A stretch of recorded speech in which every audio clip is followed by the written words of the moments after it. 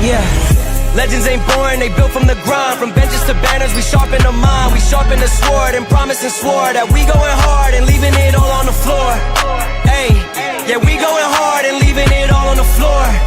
Ayy, yeah, we going hard and leaving it all on the floor. Legends ain't born, they built from the grind. From benches to banners, we sharpen the mind. We sharpen the sword and promise and swore that we going hard and leaving it all on the floor.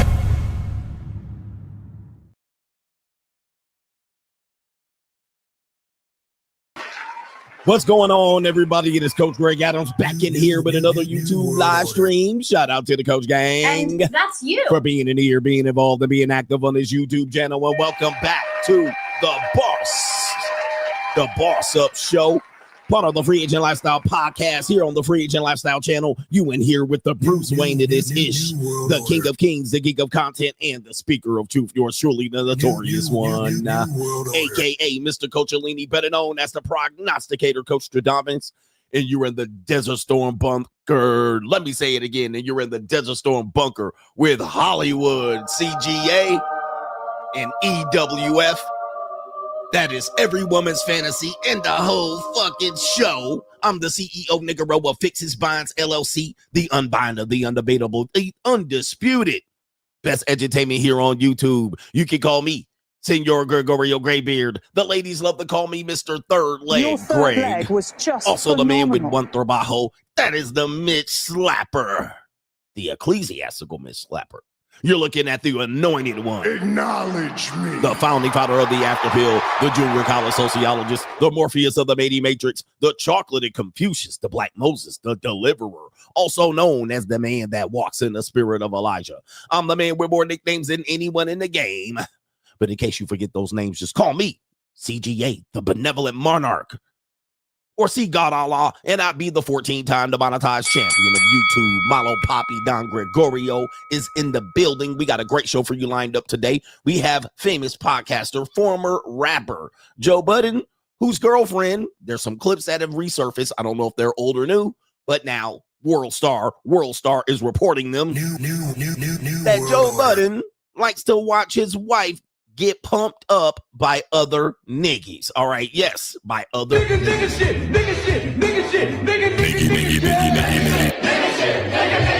Hey, let's go already.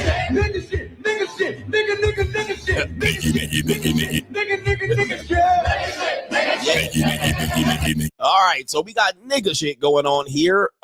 We got some Diddy party ish going on here, and we possibly might have some cuckaroony stuff going on here. Okay, Joe Budden likes to watch his girlfriend get a train ran on her by other niggies, and apparently recorded as well. They call this back in the day voyeur.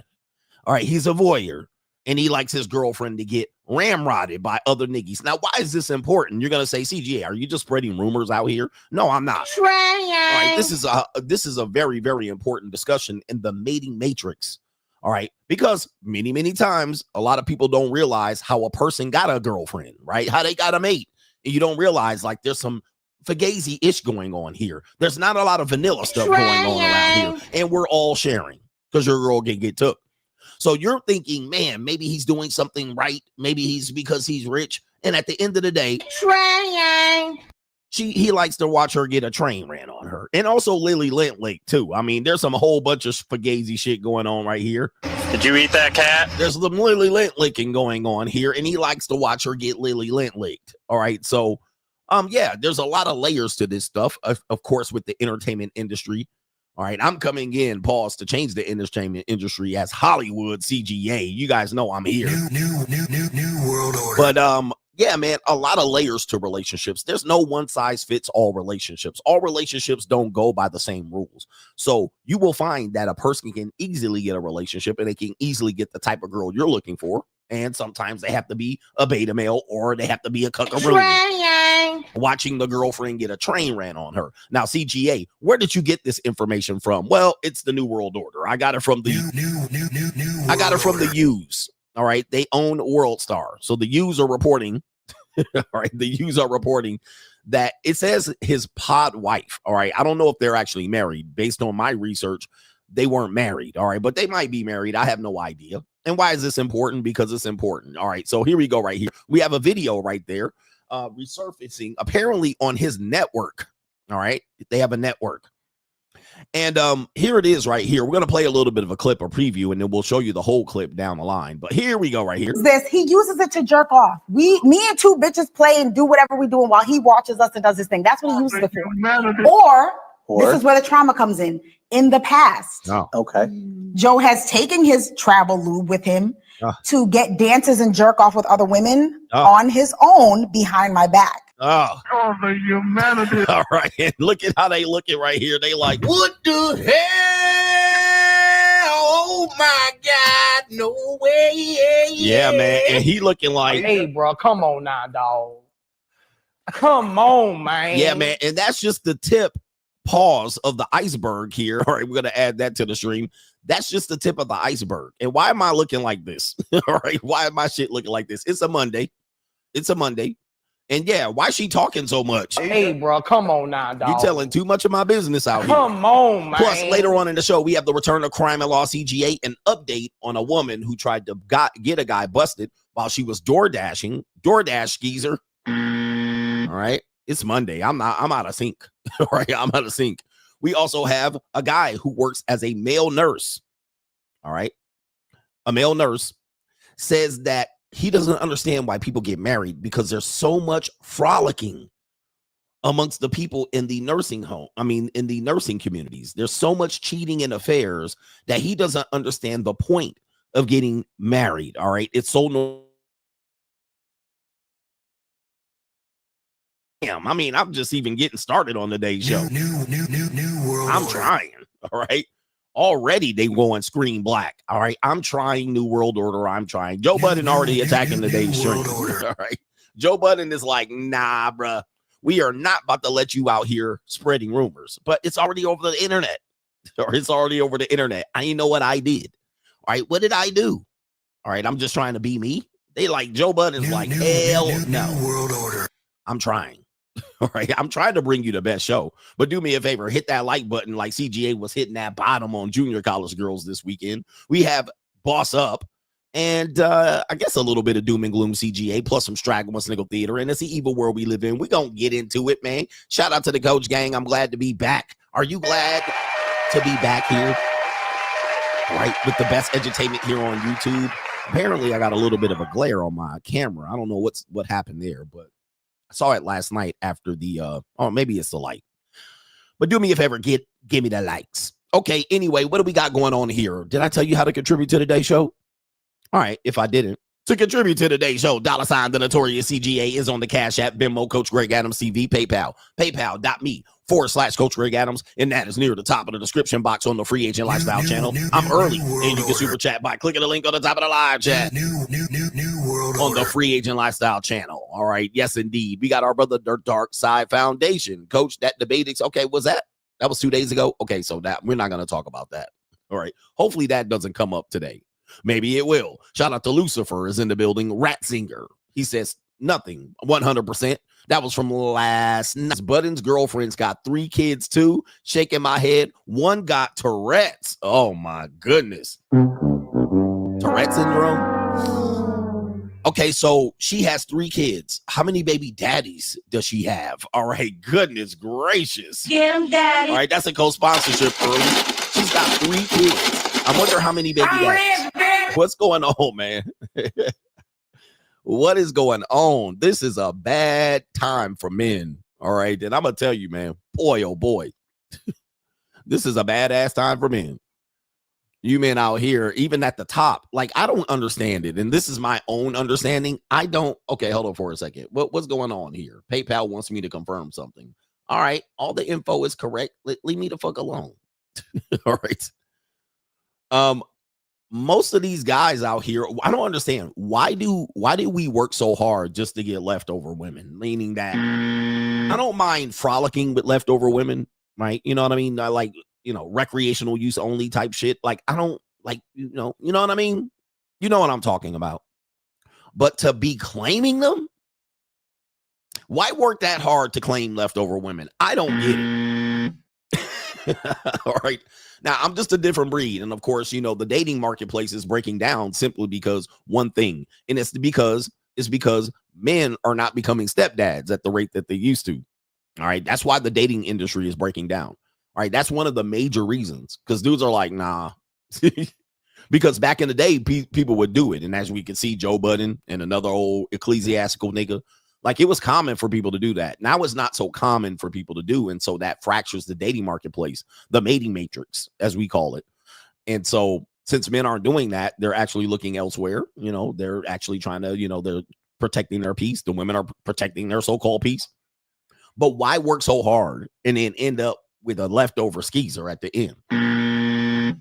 I just keep them over for practice. Yeah, I'm on practice. We might have to go through that. Let me see if I still have that on my the levels of mate qualification right there. Okay, I still have it as a banner. We might have to go over that again for people here, but people won't agree with me because all right. Anyway, we have Kaylin wants to say something early this morning. We're in season 8, Hollywood season. Kaylin says, so I guess you can now add Joe Budden to the 12 simps of Cheesemas this year.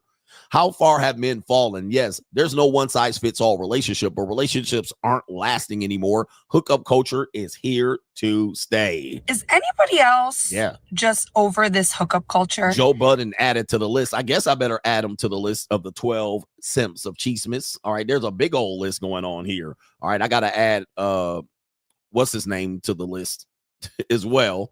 But Joe Budden. All right. Now, you know, some of you guys are into some of this freaky ish too. It says Joe Biden. All right. It auto corrected the Joe Biden. Don't do that to me. All right. But some of y'all into that freaky ish. All right. I'm not into freaky ish like that. Like, I have one rule. And that rule is there's going to be only one dick in the room. That's my rule. Now, I always tell women that, all right, whatever freaky shit you want, fine with me. As long as you obey this one thing, as long as I'm in the room, there's only one dick in the room. Now, if you want to have all that freaky shit, you're going to do it outside of me. It's going to be, you're going to have to do it. You're going to have to do it over there. All right. But I ain't about to whip my dick out with 8 niggas in the room and get in line. Nope. I'm not about to do the whole, what's that Australian chick? Wait in line to get my turn. I'm not about to have a 2 niggas and 1 girl. All right. I'll have 2 pieces of pussies and one dick. It'll be that. All right. But I ain't about to sit around watching other niggas pump it up. All right. And if I do, all the other dudes can wait outside. I'll go first and y'all can finish up. All right. But that's trying. All right. I'm not about to do all that. I don't know, man. And I ain't that crazy out here. You know, I ain't that wild in the bedroom type shit where I'm that adventurous. But that's my stuff. But a lot of y'all, some nasty niggas out here. The nasty boys are up. Oh, that's nasty. But we do have some people here contributing over to, and PayPal is bugging, isn't it? I can see that it's bugging.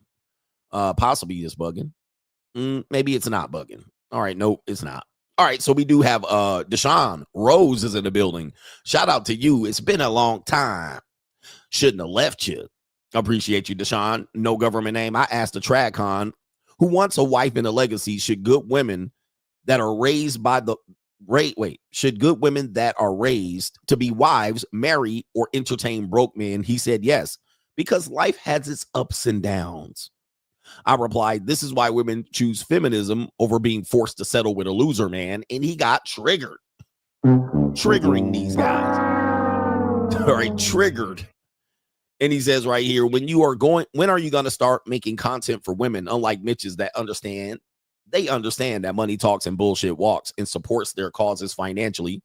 CGA will be making a minimum of $10K per stream if he only made content for women. And only the Mitches will be mad to see CGA win. Yeah, I'm going to start doing that. Maybe after the new year. Maybe after the new year. All right, it'll be fun. CGA out here simping. Y'all see me living free agent lifestyle 2.0. I mean, what do y'all see this? This is boss up season, free agent lifestyle. And I'm going to have to tell you, a lot of men ain't ready. All right. They're not ready and they're confused. They're like, wait, CGA, didn't you say in the free agent lifestyle book? Didn't you say this? Didn't you say that? Now I see you with some skeezers and some young foldables, and I see you out here traveling, and I see you doing this. They really don't understand. They really don't understand. And I'm like, bro, the free agent, I'm following the free agent lifestyle succinctly. Like, I didn't cohabitate. I don't have a girlfriend living here. I have a big house. I live by myself. I have a personal assistant. I have people that come and help me. I'm living the free agent lifestyle. I travel solo mostly, or sometimes I'll take some girls to a Caribbean island, or I'll meet girls there where I go. I'm literally living the free agent lifestyle. And then not only that, I never remarried. I didn't marry again and have kids. I didn't marry a single mother. Like, I'm living the free agent lifestyle. But what you guys don't want to do, you guys want to think the free agent lifestyle, sit in the corner, all right, move quietly, don't enjoy life. You're seeing me on level 10 of the free agent lifestyle. I wrote the book, The Free Agent Lifestyle, in 2018, and it was based off how I saw life from the lens of my life in 2016. So it's literally 10 years old. All right. It's 10 years old. So if you thought I was going to be like, the point of the free agent lifestyle was just say the same, all right, I don't know what you're talking about. I'm living it. Well, when did tricking come a part of that? Okay, that's the JUCO. Those are two different lifestyles. Now, one complements the other. For instance, if you were not a free agent, it's hard for you to have fun at the JUCO. Like, you're married, you have a single mother, right? You a stepdaddy. It's hard to follow. It's hard to be at the JUCO. Although you could be over there, but it's harder, right? It's a lot harder, and you can't live it openly. But when you're single, you can live it openly. You can be like, hey, look at me, right? So, and then you don't mind other people, other women looking at it because they want some too. But it makes dudes get mad when they see me living. Now, there's a lot of guys that see it and they're like, damn, like, this is the life I can have at 50. Yes, this is the life you can have at 50, right? It's not over when you're 50, especially if you're excelling through life. You could have a good old time. You can have a good old time with life, and I'm having a good time. I'm enjoying life. I want men to understand that, because this is a part of the free agent lifestyle. It's a part of the growth and the expansion. And of course, it's easier for me to do than you because, well, you still haven't started the free agent lifestyle day one. So it's hard for you to see it, especially when you come in and you came in the last 2 years and you see me do this epic rise and, of course, the heel turn of all time, the boss up segment of the free agent lifestyle. It's hard for you to see it because you're like, you think you're supposed to go from a loser nigga to boss up. All right. Nope. You got to start at square one, and you got to start first by stop banging ugly chicks for fun. Okay. But that's neither here nor there. We'll get into that message later on. We do have some supporters that we need to get to. But first, let's get warmed up and get the entertainment, the edutainment on. And we're going to start with Straggle and Sniggle Theater. Oh, wait till you see these Straggles and Sniggles. Let's go. Like, ride with me if you ride with me. You can slide with me if you feel like 550 on the 5 sticky. Come get high with me. That's a deal, right? Straggle and Sniggle Theater. Let's line it up. Line up that like button. All right, we got some comedy. All right, relationship and fun comedy. It didn't even have to do relationship, but we have a overweight black woman, Pepto-Bismol looking woman. All right, she looks like a chocolate bottle of Pepto-Bismol. Apparently, she's on one of these apps where you can do some video messaging and stuff like that. You know, we talked about it on the show, on the JUCO show yesterday over on Locals. But apparently, she's on one of these apps, and look at that. She's got a pink bonnet and a pink sweatshirt hoodie, and she's smoking on some sort of vaping material here. Vaping, or she has a definitely complex, right? What is that? When you have to have something in your mouth, all right? She definitely can look. She look like she can suck a good anyway. All right, she got to have something in her mouth. All right, so let's see what this guy does. I guess she met a guy, and then the guy was giving her a description of what he sees on the screen. So here we go. Yo, what's up? How you doing, Anastasia Green? I'm doing good. You doing good and shit? Yo, I ain't gonna lie. For a big girl, you pretty, yo. Real shit. And I find big bitches ugly. Ogres. You get what I'm saying? Like, they just big and stink and nasty. They don't take care of themselves. Just big fat noses on them and shit. They try to put makeup on to look pretty, but whole time they just ugly in disguise. You get what I'm saying? That's how I feel about ugly fat bitches. You get what I'm saying? But you're fucking different. You get what I'm saying? Yes, yeah, your hands look like sausages. Hell yeah, but you probably got a good ass heart, and it's not about what's on the outside. It's about what's on the inside of the hippo. You get what I'm saying? And the pig, like exactly, like Jesus. us Americans, we eat pork, right? We eat bacon. It's not about what the pig look like, even though you look like a pig. But if I cut pieces off you and fry it, you taste good as shit. You get what I'm saying? So your fat ass is a beautiful No, no, image no, of no, fat no, no, girls. no, no, no, no, no, no, no, no, no. What? We're not doing that. We're not. What? What do you? Oh no, she got out of there. What happened? Oh no. All right, what happened? I thought he was being his mouthpiece was crispy.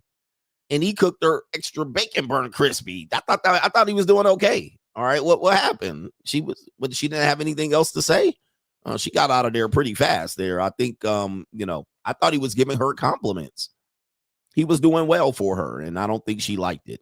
His mouthpiece was good. He was getting her. What happened? Bring her back. All right, she won't come back. All right, anyway. Poor guy. He had her. Right as Riz. All right. Okay, Straggle Sniggle Theater. We have road rage incident, and we have a black man and a white man in a road rage incident somewhere in Minnesota, more than likely. And apparently the road rage incident was being able to be quashed or squashed very relatively fast because of this one reason. Let's see if we can pick up the reason why this road rage incident this beef was able to be squashed. Here we go. What? There was traffic coming the other way, and they had somebody already in the middle lane that was coming over. Hey, man, I didn't get no pussy this morning either. There's something for us to be arguing about, man. I apologize, bro. Oh. Fair enough. Have a good day. You too, man. Oh, no. Oh, him too. Oh, my goodness, boy. Men are in bad shape out here. All right. Did you hear that, gentlemen? All right. The dude was like, yeah, me too. I know how it goes. We're both married. All right. We didn't get no. Hey, anytime you want to squash beef on the road, all right, pause. That's how you do it. All right. I didn't get no punani this morning. My wife didn't give me no punani this morning neither. All right. It's cold outside. You know what I mean? We out here, it's raining and snowing. No, nobody needs to be fighting out here. Yes, I cut you off, but the punani didn't get delivered today. All right. So listen. All right. All men are in a bind out here. This is crazy. All right. This is insane. All right. That's all it takes here. That's all it takes. What? There was traffic coming the other way, and they had somebody already in the middle lane that was coming over. Hey, man, I didn't get no pussy this morning either. There's something for us to be arguing about, man. I apologize, bro. Fair enough. He said fair enough. It takes gentlemen to understand each other. It takes two true gentlemen to understand each other. We out here mad because we didn't get no pussy last night. I think for most men, they don't understand that really most of your problems is lack of pussy. It is. I mean, the lack of access. It got you all pinned up. You know what I mean? You're all frustrated and all right. When you get some punani, everything is just like, yeah, whatever. All right, it is. So shout out to the both of these gentlemen here for understanding each other. And both of them look like, the one dude definitely says he's not getting any. And the other dude looks like he can't get none off his wife. So they both are in a situation, these marriages. Why do my shit keep doing that? All right. Sexist marriage for the win. Everybody go get some pussy. It's hard out here. No, it's not. Join me on CoachGregAdams.locals.com. We'll tell you how to get you some. All right. It's gettable. They out here, man. They out here slanging it for lows. I mean, for me, it's a low price. All right. Listen. All right. It don't take much. All right. That's tricking, coach. All right. Y'all don't like it. Straggle Sniggle Theater. We have another guy right here. I don't know his name. He looks familiar. All right. So you guys will probably tell me what this gentleman's name is when you see him on screen. There he is right there. Anybody know who this is? All right. Let's see. You see this guy right here. It's not actually his Instagram page. Anybody know him? Okay. He looks like he could be a rapper or a podcaster. I'm not sure who he is. All right. So, but he does look familiar. Big ego waffle head ass nigga. All right. But, anybody? No, it's not Pharrell. Anybody? Maybe he's a nobody. I have no idea, but he looked familiar to me. Maybe I thought you would know. And take a look at that nice piece of calico he got in his hands right there.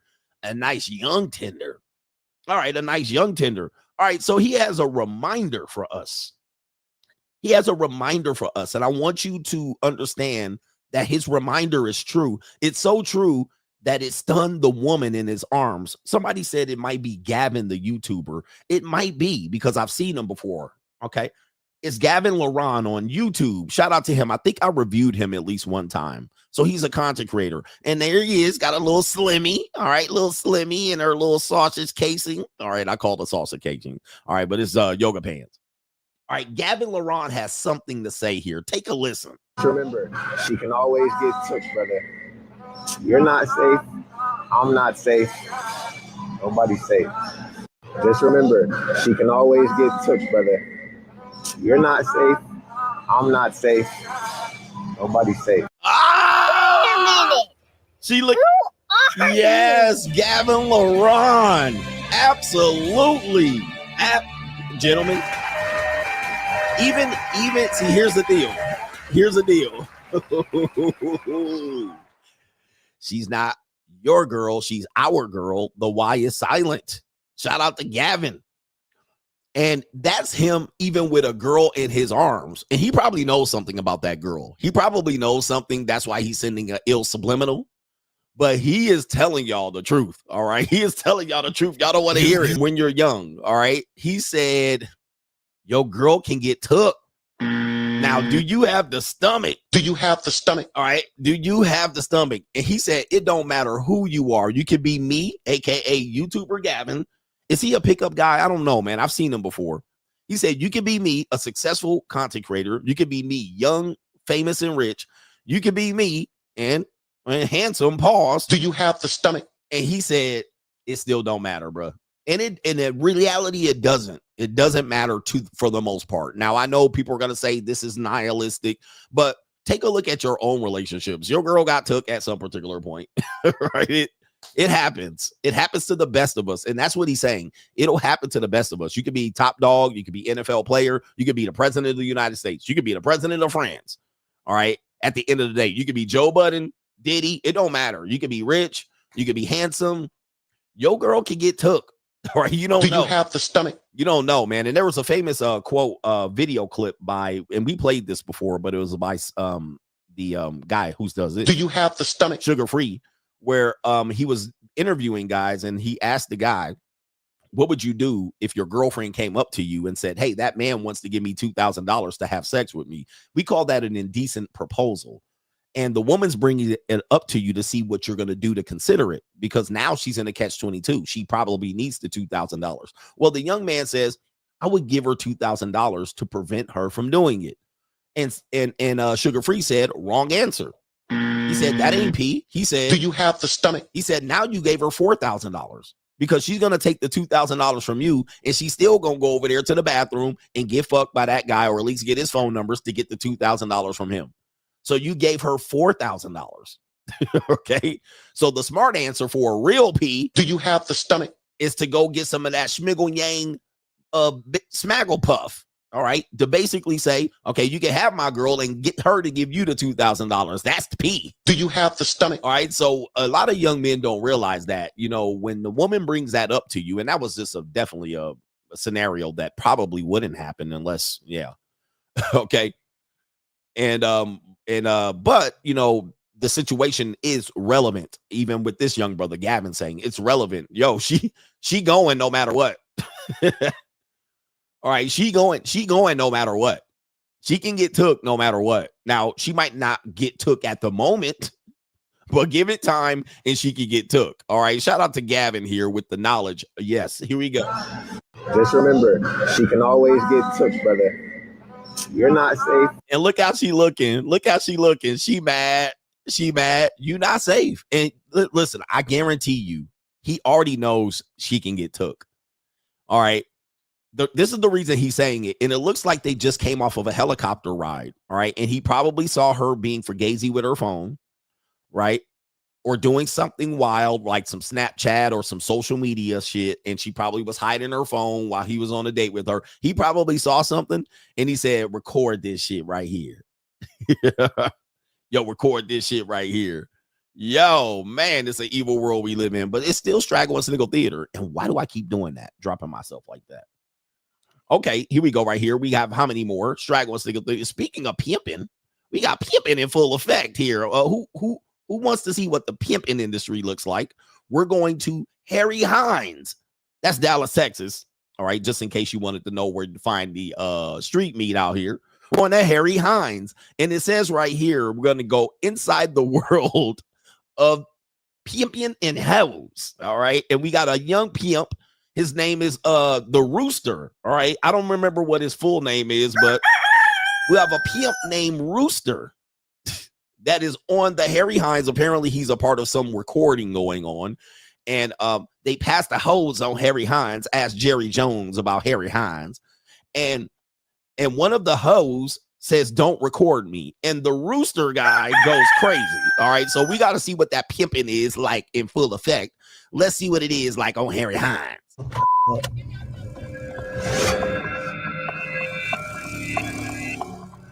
Hey, shut your ass up. Hold this Mac Rooster in the car. We shooting the music video. Put asshole. You know what I'm talking about? Yeah, no hoe. Yeah, real Harry Hines, nigga. No hoe. Don't ever disrespect no mother pimp no more. Wrong with you, hoe? Get your ass in pocket, though. Hey, who your big fine ass called it? Yeah, tell him it's the big old Mac Rooster, the pimpin' rooster, though, ho. Yeah, regulate that shit, though. Get that shit in order next time, though. Yeah. Is that tactic of baboon pimping? Nah. Gorilla pimping. All right, baboon pimping or gorilla pimping? I'm not sure.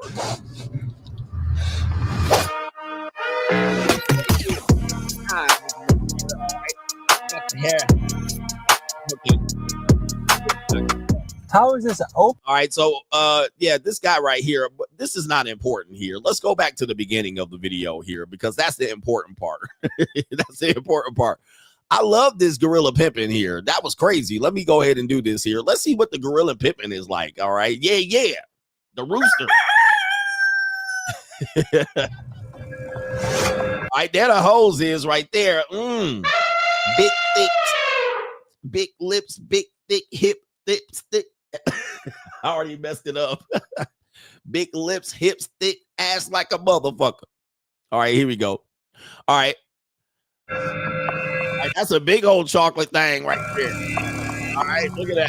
Hey, shut your ass up. Hold this Mac Rooster in the car. We shooting the music video. Oh, pussy asshole. All right, Mac Rooster. Asshole. You know what I'm talking about? Yeah, no hoe. Yeah, the real Harry Hines, nigga. The real Harry Hines. And he out there like a rooster. You know, I don't ever disrespect no mother pimp. No. Don't disrespect no pimp. No. Wrong with you, ho. Get your ass in pocket, though. Hey, who your big fine ass called it? Yeah, tell him it's the big old Mac Rooster, the pimpin' rooster, though, ho. Oh. All right, white people, I don't know quite what to say here. I'm trying to translate this pimpism, but yeah, regulate that shit, though. Get that shit in order next time, though. All right, he trying to put her in check here. You know what I mean? She out of pocket, apparently. She's not in pocket. All right. He trying to chin check her. He trying to gorilla pimp her, and he's saying, "Who you calling? You calling your pimp? Are you a renegade? You messing with some pimping? All right, you know that's what he's talking about. You messing with a real Harry Hines pimping out here, ho? All right, don't be around here on the blade, you renegade bitch, pussy ass hoe. All right." All right, that's what he is saying for the white people in the background there. He's a rooster too, apparently. He's the red rooster. Okay. Yeah. And yeah, too. All right, you have to throw the yeah. All right, he said he campaigning. All right, here we go right there. He campaigning on these hoes. He letting these hoes know who to mess with out here. All right, that's what he was doing there. And apparently the woman knows what he's saying too. All right, because she went out there, she skedaddled. She skedaddled when he heard all that. Oh, he was like, oh, he a real one. He's a rooster. All right, I gotta get out of here. Yeah. All right, anyway, that's what he had to let her know. And he got right back out of character pretty fast here. So you can see here, he was pretty worked up about it too. Is that tactic of baboon pimping? Nah. All right, there he is right there. And definitely a line of coca was had. during this particular stream here. Why does it keep doing that? This is just something with StreamYard. All right. Normally when I drop the video, it drops me back into this position, but it's not doing that. Pause. Yeah. Straggle Sniggle Theater. And by the way, Harry Hines, never mind. I'm not going to tell you what's going on Harry Hines. All right. You can find out yourself, but you won't catch me down there. All right. We got somebody checking in. All right. Here we go right here. All right. Good. All right. So what do we got here? We got Straggle Sniggle Theater. We're going to, we going to a Sista. All right. We going to a Sista. And she says, yeah. She says, yeah, she about to go get some reparations out here. She's going to get her own reparations. All right, here we go right here. I be crying over 40 acres and a mule. I ain't waiting on the United States to get me my reparations. I'm going to go get mine. Do you hear me? Say, hey, babe. Hey, babe. Is regular gas good? Yeah. Okay. Oh, no. Dr. Umar, where you been? Apparently, Dr. Umar had a medical incident recently, and he's probably rehabbing himself. All right, but it's Get Him Daddy season. Daddy. She got her reparations, and Dr. Umar is none too pleased with this activities. All right, I hear with her people right there. This is a Garvey grenade going on right there. And yeah, cleanup man going on. The cleanup man shit going on right there. I got a lot of reparations myself from white women, too. All right, so I got my reparations. Where the white women at? 40 acres and a mule. I ain't waiting on the United States to get me my reparations. I'm gonna go get mine. Do you hear me? Say, hey, babe. Hey, babe. Is regular gas good? Yeah. Okay. Oh, Jesus. This is terrible here, man. Damn. And apparently they have a more of these, what they call swirlers here. I love when black women date white women. All right, there he goes right there. We got a stepdaddy swirler, old ass niggas out here. Take a look. All right. Ooh. Oh, no, man. I'm going to tell you, man, last thing you need to do, boy, I tell you, nothing like single mothers that put their child in danger. You got an old white zaddy giving your daughter a bath. Oh, hell no. All right. That is definitely, Dr. Umar said, what the fuck? Dr. Umar is like, nah, man. What the hell? Oh my God. We going to Las Vegas. No way, all right, the tricking in full effect. Oh, that does look like definitely some swirler bitches. That's what they look like for sure. All right, they definitely look like that. That's what I be seeing in Las Vegas. They having a good old time. They about to really defile. You know somebody getting dookied on tonight. These girls are definitely getting dookied on. All right, I know them old white dudes with money. All right, they definitely get doo-dooed on. Look at Dr. Umar. He is pissed right now. Shout out to Doc. All right, Dr. Umar, they out here walking the carpet. Carpet walkers. All right, they definitely get dookied on for sure. Yep. I see this in Vegas all the time. And these are definitely the swirler types, older black women, they still chop. They still got it. They got their feet out. These white boys are about to really do the wildest shit on these women. All right, they about to definitely get dookied and pissed on. All right, up in the wind or the encore. All right, and then they are walking the carpet walkers. And these are the women that say y'all niggas supposed to be tricking on them, man. Yo. All right, here we go. Yo, shout out to TLA in the building. We got to get together. See, they did it again. They did it again, right? What's going on with StreamYard? Why did y'all do that? Anyway, shout out to TLA. We got to get together, man. We got to get together this week. All right, so I can come on to your show and set the record straight. Both times you were reviewing my videos, I was at the JUCO, all right? And it was every woman's fantasy. And I was trying to watch, but it was like,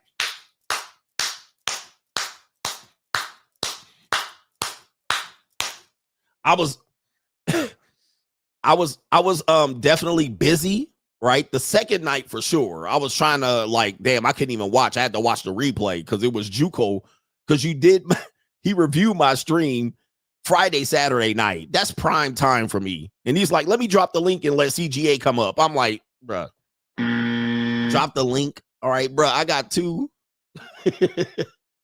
All right, I was trying to listen in between rounds. I was like, it's Friday and Saturday, sir. I can't appear on your show Friday, Saturday night, prime time. That's prime time. That's my day off. All right, shout out to you. All right, man. But I appreciate you for reviewing the stream. You did set the record straight on a lot of things that he didn't know.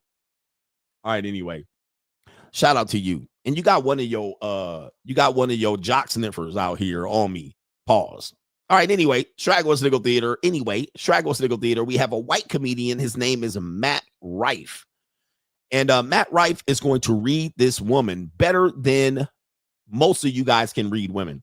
And what he's going to talk about is he's going to see this little flatback Supreme sitting in the office who obviously has a crush on him, but he reads her the riot act in about less than 3 minutes. And this is when you guys are dating. You guys have to date like this. And I talk about this all the time because I used to talk about not dating, but it became so prevalent that my audience is not going to follow that. So I have to give dating advice anyway, reluctantly. But I tell you guys to vet women and ask them the hard questions up front. If you don't ask them the hard questions up front, you're going to take you months to learn the truth. And then when you learn the truth, you won't have the stomach. All right. And so what Matt Rife is going to do. Do you have the stomach? He's going to read this woman just like this. Okay. Just like this, pretty fast.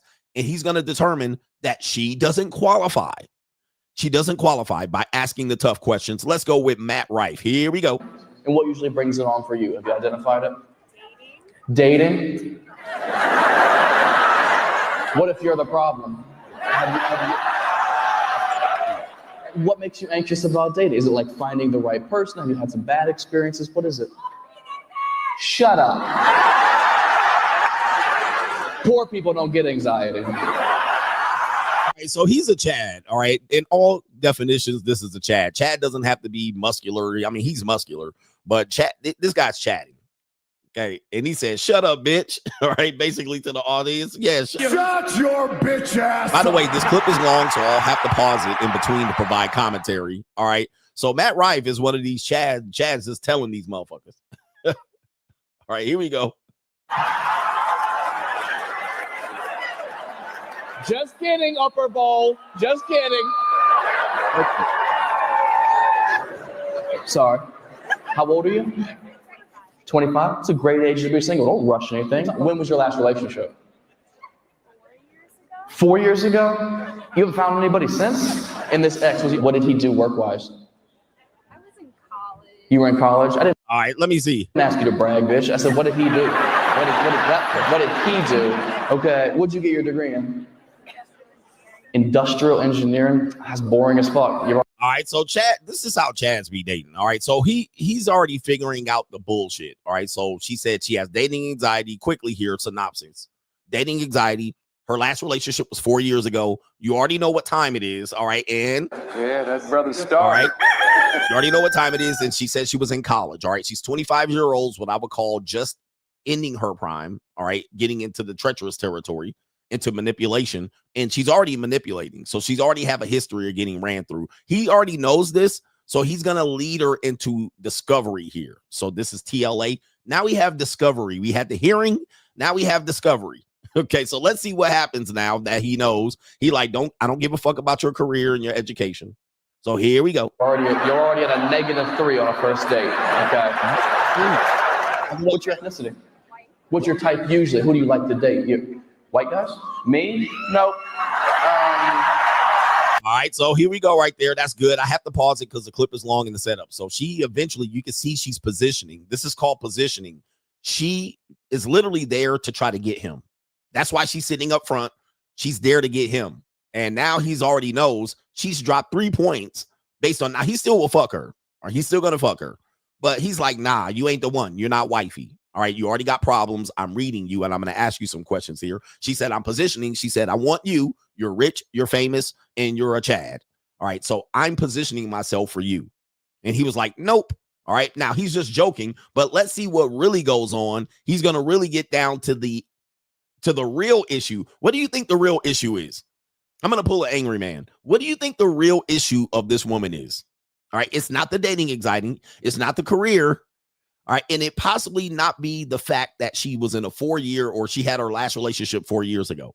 All right, what do you think the real issue is? All right, let me see if you can do it. All right, let's see if we can get it here, and let's see what the real issue would be for Chad himself. I don't fuck with girls who went to college. You ever dated a black guy? You have? Oh. I'm out.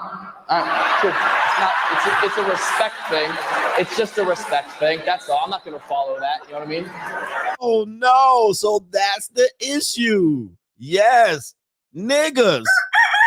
And he knew it. So he said, give him that's enough. He said, I'm out. And if you know anything about white dudes, I don't care how much of a Chad he is. Chads do not follow niggas. All right. They're now when they're older and 50 and 60, they'll do it. But young Chads are not following niggas with white women. All right. They're not doing it. And he knew it because he heard college. He heard 4 years since his last relationship. She's only 25. So she been out here fucking. And he went right down to the nitty gritty. This is why you guys have to do when you're vetting, when you're dating.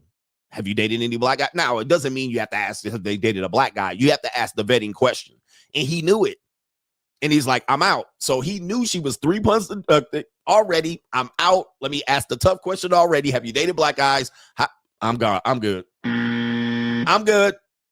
This is good. Even though, men might say this is racist and he's insecure, but you got to ask the vetting questions. That is an appropriate question.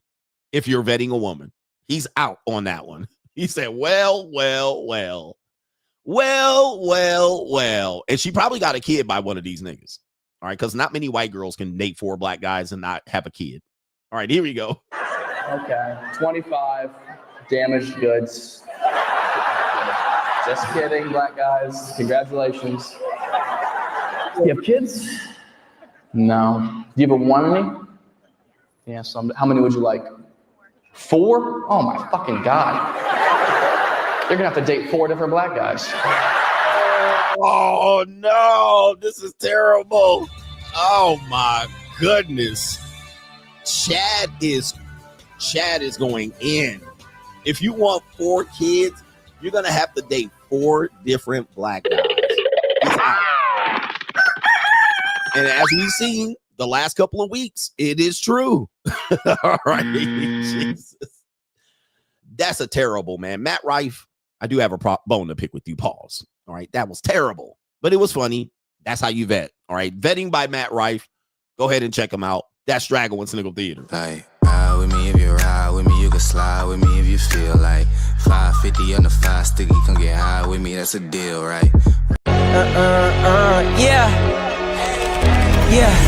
Legends ain't born, they built from the grind. From benches to banners, we sharpen the mind. We sharpen the sword and promise and swore that we going hard and leaving it all on the floor. Hey, yeah, we going hard and leaving it all on the floor. Hey, yeah, we going hard and leaving it all on the floor. Legends ain't born, they built from the grind. From benches to banners, we sharpen the mind. We sharpen the sword and promise and swore that we going hard and leaving it all on the floor. Guys, do me a favor, hit the like button. We got some super chats to get into, so shout out to you. And if you're new here, I'm demonetized, so you can't super chat over here. You have to click the link at the top of the live chat to super chat, or you can click something in the description box. Yes, we have almost 1,800 people in here in the first hour. Do me a favor, hit the likes, and we got 4 hours left. 4 hours left. G says, ever had a new room massage? Got my new Ling Ling to fix me up yesterday, and oh my God, he says. Okay, where's my oh my God? Do I have the sound effect? It's too late. Timing's fucked up. All right, I tried. Oh my He says, and oh my God, it's when y'all both strip down and she oils herself up, and this is a family show. Just give me the likes, don't pass the scroll. Mugga, mugga, mugga, mullo. Just give me the likes and pass the dro, or bust another bottle of mo. Shout out to you. You hit that bottom on the new room massage. I haven't had one, but I'm going to tell you in the next few weeks, I will. All right, have one. Shout out to Jamie says, Coach, you're super viral and you have officially been canceled by the religious groups.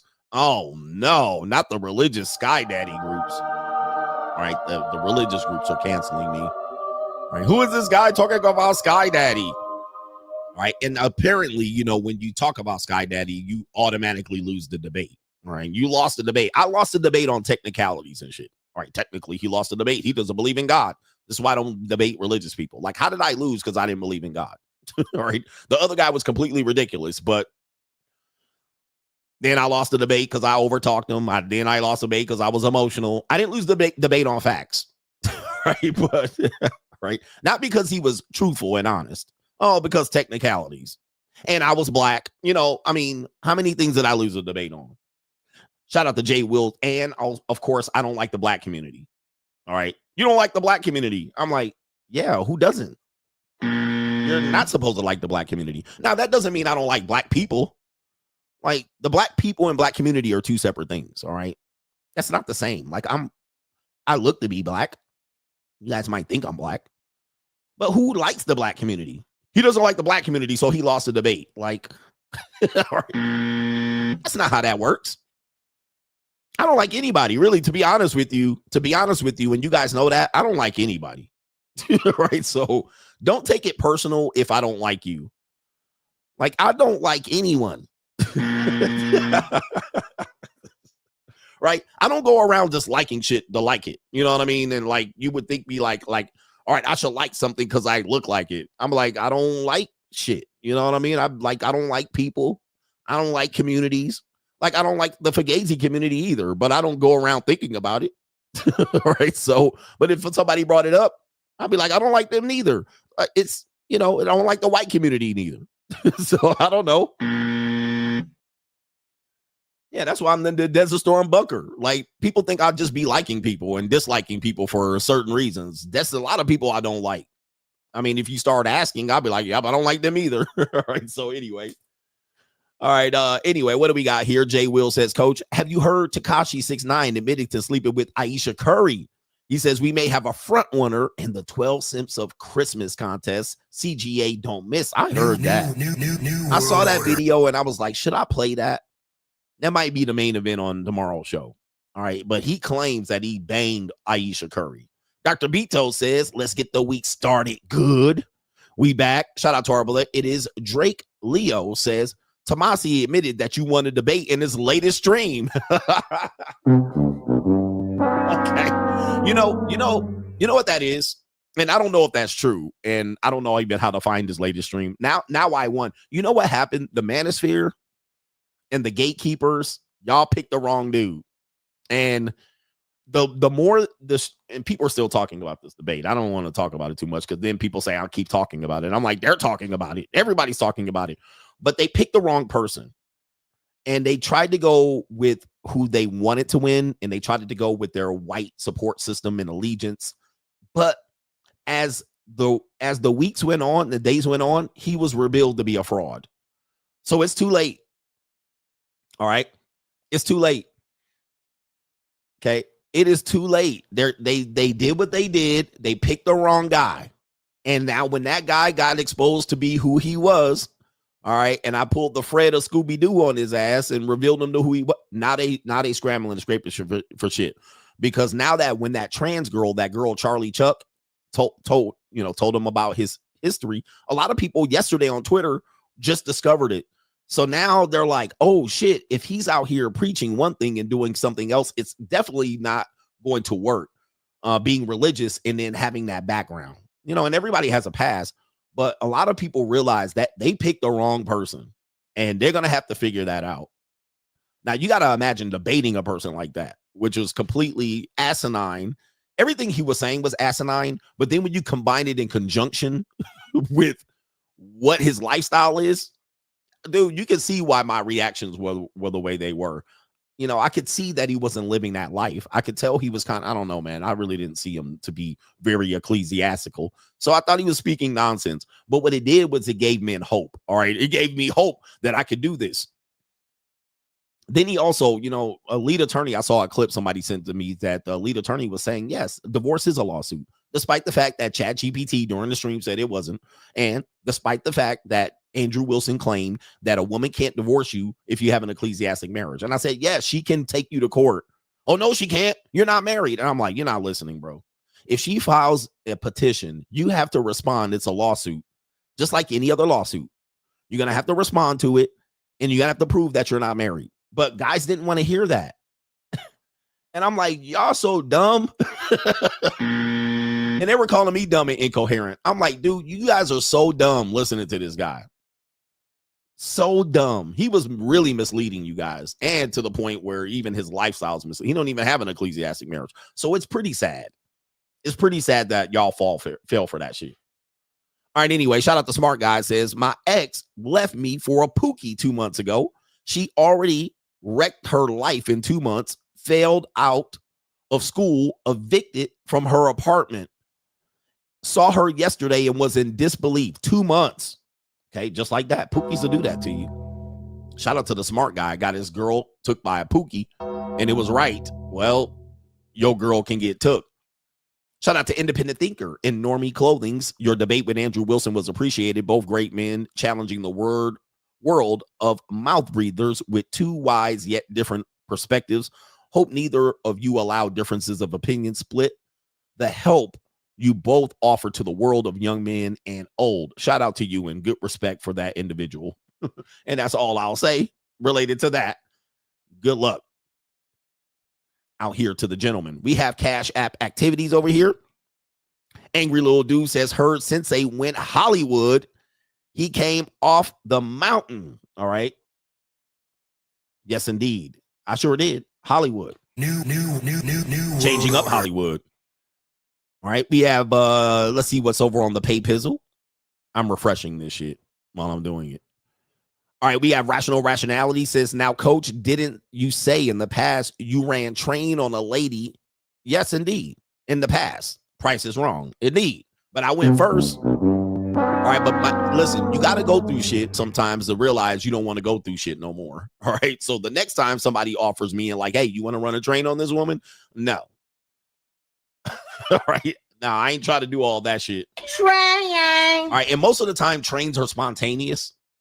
You guys don't realize trains are really rarely not planned. All right. Most of the time, y'all just sitting around or y'all somewhere. You at a bar, you at a casino, you just chilling and some girls are there. And then all of a sudden somebody wants to jump out and be like, let's run a train on this bitch. And you be like, or she'll be like, I'll take on all three of you. And you're like, holy. All right. Most trains are spontaneous. All right. And it's like, okay, now you got to figure shit out. You got to be like, well, I'm going first. Who doing what? Are we watching? Are the lights on? Are the lights off? All right, what are we doing? Are we going to somebody's room? Whose room are we going in? Like, where are we going? Like, they off to something. Y'all were just chilling and doing nothing. Then all of a sudden, then somebody be like, all right, train, choo-choo. And you're like, train. All aboard. It's like, wait, what are we doing? Are we doing same time? Or she got it in the mouth and I got it up the Duke chute? What are we doing? All right, there's no organization, nothing. All right, we ain't tagging in. What's going on out here? All right, I was minding my own business. Now all of a sudden, we're all getting naked. What's happening here? Train. All right, so I like to have my trains organized so I can be like, I'm up first. Y'all niggas follow me, and I'm gonna get my clothes. After I nut, I'm leaving. All right, before the shit gets really weird. I'm leaving. I'm packing up. Are we all in the same room at the same time? Are we all in the room together? Like, what are we doing? Anyway, this is crazy. I don't want because if that can happen spontaneously, other shit can happen. They be like, let me do this to you. No, hold up. No. See, that's why I have a rule: one dick in the room. Because now all of a sudden the Joe Budden start coming up. Well, do you think since it's that close, why don't we just start sword fighting? Wait a minute. Train. See, that spontaneous shit I ain't with it. Nah, hell no. Nah. Hey, yo, chill. Because these nasty niggas, there's a lot of niggas out here that y'all think are straight. But when the freakiest shit start happening, they just freaky niggas. They nasty as fuck. Oh, that's nasty. All right, then they start saying, let's do this then. No. Hey, yo, chill, son. One dick in the room. My policy always states, I always stand on this. And when a woman start asking for threesomes and freaky shit, I'll be like, just so you know, there's going to be one dick in the room. All right, that's it. Now, we could talk about the freaky shit after that. All right, but I'm just starting from I'm standing on business. Shout out to our brother Swarthy. Wizard says, ever since you beat that white dude in the debate, my mama keeps asking or saying, get him daddy. I apologize for my mama. Shout out to your mama out here that's saying, get him daddy. Get him daddy. Get him daddy seat is in here. Okay, daddy. Shout out to your moms watching the greatest entertainment here on YouTube. Get him daddy season is here. Rusted Junk. I'm retracting my super chat from last week, but keep the dollars. He says, I did not know Charlie was trans. Pause. I fucked up on that one. All right. What did you say? Did you say that's your type? All right. Oh, my goodness. All right. Yep. The freaky niggas are getting down here, yo. Hey, yo, chill, son. Hey, yo. All right. I was on Twitter looking, and Andrew Tate was going ham right on Twitter. And he probably doesn't write his tweets. You know, he's famous and rich. But he was basically saying, like, you know, it's that, you know, when you're dealing with women that that by the time you get money, you're still going to deal with women and realize that women ain't shit. Right. So he basically, that's basically what he was saying there. And the comment section was flaming him because they was calling him, you know, they was like, are you coming out of the closet? It's like, what's going on here? What I want to say is, you know, and I think he's a young man. I think he's in his 30s. What I want to tell men, and I want you to listen. And I don't know if Charlie was a trans or not. Somebody said that once in the comment section. I don't know that to be true. But what I want to tell you guys is this, because I'm straight up. I'm no homo. I'm a hetero guy. Hey, yo, chill, I like the punani. Hey, but what I'm gonna tell you is this: stop taking women so seriously. Stop taking women so seriously. That is my best advice for you in the survival of men. So somebody is asking about Charlie. I know there's a lot of conversations going on here. Well, let me clear this up, who Charlie is. The person that supposedly exposed Andrew Wilson. Your wife? Somebody is saying that this is a trans. I don't know if that's the fact. That's what they're saying. And this is possibly why they're calling him Chuck. I didn't see the entire interview, but she's going viral for the one who basically exposed him after my debate, 2 days after my debate. So this is who they're saying. So that's why he's saying Chuck. Now, I don't know if that's true, but this is what people said during my stream at the time. So now that's gotten out there. All right. It's gotten out there, but I don't know. Has 3 baby daddies and has been married twice before. Don't talk about my wife. You shut your fucking mouth. All right. So that's what they're saying. I don't know. I don't know. So let me stop with that just to clear up that confusion. Now, what I'm then going to say is where men are losing is that men are taking women too seriously. Now, I know I'm older. I took women seriously at some particular point. I know. And I'm telling you as advice. Stop taking women so seriously. Women are goofy. They want to be treated goofily. Shout out to the women out here. I like to get dominated. I like to choked, whooped, spanked, told what to do. I need a man to take charge and let me just, be goofy. Okay. And this isn't to belittle women, but you're talking to a guy that has extensive experience with women, right? I have sisters and cousins, and I've been married, and I had female roommates when I was in college and post-college. I've dated many women. I've slept with. I've never given you my body count, but yeah. All right. I'm at the JUCO. What you have to understand is a lot of things they do is they sell wolf tickets. They sell wolf tickets all day long. All right. A lot of the braggadocious and chest thumping that they do, it's fraudulent. It's not real. They're not. Most women ain't gonna do nothing. They ain't gonna bust a grape in a fruit fight. And even if they did, all you gotta do is punch them in the nose. All right. Even if they did, all right, you hit them in the nose, they'll stop. You'll stop anybody. Yeah, I coach women as a career. What I'm gonna tell you is they don't have much follow through, and they're not much of a threat. The biggest threat that women have is that they have simp enforcers. They have other men, white knights, simp enforcers. They have the prison industrial complex, police officers, the family court. Like, that's where you got to take seriously. And my whole philosophy is I don't want you to hate women. We're telling you what they have at their disposal to fuck your life up. The laws. That's what they have at their disposal. And what they'll do is set you up with the okie doke and the rope-a-dope over here, trying to take them seriously. And then boom. All right. Then here come the motherfucking simp forces, and they wind up all the goddamn toy soldiers. And that's who does the damage. Okay. That's who does the damage. But you cannot take them seriously other than the fact that they have those things. So when you get to that point, that's where you start doing things like prenup and non-disclosure agreements and not marrying them with the state, not marrying them at all. right? That's where you defend yourself. It's not about hating women, which I heard from that Andrew Tate thing, because guys are like, well, women ain't shit even if you have money. Yeah, of course they're not. I mean, again, I don't want to sound like I'm belittling women, but for the most part, they really ain't going to do much. They ain't going to do much. They're kind of goofy. Most of the time, they're trying to get your attention, either positively or negatively. And most of the time, they want to be fuck silly. They just want to be fuck silly. Ladies, am I right? Where y'all hoes at? The ladies are quiet as a church mouse pissing on cotton. You know what they want? They want to be fuck silly. And they get fuck silly all the time, and y'all never know it. Oh, there's some good women out here. No, that, bro. These women got higher body counts than the dudes. They throw they pussy around like easy. And you'll never see it because they do what? They creep around like kitty cats. They make sure they are never doing it at their house, seeing a single file line of men, unless they're low grade. They go to some other dude's house. They come back in the quiet of night, tiptoeing right back into their house, and y'all don't know shit, texting people and saying they're home safely and jumping out of Ubers and just walking around like normal. You don't know what the fuck they be out here doing.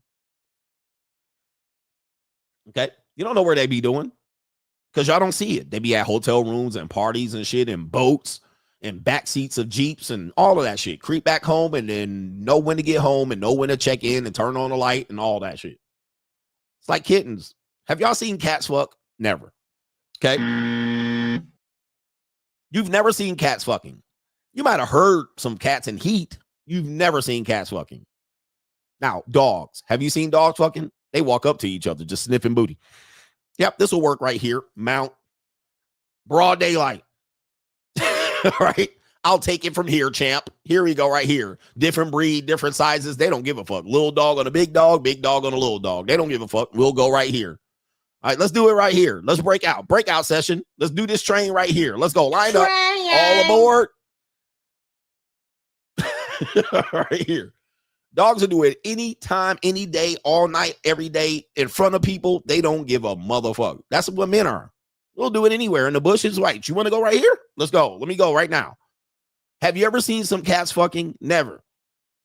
And cats will come back pregnant and shit by a cat you ain't never known. Sneaking out of the fucking house, come back pregnant and shit. Having a whole kitty litter. Who the fuck?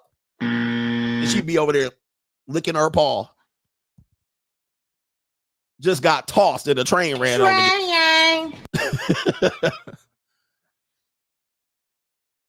Ain't seen shit. Filing her nails.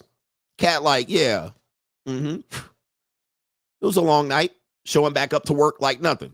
All right. Got some coffee. Got her Starbucks showing up. Got her pigtails in and her motherfucking bang braided up cardigan sweater. I'm a good girl. Licking her paw at her desk. Got ran through last night. Okay. Still told you good night, honey, and got dicked. Okay. So what I'm telling you guys is they've been doing this and fooling you motherfuckers. This is not a reason to hate them. You know, it's going to make your stomach upset when you realize, yes, you're a girl, bro. Her too, nigga. Right.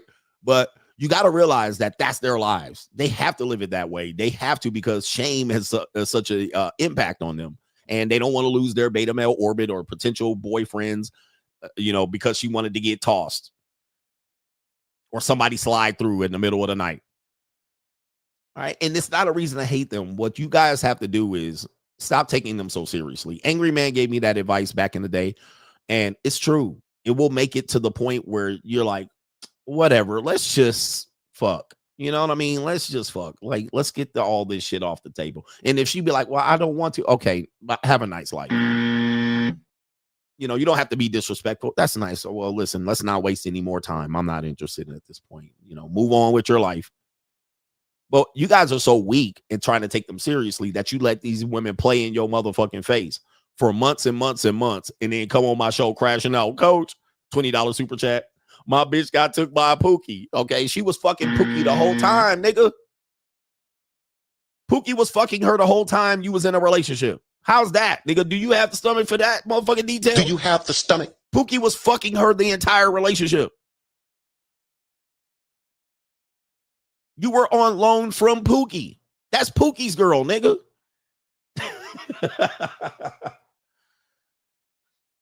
That was Pookie's girl. Pookie was there before, during, and after you, nigga. Like what? Just know that's more than likely the case. And I've dealt with women who tell me this because I deal with women straight up. All right. I get down to business with these bitches. All right. What's the bottom line? How can I hit that twat? All right. What is it going to take? Let's talk turkey. And so when you deal with them from that, you get that off the table. She could be like, she can let her hair down. Now she can tell you the truth, or what is close to the truth as possible, because you're not looking at her as an angel. You know, women are devils. Like they're devils. They're kind of, you know, they got a, what do you call it? A split personality or an alter ego. They all have an alter ego. Sasha Fierce. Okay. Didn't that motherfucking Ariana Grande had an alter ego. All women have an alter ego, and they have a whore alter ego.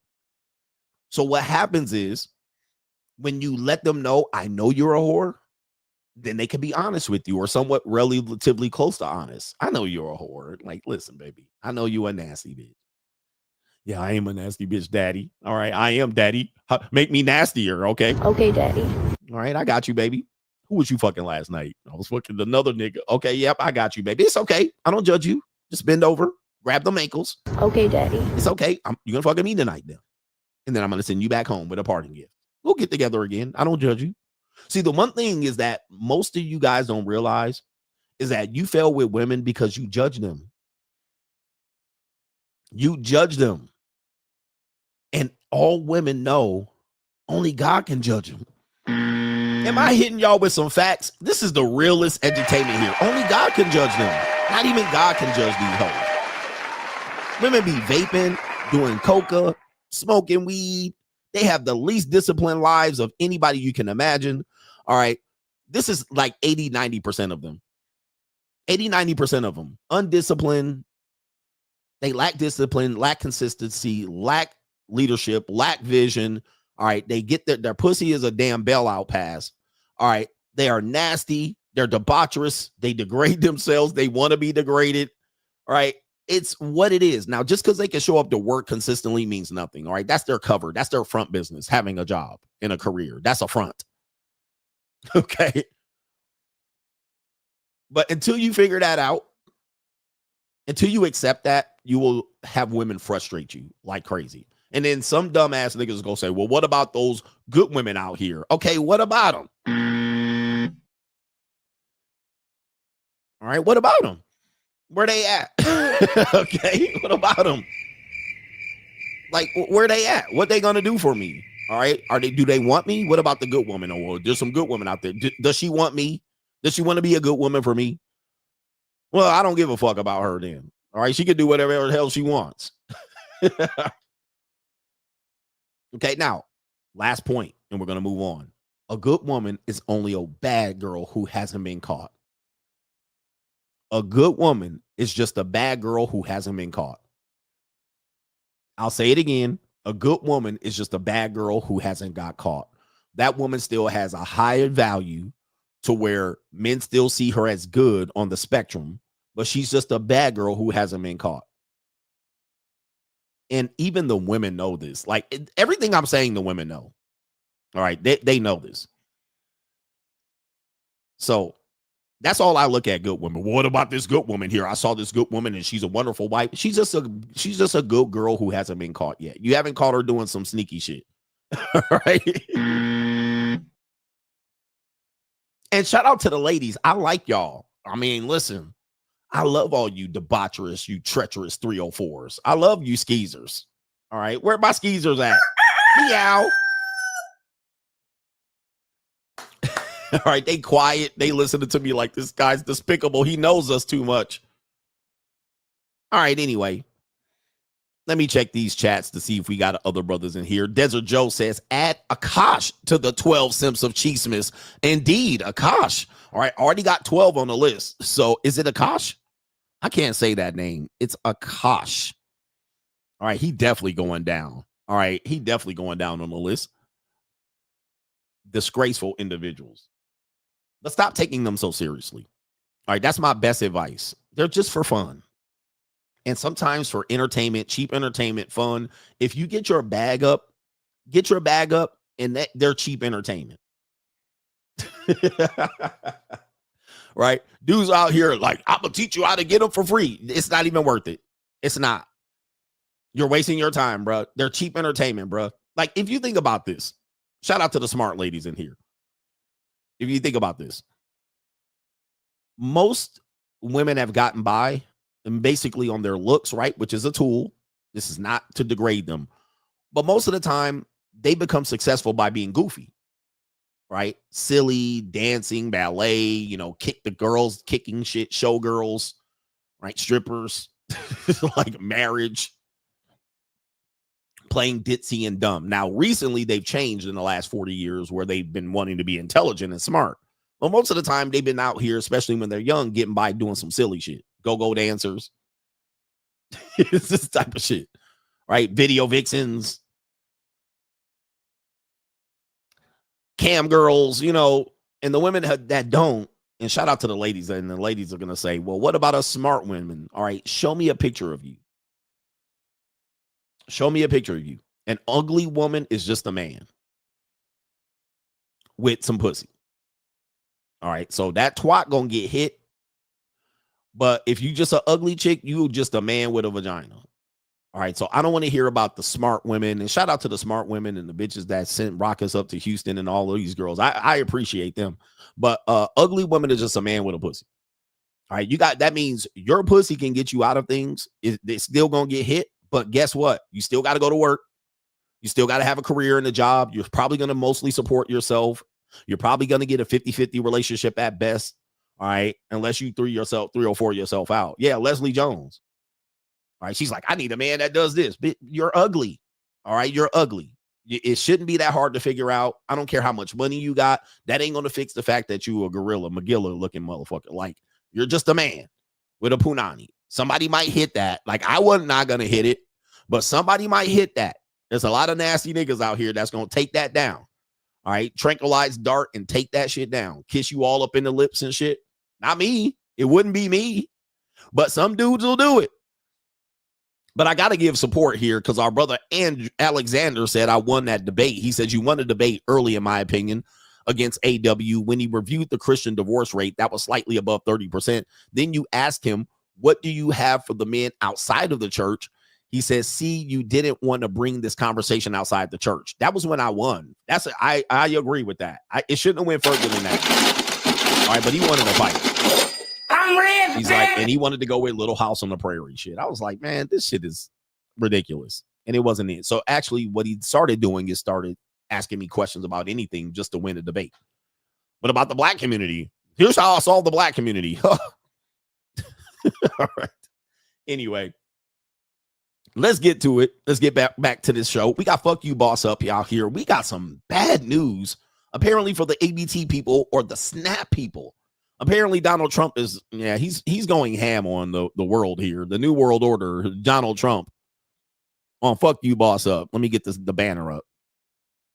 Donald Trump is, you guys knew the government shutdown, one of the longest in a long time, possibly in history. Snap recipients were getting kicked off of Snap. And then now that the government may be opening up soon, all right, and they signed the deal, apparently the Snap people have to do what? They have to reapply for their benefits to kick back in. Better boss up, nigga. Oh, no. Let's go ahead and take you to this particular video here and get the lowdown. The Snap benefits might not kick back in. All right, so let's see what we got here. All right, you're watching live now. Welcome back in. A live look at the U.S. Capitol on this Friday evening, 5:19 in the nation's capital. Let's talk about Snap benefits. Of course, the government shutdown is over, but questions surrounding Snap benefits are still persisting. The Trump administration is saying that it will require millions of low-income people to reapply for food stamps as part of an effort to crack down on fraud.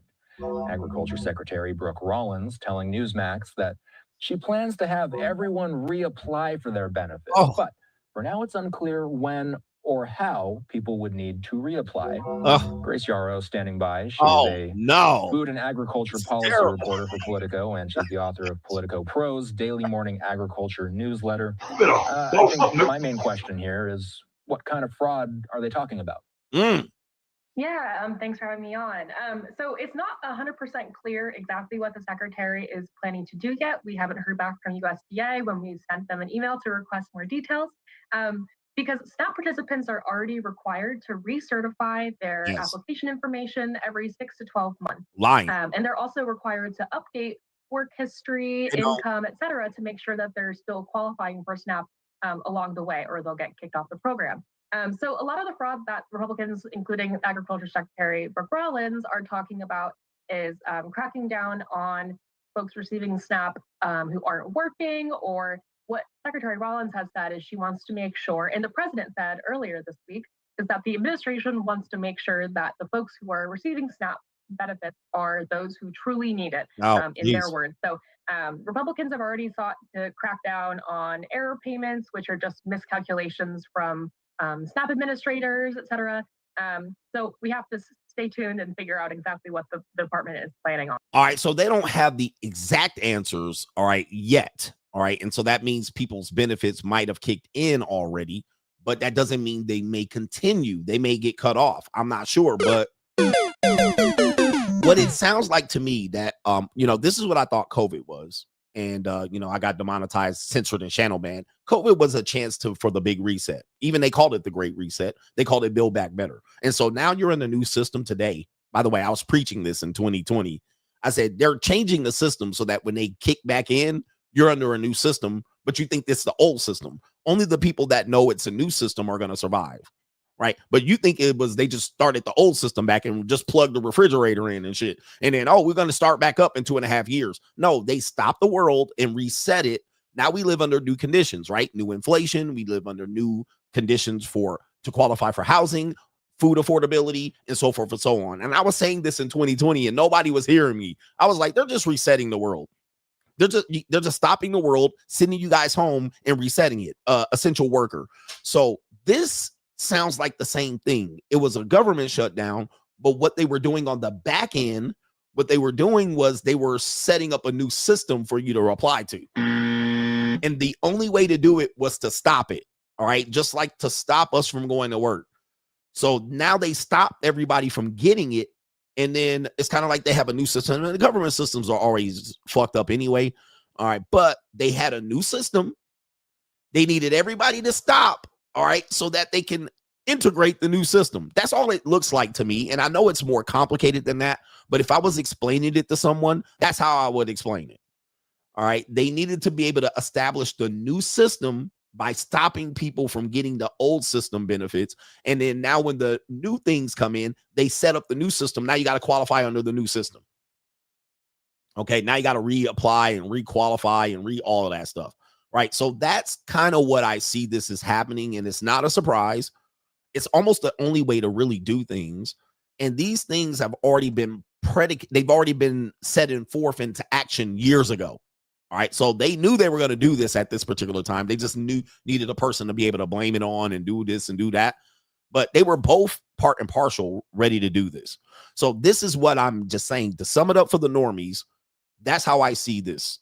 All right. So now they're like, oh, we just had to shut down. And now, now we're going to plug it back in. But we just happen to have a new way that you qualify so we can get rid of all the people. By the way, Doge and all of that Doge stuff, this kind of goes in line with that. Because they're looking at where all the hemorrhaging is. There's a lot of people getting payments from dead people and double payments. And there's a lot of scammers. Now they got to clear the deck. And then once they clear the deck and realize that there was a lot of people getting benefits that shouldn't, now this is a way to stop it and then restart it up under a new way. All right. And we've all experienced this. Schools have done this to us. Right. You go on summer break, you come back, school got a new system. And now you got to do all this. And we're doing a new way of doing that. That's the way they stop it, by sending you home to summer break. Now, they didn't go on summer break. The administrators in the school district, they still went to work. And they were working on a new way for you to come in under a new system when you got back. And when you got back, they was like, we got to do it this way. We do it that way now. So, yeah, this is the same thing. Good luck to people, man, on that one. Fuck you, boss up. Some of y'all might be in trouble. We have an update on Patrick. That's Crime and Law CGA. We have a fuck you boss up story with the 56-year-old OG. And this OG has something to say for you players and your max and your I get it for free niggas out here and so forth and so on. He explains that this is the only way a man will be truly respected. All right, here we go. Every approach, and I'm 56 years old. The only thing that will save you young niggas is getting money. The respect you gonna have from your woman, even if she don't like your ass no more. If you got some money, nigga, you can survive, you can leave, you can get a lawyer, you can start over, man. But you will be fucking respected, nigga. When you get some money, the final boss to this relationship shit is getting money. I've been trying to tell y'all, the final boss of this relationship shit is getting some money. Now, people will argue this all day long. And I'm trying to tell you, it's the final boss. Get to some fucking money. Now, that doesn't mean the woman that you have in your life now is going to respect you. She might still be like, fuck you, nigga. Well, she freed you.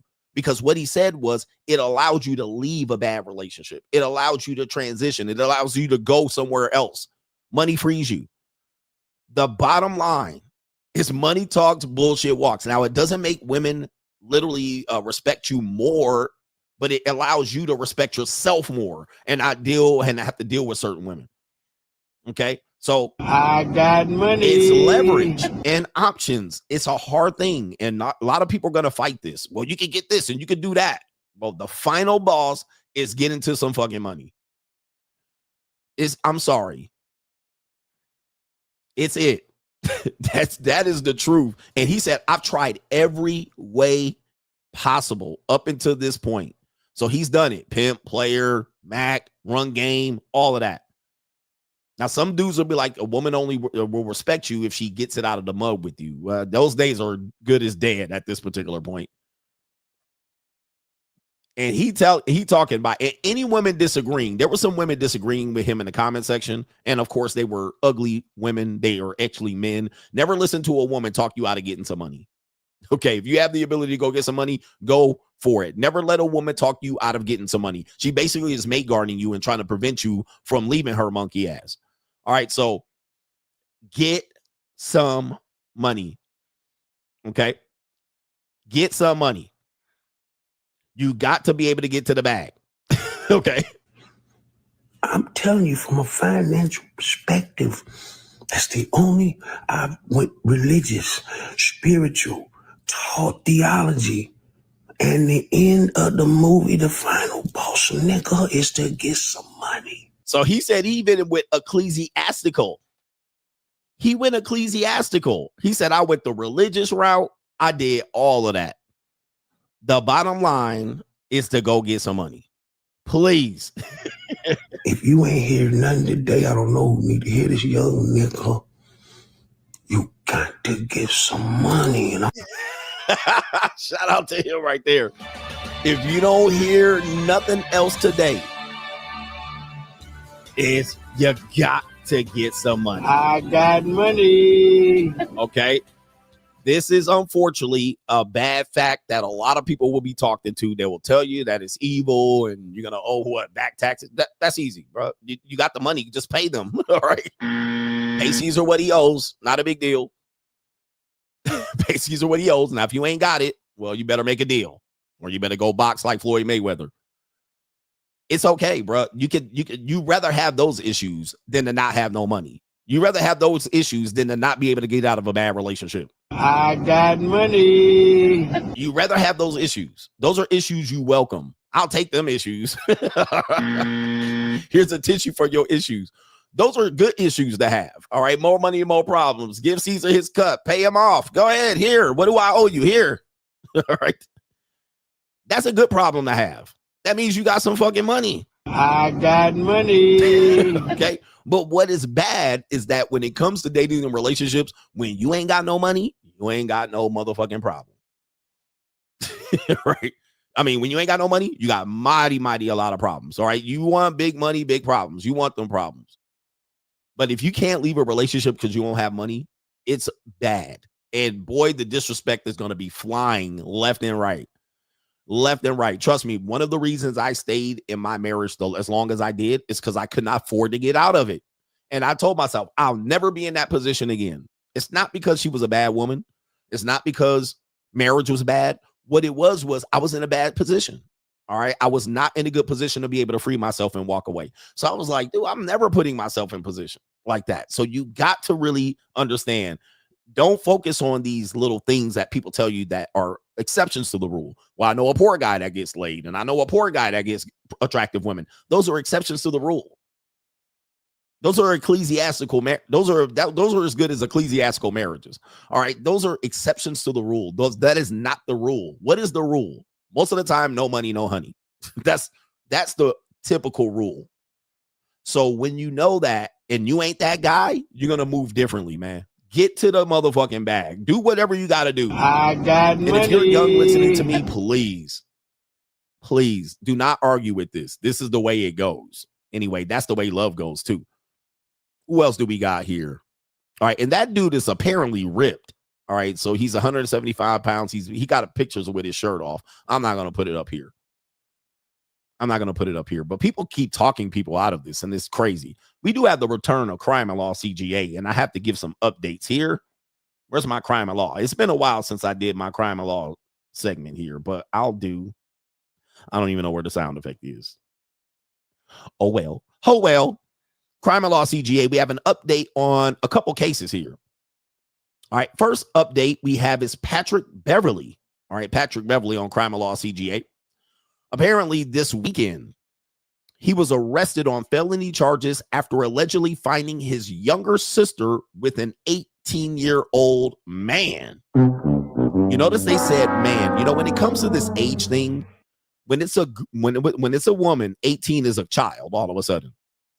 But when you phrase this, now all of a sudden it's an 18-year-old man. Okay. So Patrick Beverly, who is not really, you could tell he ain't really smart. He looks like he's dumb. All right. But no disrespect. Patrick Beverly, he don't look like he's the brightest bulb in the motherfucking, he ain't the sharpest tool in here. But he done roughed up an 18-year-old man who was with his younger sister. Now, I was asking, and I could not find out. How old the sister was, but apparently, allegedly, she was in the age of 16 to 17. Okay, that is apparently her age. Now, under most laws, if that's the case, now that if she was younger than that, I don't know, but that's all I could come up with. Under most laws, those are fair relationships. I know it sounds weird, and I know you guys think it's illegal. In most states, if they have a age of consent and it's 16, 18 would be fair because it's under Romeo and Juliet protection. For instance, he could have met her in high school, and at the end, when he graduated high school, she could have been like a sophomore. He could have been a senior. So it is protected a mini age of consent, even though he's 18, because their ages could be that they were mates, they were playground mates, they were schoolmates, they could have grew up together, and they were 2 grades behind. And yeah, it still most of the time is going to be legal. Okay. Now, we don't know the details in this case, but he went full Captain Save him, which you didn't have to ask. Let's say the young man didn't go to school with the sister. Why is she hanging out with an 18-year-old?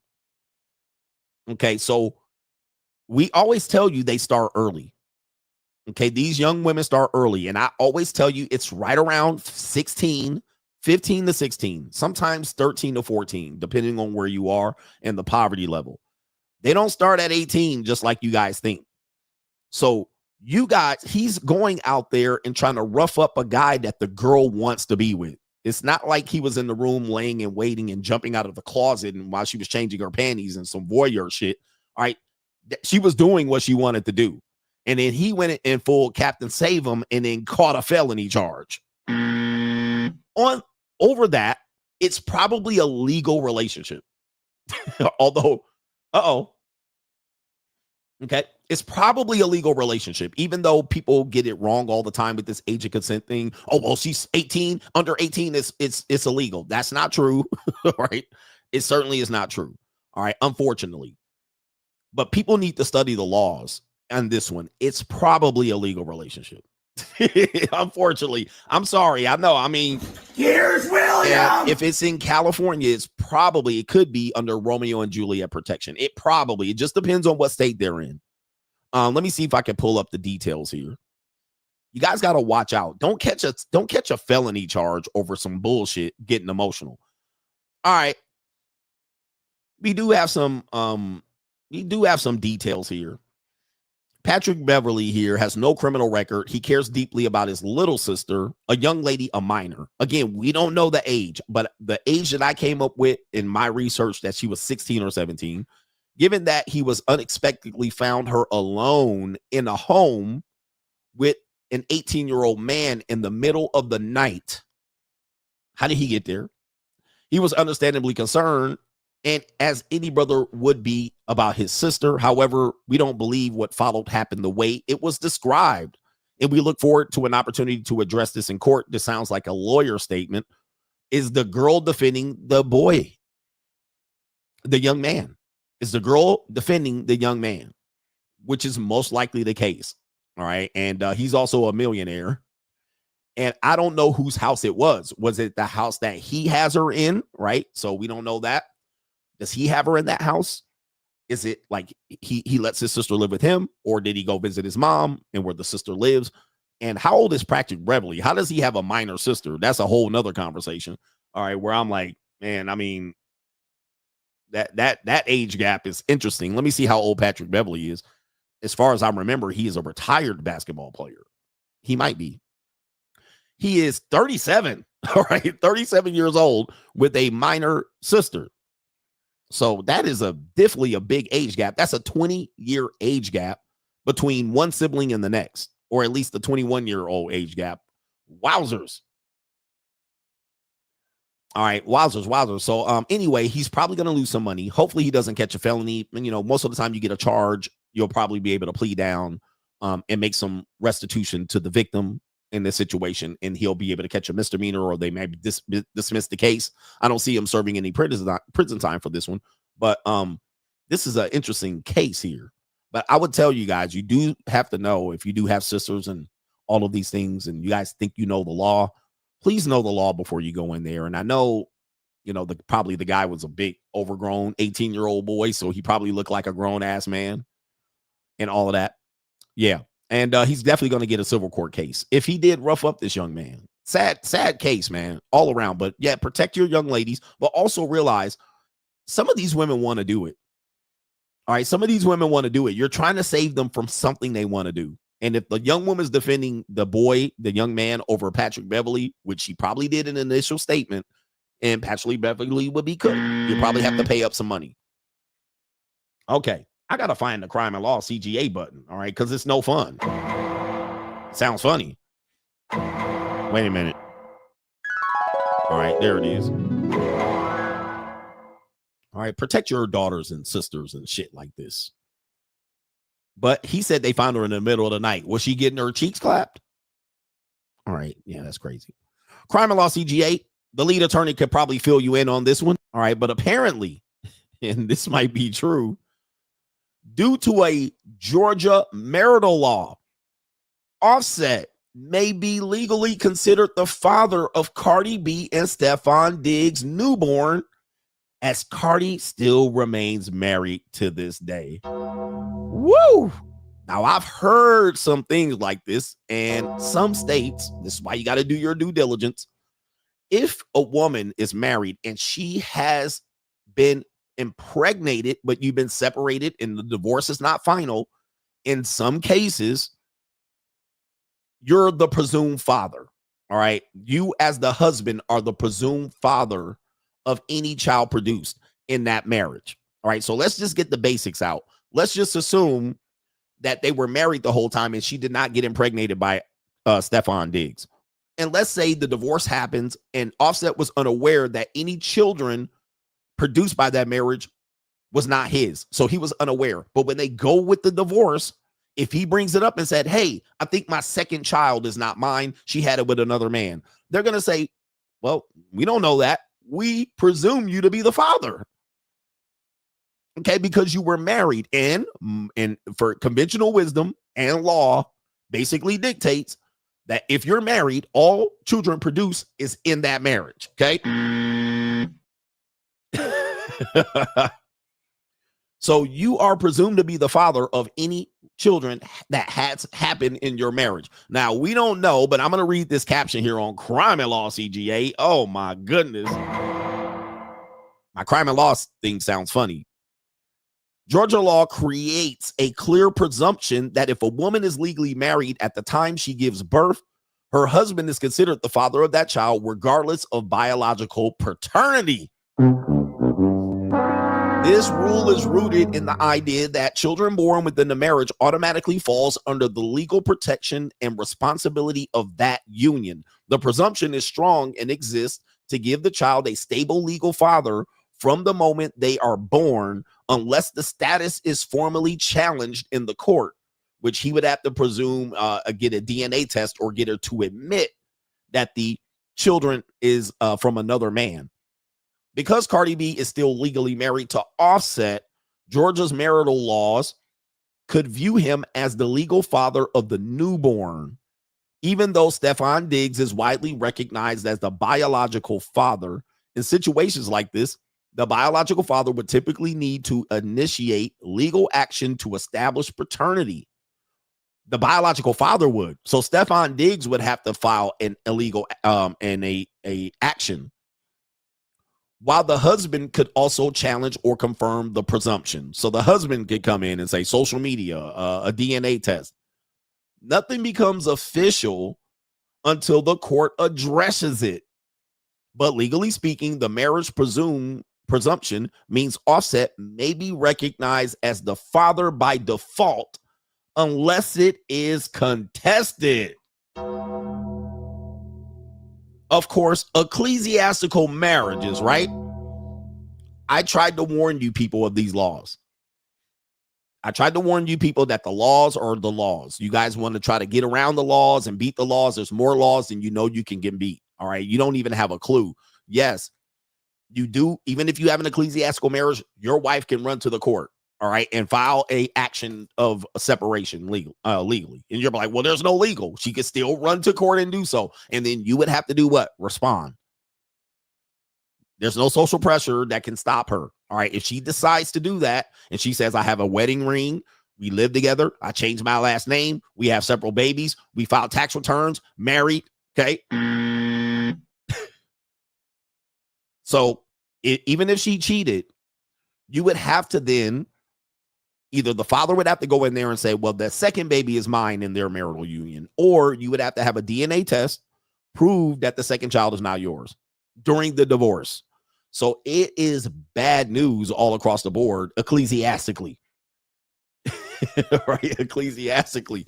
And Stefon Diggs, let's just say if Stefon Diggs wanted to be like, well, my name is Bennett, I ain't in it, which he could, because apparently, allegedly, he has 4 women pregnant at the moment. Okay, or he had up to 4 women pregnant in 2025. He could be like, hey, it ain't none of my business. Okay, it ain't none of my business. That baby ain't mine. That, let's just say he did that. I don't think he would do that, but you never know. If he did that, Offset would have to probably try to get a DNA test or get Cardi B to admit that the baby is Stefon Diggs. But what if Stefon Diggs said, I ain't taking a DNA test? I mean, woo, wait. Okay, we got one more Crime and Law CGA story here. City boys are up. Apparently, remember this muskrat? All right, this foolish muskrat looking woman. I remember this goofy looking woman. This woman was the DoorDasher who went to a man's house and apparently found his pants around his ankle and the doors open. And she went to deliver the DoorDash, and she alleges that when she got there, the door was open. She basically said she was sexually assaulted because he was lying there naked after a jerk session. And she left the food there, and she said she was sexually assaulted. She filed a claim against her company or against the guy that she was sexually assaulted. Well, then what the company did was fired her because it was revealed that she actually went inside the door, all right, to open it up a little bit more, and then recorded him naked, basically sexually assaulting him. Okay. And then what what then happened was she got fired and she went on social media to be like, shame on this company. But what we then learned was that she had made several of these claims before. So it wasn't the first time. Where there's smoke, there's fire. And apparently, City Boys, we up. She has been arrested. City boy, city boy. She has been arrested. The DoorDash delivery girl arrested on 2 felonies, allegedly. Let's go ahead and see if we can get the court documents here. City Boys, we up. All right, sensational. All right, shout out to her. City Boys, we're up. We do have some court information here. All right, Oswego. All right, Oswego. Is that Oregon? Oswego, I believe, is Oregon, and she does look like Oregon with no eyelashes and eyeliner on. I might be wrong there. Olivia Henderson is her name. 2 felony counts, arrest charges right there. The top charge, unlawful surveillance. Oh, that was New York? That is New York. But I'm not sure. Or shit, y'all making shit up now. Unlawful surveillance, amusement, or for profit. Selling and publishing, disseminating surveillance information. So she got arrested for sexually assaulting and recording a man naked. All right. And shout out to the courts here and the crime here. Hey, it's not all bad against the men there. I think this is a good win. People are going Oswego, New York. All right. We're going New York. Shout out to New York there. All right, shout out to them right there. So apparently that's some good information there. Hopefully we'll be able to get a follow-up on those charges. You know, the court system, it runs very slowly. The justice system is definitely a slow-moving process. So we'll probably get an update in a few months. Coming up next, we have It's an Evil World We Live In. All right, some good stuff coming up here. But if you feel like you want to contribute to today's show and the Boss Up season of season 8, catching up is Free Agent Lifestyle. I'm on chapter 10. Level 10 of the Free Agent Lifestyle. All right. Some of us are on level 10. Some of us are on level 8. Some of y'all niggas ain't even started the game and you're just confused and you're scared. All right. You're a scared bitch ass nigga. But some of us are ready to progress even further. And we got a group of men known as the Shield in the Boss Up group. We're already ready to progress and live life. And y'all still here arguing goofy shit. Okay. Now we're going to leave y'all asses behind in season 8. We don't give a fuck about you. All right. And you can catch up when you want to, but we're not slowing down this train. All right. The boat is loaded and we're taking the fuck off. You can catch up if you want to. Start at chapter 1. Let me get to these super chats. We got a great show lined up. Main event coming up. Dinero Tranquillo. Speaking of a man that's bossing up, he says, hung out with my 2 homegirls, both in their 50s, bad as hell for their age, plastic surgery, and they work out. They ran around with rich dudes, and now the well is running dry. Told them rich dudes want younger women. One said she only has 2K saved, 10K saved for retirement. They are broke. You get it through your thick skull that I'm broke. Dead, Yes. flat, stony, broke. I've got $3.85 in my purse. One thing I want to say is that, a lot of us think that 50-year-old women are down bad. Well, there's a lot of 50-year-old women in my gym. They bad as hell. Like, they in shape. They work hard. They tend to be more disciplined than younger women, right? Because they got to keep all that gravity from sogging their titties out. Some of these 50-year-olds, they taking testosterone and HGH. They're getting hair implants. They out here getting the miracles of modern science, keeping them alive. Now, for me, they still old. And when I go to my gym, sometimes they be looking over at me, and I'll be like, don't look over here. All right. My trainer be like, oh, that woman was looking at you. And I'll be like, who? And they be like, her. And it'd be like a 45, 46, 47, 52, 55. I'll be like, nah, don't look over here, bro. All right. I like them young, fresh, and green. Don't look over here. I know I'm black, but nah, I ain't trying to pick that face up. That face already falling off the ground. You look good, though. Body in shape. I can see your muscles in your back. Bitch, you be on that Stairmaster, kicking it back. I'll be loving it. I'll be like, yeah, you look good. You got that sports bra in, holding them jumbly titties all around. All right. That sports bra come out, them titties, even the fake titties going to be running around here. I'm like, yo, nah, don't look over here, baby.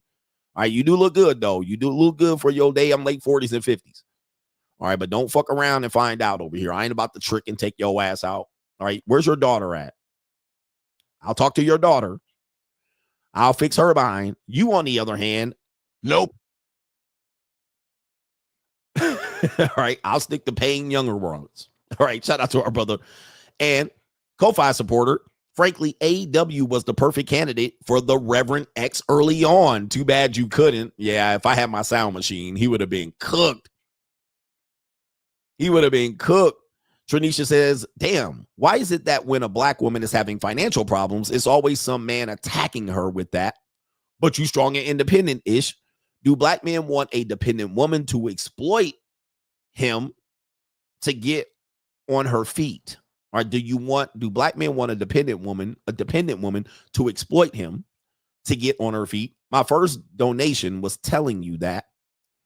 Has nothing to do with 80s or younger black women. I'm going to skip that part because there's a donation that's out of order. So I don't see the first donation.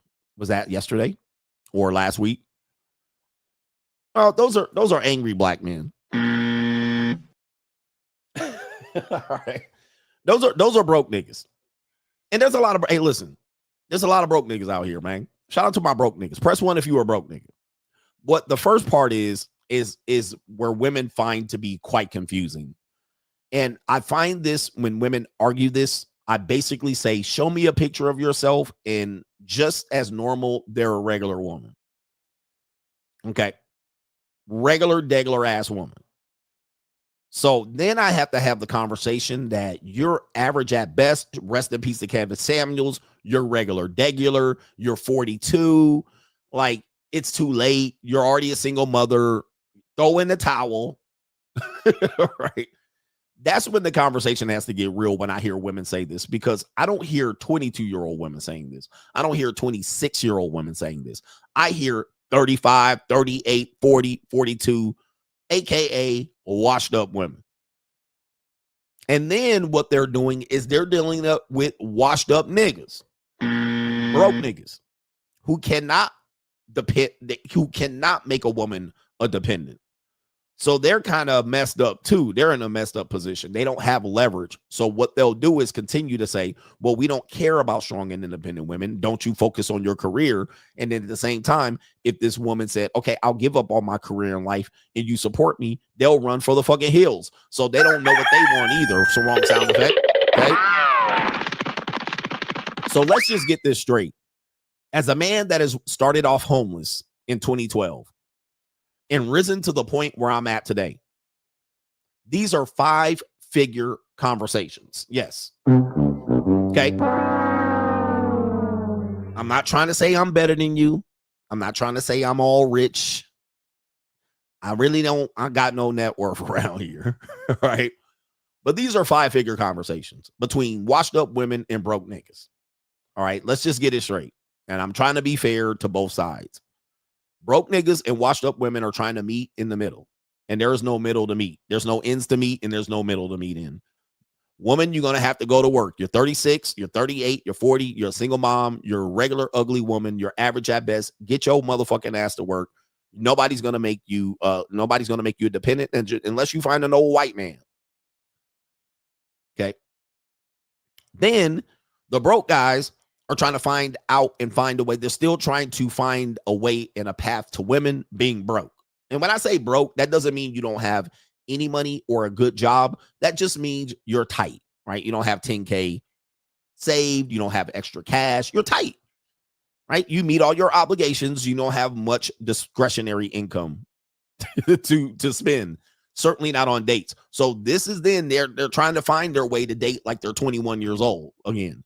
Right, take you to Dairy Queen and McDonald's for a nugget and try to get the pussy off you for free and don't have you in the aftercare and fucking pump and dump. And they trying to, it's crazy. Yeah. Now, until you guys boss up or follow the free agent lifestyle, you'll never have these conversations ever again. So if I hear independent woman, this is my advice.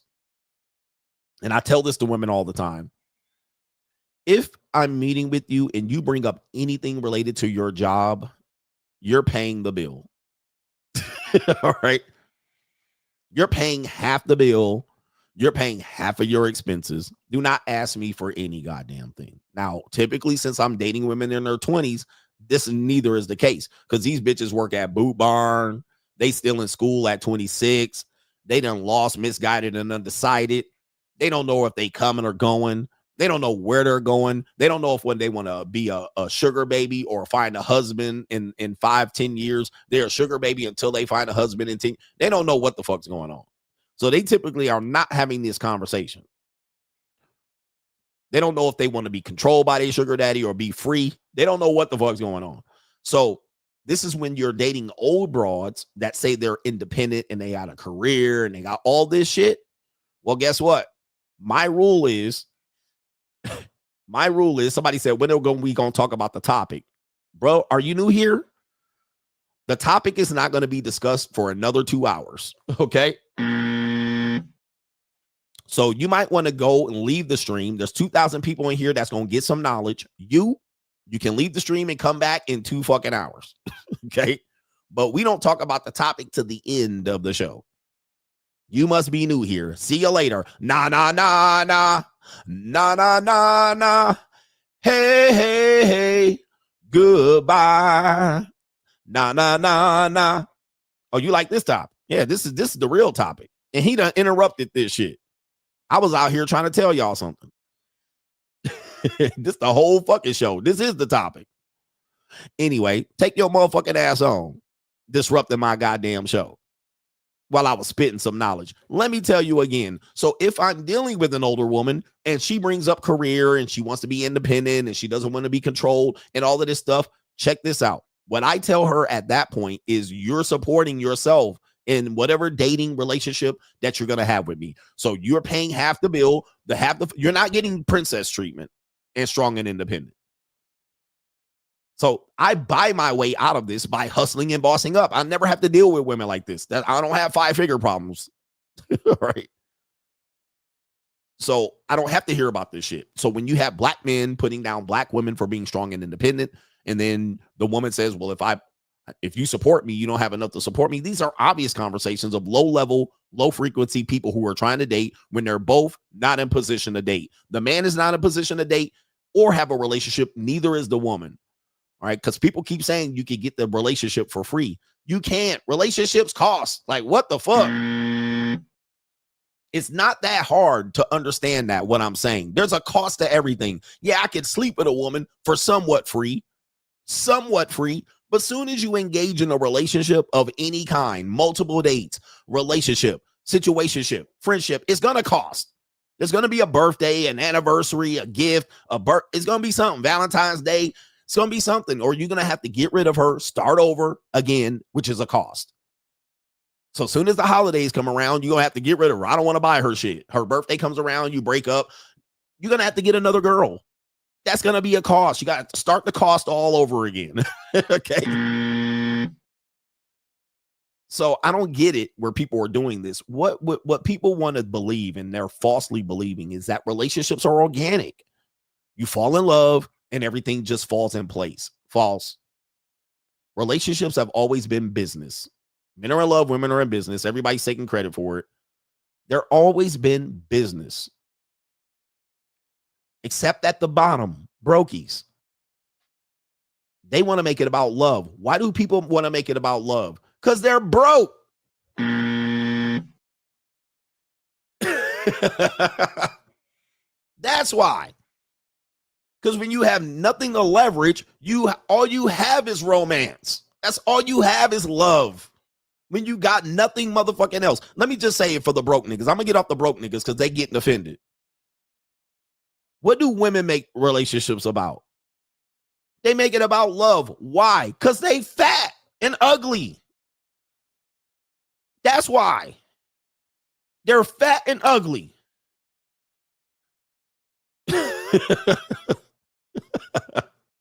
It's not that hard to figure out. When you're a woman and you fat and ugly, you gotta have love. You gotta have it where men just shows up with your fat ass and starts tricking on you and doing things because he's a man and you got a pussy. It's gotta make sense to you like that. How many Mexican tortas be sitting around telling you what a man's supposed to do, and he's supposed to do this, and he's supposed to do that, and she fatter than a motherfucker? And I'm like, why do you think a man's supposed to do that with your fat ass? Well, because I'm a woman and he's a man. So she gotta believe that. She gotta believe it's romance and love. Because she's fat. Built like a butterball turkey. She gotta believe that some guy's just gonna come fall in love with her and then make her fucking world. Like, yo. But then when you're not in that situation, you can negotiate properly. All right, anyway. I'm trying to put this straight for the normies, but y'all ain't hearing me though. Y'all wanted me to talk about Joe Budden out here. Tranisha says, I can't listen to religious people because, like Ifsum, he says, depends on magical thinking to run their lives. He says it's the reason the church is formally pro-life and have a lot of impoverished single mothers talking about God gonna make a way. Ifson's relationship history is magical thinking. This is true. Religion is another reason. Well, I should be able to get married under God and our marriage is going to work because if I pray on it, this is all bullshit. I mean, sorry for the religious people in the room. Sorry, not sorry. This is all bullshit. Yep, a single mother repackages her punani, shows up to church, single mother, broke as fuck, deacon clap cheeks done hit, and so for some reason, God's going to find a way. No, he's not. God's away on business. Okay, I don't know what it is with the ego of religious people. They will watch people in hunger, strife, getting blown up, wars, bombs dropped on them. And for some reason, religious people think God is working on their solution. Right? And meanwhile, children are getting blown to fucking smithereens. You would think that would be a priority in God's solving of problems. Kids are getting sexually trafficked. You, on the other hand, trying to find a mate. You would think that God would have more important things to do than to find a mate for your fat ass. I mean, the ego of you religious people is absolutely mind-blowing, okay? It's arrogance. It's ego. Dude, there's people that got harder problems in the world than to find a man for you. God's got other business that he's on. God's like, leave me the fuck alone. I put 5 men in front of you and you rejected all of them. Fuck you. I gave up on you, you ugly bitch. All right. It's crazy. Right. But then when I say that, then I'm supposed to be, well, I was with Coach until he brought that up. All right. That's a major point. Wouldn't you think God solved other problems that are important than you getting some pussy? You goofy broke nigga. He gave you a goddamn job and the ability to save money so you can get you a good woman, nigga. He did what he was supposed to do, goofy ass nigga. All right, he ain't got no time. Niggas is getting tornadoes and hurricanes and floods. There's people in Jamaica that don't have electricity right now, but God supposed to solve your problems right now. Isn't there a priority list? Don't you think he has a goddamn list that he's working on, like Santa Claus, who's naughty or nice? Like, let me figure this out. Hurricane in Jamaica or this broke nigga?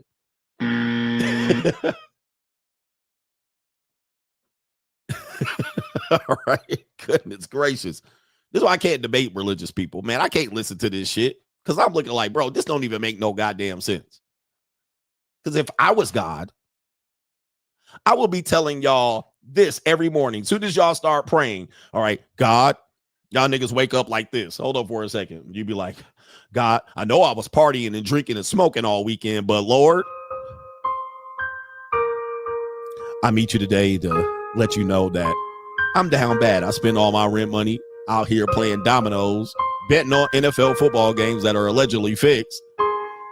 And Lord, you told us every head bowed and every knee should be bent, and you'll solve our problems, and you'll be there. You're omnipotent.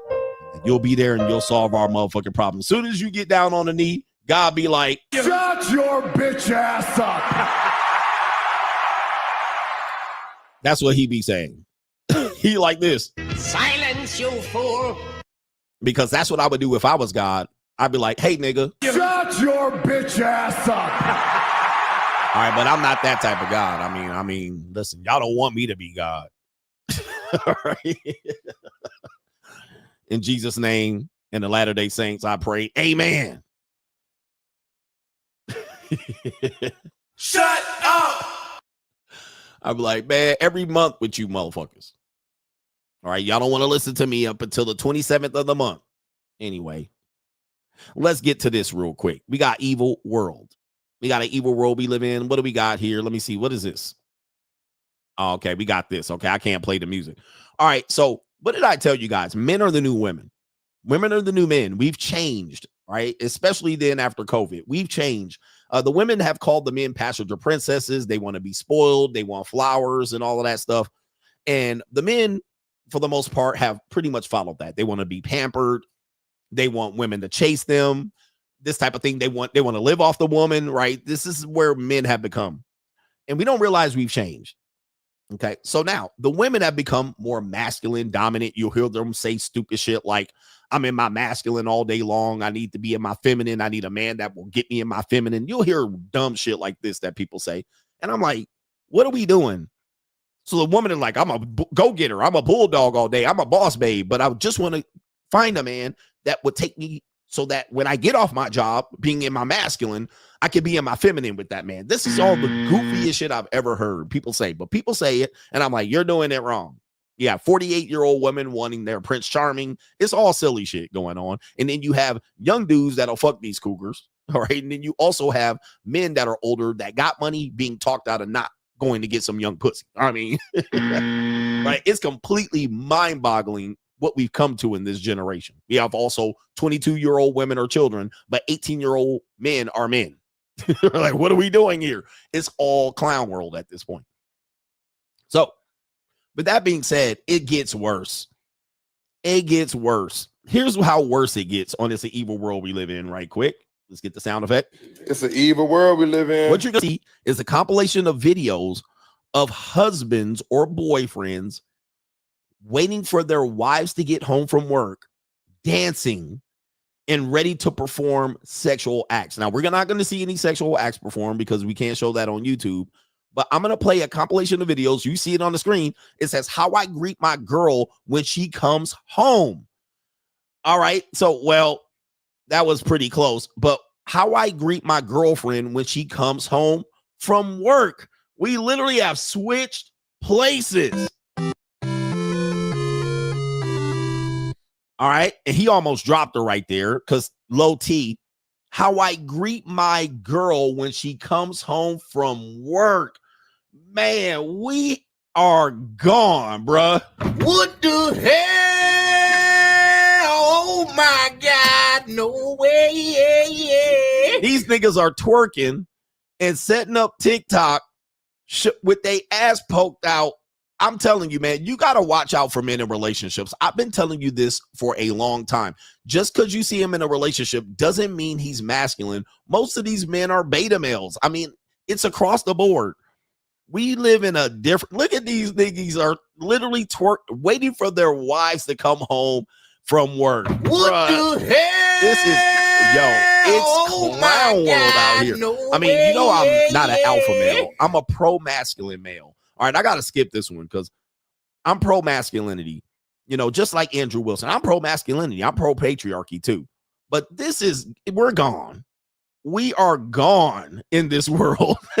Not only that, waiting for her to come home from work. Like, this is sick. This is sick. And they're twerking and they're taking her. He's dressed like he's been playing video games all day. Look at him. Video game playing ass nigga all day.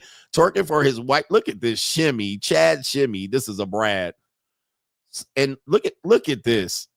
Look at what we're doing, man. Yep, these the niggas that changed their last name to her last name. I mean, men are the new women. Men are the new women. Look at these apes and baboons. We in trouble. Look at him. Look at this. Oh my gosh. This. Oh my goodness. Ring the bell on modern relationships. We are in trouble. Masculinity is dead. And even these women love these goofy boyfriends because they can cheat on these guys and get trains ran on them. We're going to hear about this with Joe Budden. When did it come a time where you waited at home for your wife to get home? Wouldn't you? There was a time where we would think that the wife would wait at home for the husband to get home. Honey, I'm home. That would be traditional. But you also know that there's a problem because women want traditional men, but they want to be progressive. So they find no problems in this. These are also equal partnerships. These are the relationships where the guy says he doesn't pay. Tell me I ain't lying. Tell me I ain't lying. Well, I don't pay. All right, I got to skip this one. These are the guy that says I have an equal partner and she pays the rent. She makes more than me. And listen, by God, if that's what you want, I'm not going to talk you out of it. But they don't tell you this part. And he almost dropped her his low testosterone. And by the way, let me just say this, and I've been saying this for a long time. All the women are bigger than these men, meaning larger or wider. All right. That the man might be taller, but it appears, if you take a look at the dynamics here, take a look. The women are larger than the men. I said that years ago. And I said, there's going to come a time where all the women are going to be larger than the men. All right. In this case, he's taller than her, but she's larger. All right. We have this one. She's larger than him. So much so, look at them skinny legs. All right. He almost dropped her right there. Okay. He can't handle all that weight crashing. His knee almost buckled. So all the women are larger than the men. He's taller than her, but she's larger. You can tell by that big rump back there. She's larger than him. All these women are large. All right. Let me see this one because we didn't see the girl on that one. He's tall. Look at this guy right here. You know she's larger than him. And yeah, we don't see this one. We don't see the women on this one. So we can't really tell. So this is where I say men settle. Let me see on this one. Okay, this isn't not the case. There were two that were not the case. All right. And well, she got a little rump back there. She got a little something. All women got wide hips. She got her feet out too. She got her feet out. Shout out to the ladies with their feet out. Any ladies got their feet out right now? So when I say relationships where you guys look and somebody says, go touch grass, people are in relationships all the time. I always say, you don't know what type of relationship they have. You have no clue. You think they have a relationship where the man's in charge and the woman's the submissive, and it's not the case. All right. It is not the case. The guy, they probably have an equal partnership at best, or she runs him, or you can see it right here. She's the masculine most of the time. She leads him. He's a video game playing doofus with his hat on backwards, and she tells him where to go on Saturday. And he goes along. Okay, honey. Okay. It's an evil world we live in. Shout out to the people that want to preserve the patriarchy. Sad news. We have this guy right here. He says, why are people getting married? He's a nihilist. CGA's a nihilist. I heard that. I hear that all the time. He's just a negative Nancy. He's a party pooper. He won't let us live our fantasy. All right. This guy says, why are people getting married if they're cheating so much? He's a healthcare worker, a.k.a. he works in the medical field, a.k.a. nurse. And he says the cheating people inside of the hospital is so normal that coworkers pick up extra shifts just to have affairs. You guys know I was kind of one of the first people years ago to break this news that nurses be out here in these streets, because I've fucked a lot of nurses. In these streets. Okay. But take a listen to this. Bro, as a male nurse, bro, working in the healthcare field, bro, I promise you, the shit that you see is crazy. The amount of people that's sleeping with each other here is ridiculous. Everybody here is sleeping with each other. Everybody, right? And you know what the worst part is? Half these people are married. The married men and female on go. Everybody. Married people sleeping with the married people sleeping with the patients, married people sleeping with the single people. All right, man, this is bad. Okay, he's saying it is debauchery. What is left? Debauchery? Well, he said the married people are sleeping with married people sleeping with patients, single people sleeping with married people. Woo wee! This is not only the only industry doing this, but he says half of them are married. Now, again, the other half aren't married. Shout out to them, but we don't know what they're doing either. In these streets. We're going to hear from a couple here soon in the main event. He said, what's the point of getting married if y'all just going to cheat? Everybody's doing some shit, bro. And it's weird to me. But the worst part is the married people actually has a whole community about it. This is the thing. They know about each other. They talk about it. And they still want to go. And I'm like, bro, I actually just heard this girl support her like friend. Like, oh, there's nothing wrong with sleeping with that girl, her husband, because you know what I'm saying, as long as he take care of you and your. All right, white people are confused. They don't hear what he's saying there. He's doing a lot of mumbling and he's speaking very low because he appears to be at work. But what he's saying was even a woman supported another woman sleeping with another woman's man, saying that, oh, you deserve it and blah, blah, blah. That's what he's saying here. I can't really hear it, but responsibility. That ain't your problem. You know what I'm saying? I'm like, damn. Now, how would you feel if that was you? And I'm like, bro, females are savages. And I'm like, damn, they really don't give a shit. Now, as niggas, you know what I'm saying? Y'all cheat, y'all dirty. That's nasty. These girls already know that. But it's weird to see like girls actually partaking in, and it's like, if you look, like girls really do support some stuff and they just don't talk about it. That's a big one. See, a lot of people don't realize that in this, when I had that conversation earlier about women, good women or just bad women who haven't been caught. Well, yes, women do support other women who do cheat, despite the fact that they would say, if I knew a friend was cheating, I would tell. They're not going to tell. They're not going to tell. They're not going to tell that friend's husband when that's her friend, or vice versa. Men aren't going to tell in that situation unless their girlfriend or wife tells them to tell. Okay, so she's saying they support it. Now, somebody says something, and I've been said this, that if you understand that nurses will say they experience so much trauma dealing with patients that their outlet is sex, which is true because when women experience trauma, they are more sexually open.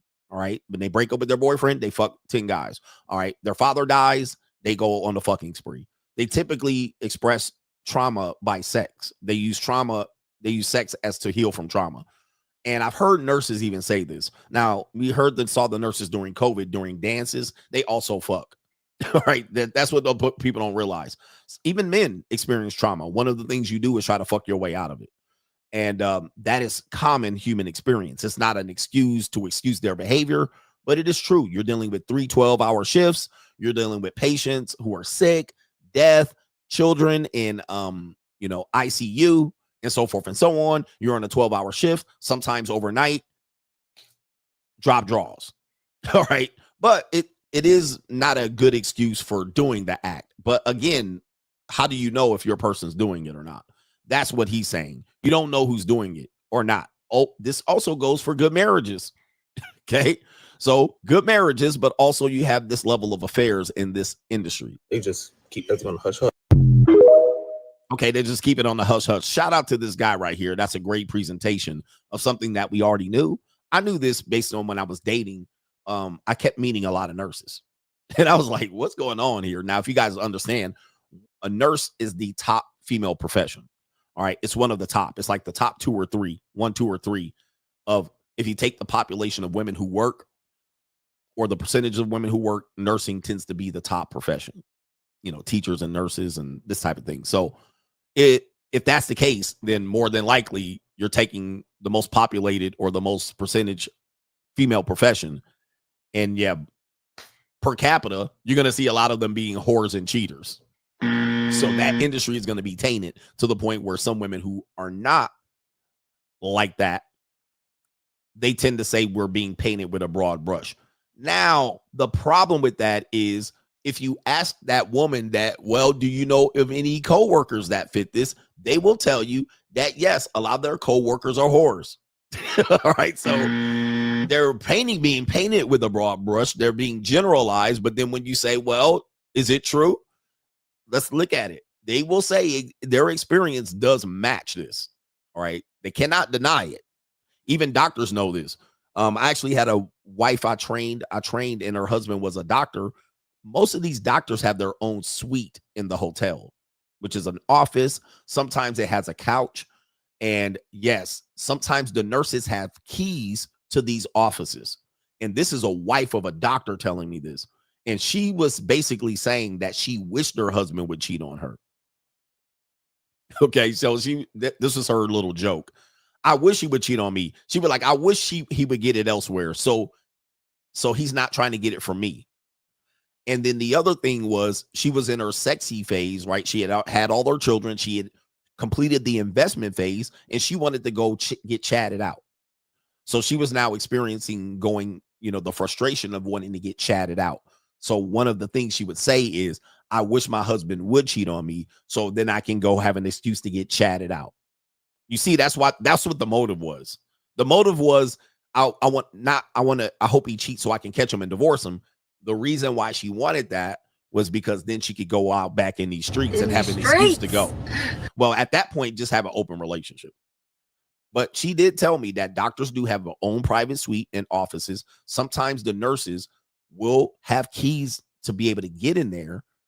And if you're thinking about these doctors, they're working overnight. These nurses are working overnight. You know, all the patients are asleep. They ate all their fucking pudding. All right, everybody sleep. Visitor hours are over.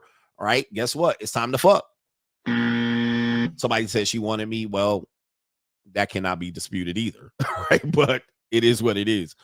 And yeah, so it's more prevalent going on there. It's something that's prevalent, and it's convenient because you don't have to go to a hotel. You could just go into a room, an empty hospital room. You could go into a private suite. You could go to places to accomplish the cheating. You don't have to wait till you get off of work. You don't have to wait till you go to a hotel. You don't have to hide it from.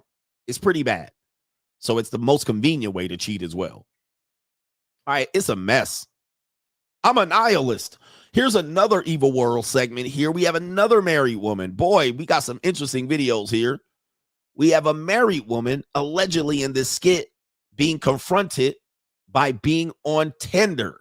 All right, we don't know if these things are skits. We're probably going to assume that they're skits. All right, but this is an Evil World skit, and we don't care about, we don't care about it. But we're going to see why she got caught being on Tinder.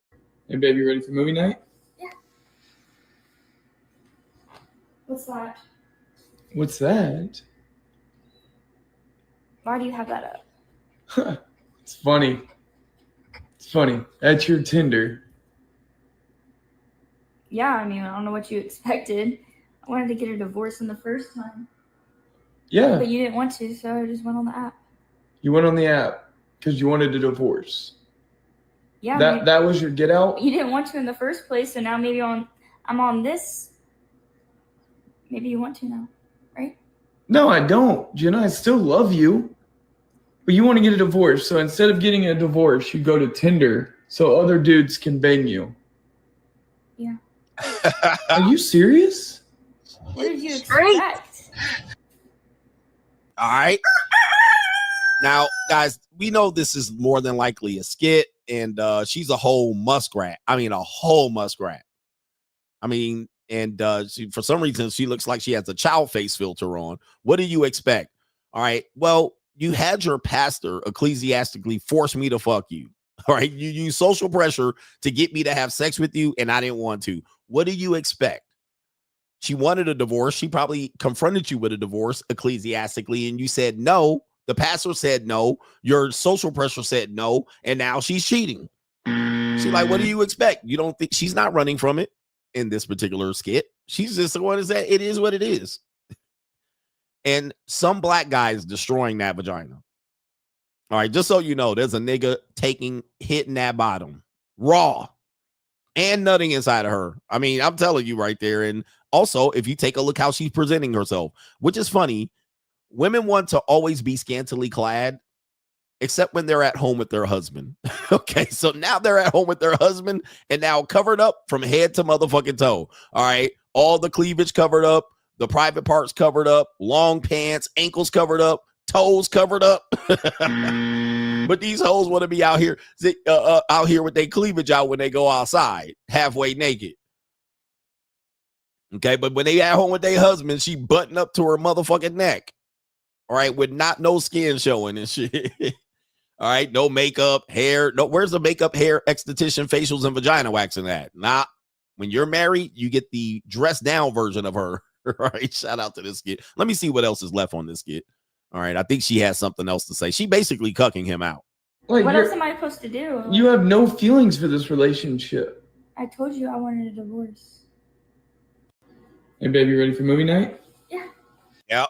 I haven't showered in 3 days and I smell like a bag of onions. Is any of this turning you off? Nothing? Oh, man. Oh, my goodness gracious. It's an evil world we live in. I think I have 2 more videos. We have a man that says, Orange County, California, stand up. Everybody in Newport Beach, stand up. You're looking at Newport Beach's favorite son. He says, this guy says, in Orange County, California, home of apex predator, women who want to find rich husbands do it this way.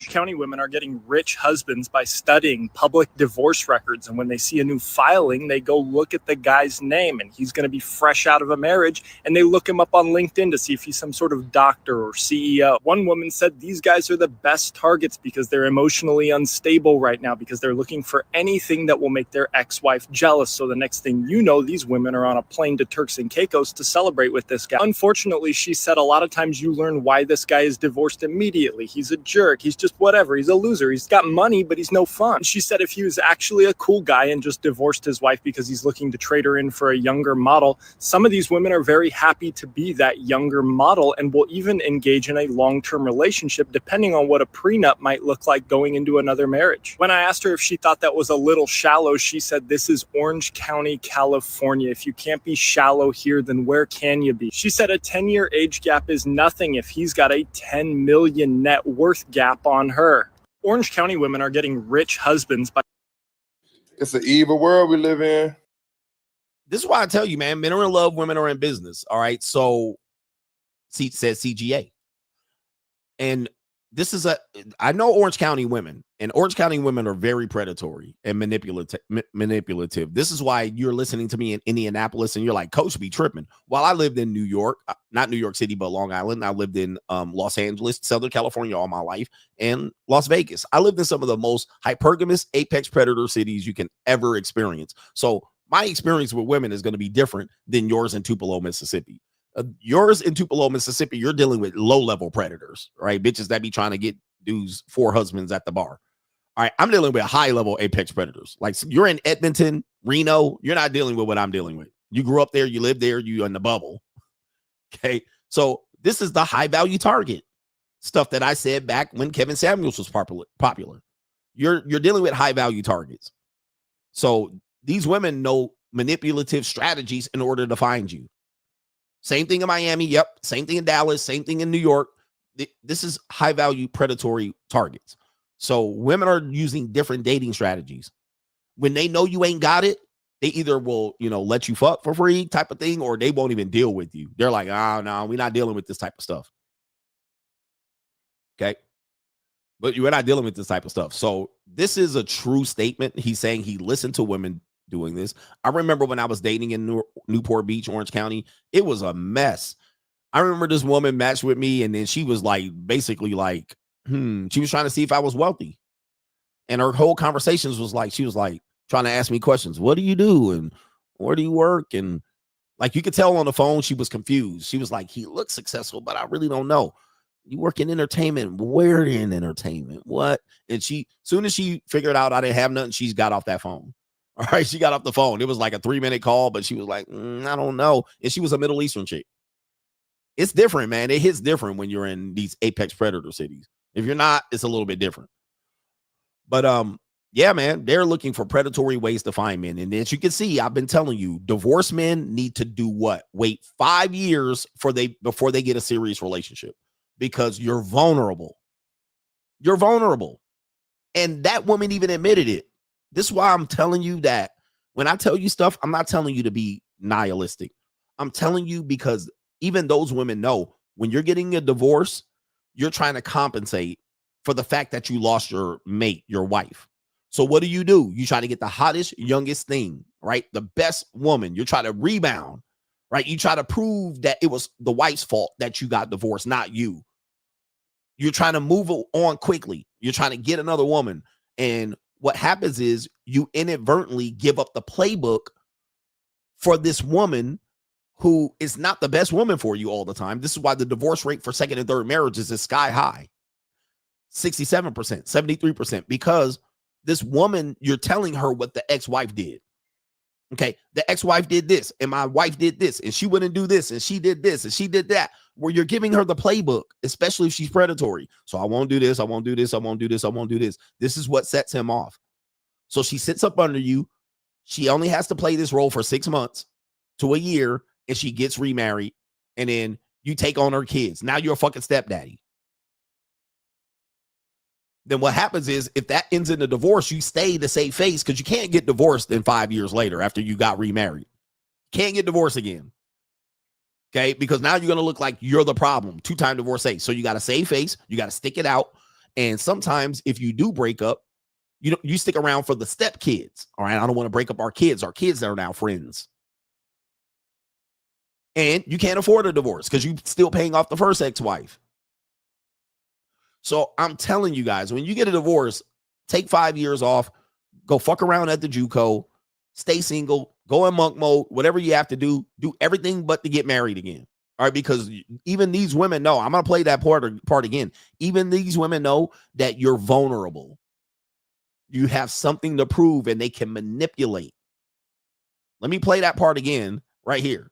By studying public divorce records, and when they see a new filing, they go look at the guy's name, and he's going to be fresh out of a marriage, and they look him up on LinkedIn to see if he's some sort of doctor or CEO. One woman said these guys are the best targets because they're emotionally unstable right now, because they're looking for anything that will make their ex-wife jealous. So the next thing you know, these women are on a plane to Turks and Caicos to celebrate with this guy. Unfortunately, this is a fact. Also, you're trying to prove that you got a better wife. So what do? You parade the young woman around, 10-year age gap, all right, which is crazy to me. I got 30 years age gaps on my side, all right, 30 years.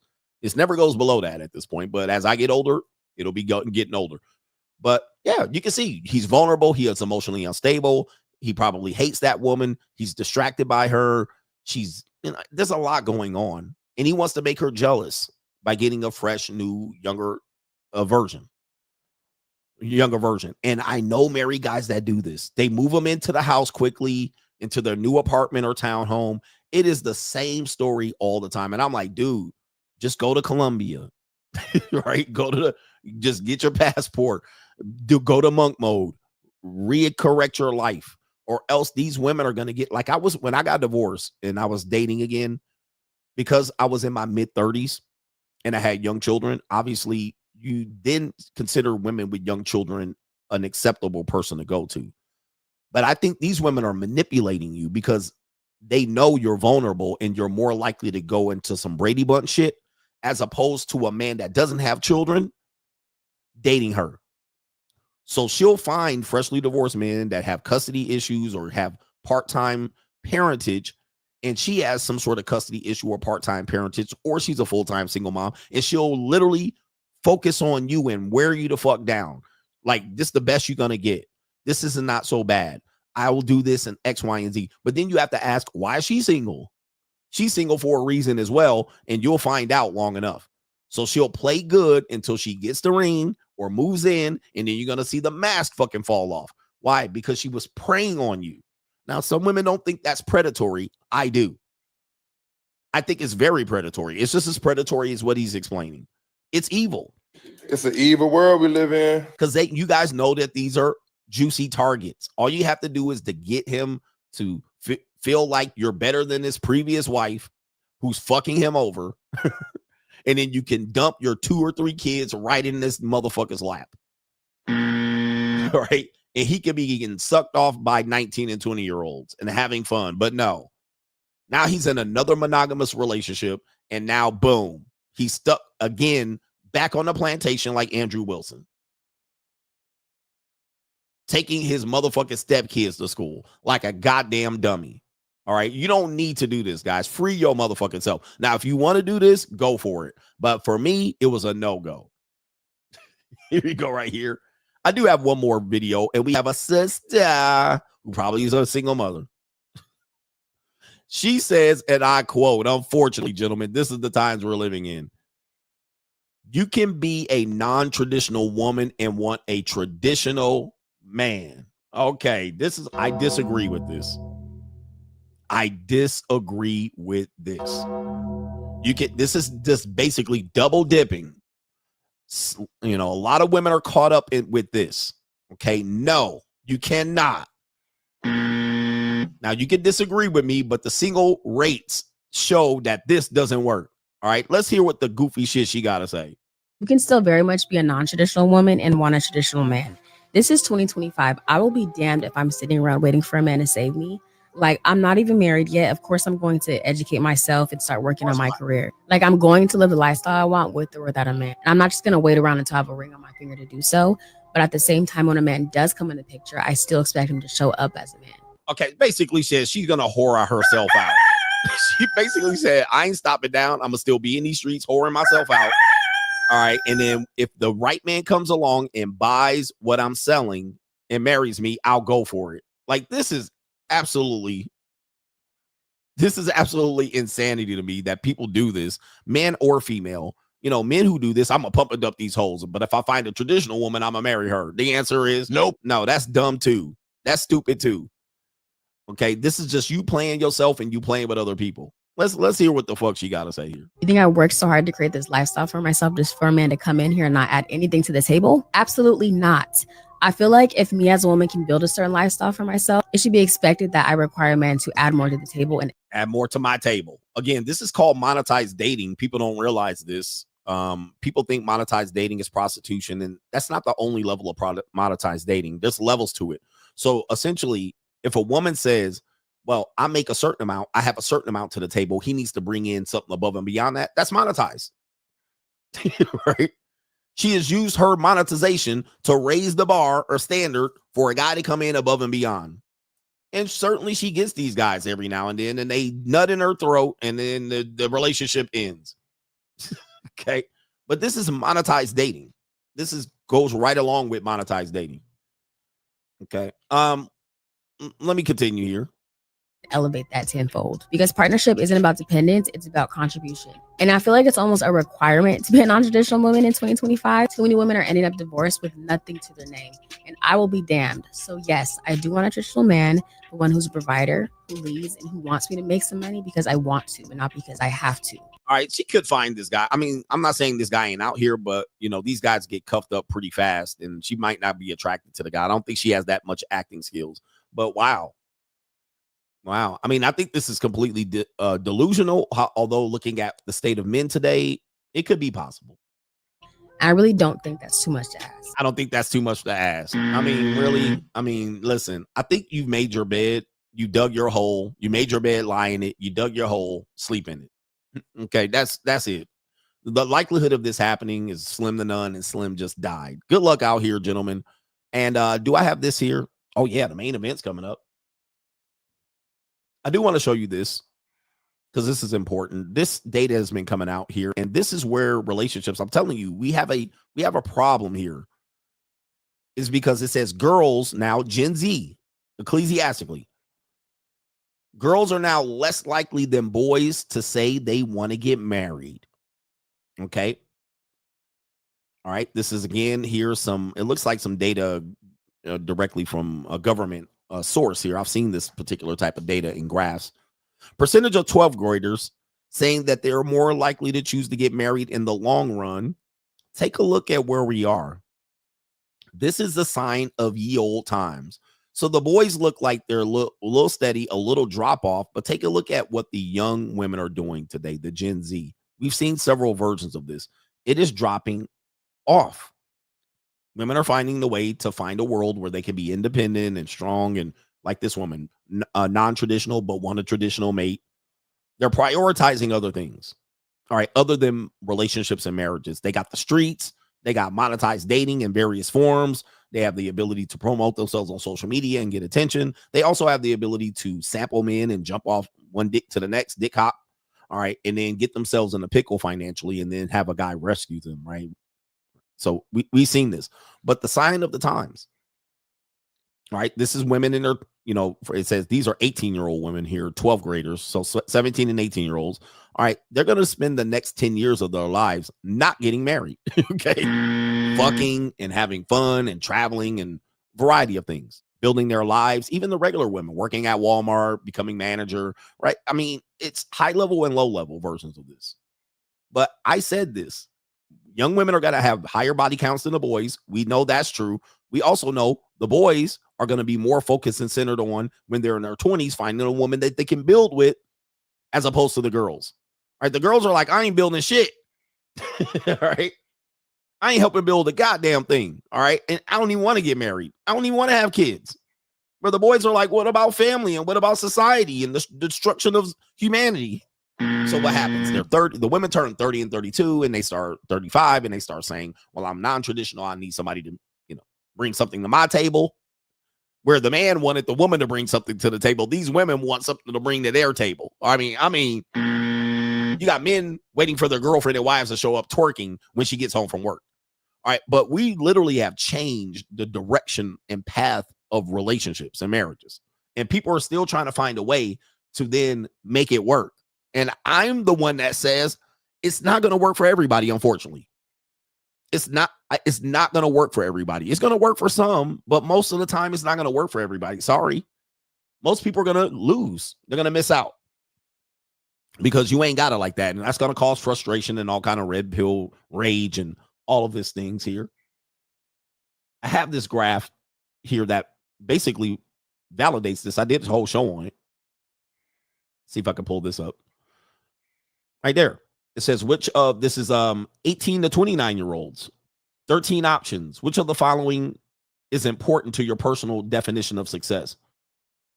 Even the females that voted for Harris versus the females that voted for Trump, take a look at where having children lands, okay? In fact, this full graph that I don't have, for females that voted for Harris, those are the bottom two priorities. Having children and being married was the bottom two for 18 to 29. All right. For females that voted for Trump, it was somewhere near the bottom middle. All right. But it wasn't that much higher than the liberal women. Then the males that voted for Harris, obviously, Fugazi, it was somewhere to the bottom middle. But look at the conservative men. We need to save society. Ass niggas. Right. We need to save society. We need to repeal the 19th. All these niggas on the internet. We need to have ecclesiastical marriages. All right. The conservative men, the vote trumping men, look at that. Having children, number fucking one. Even before marriage. Okay. What's going on with the priorities here? Even before getting married, ecclesiastically.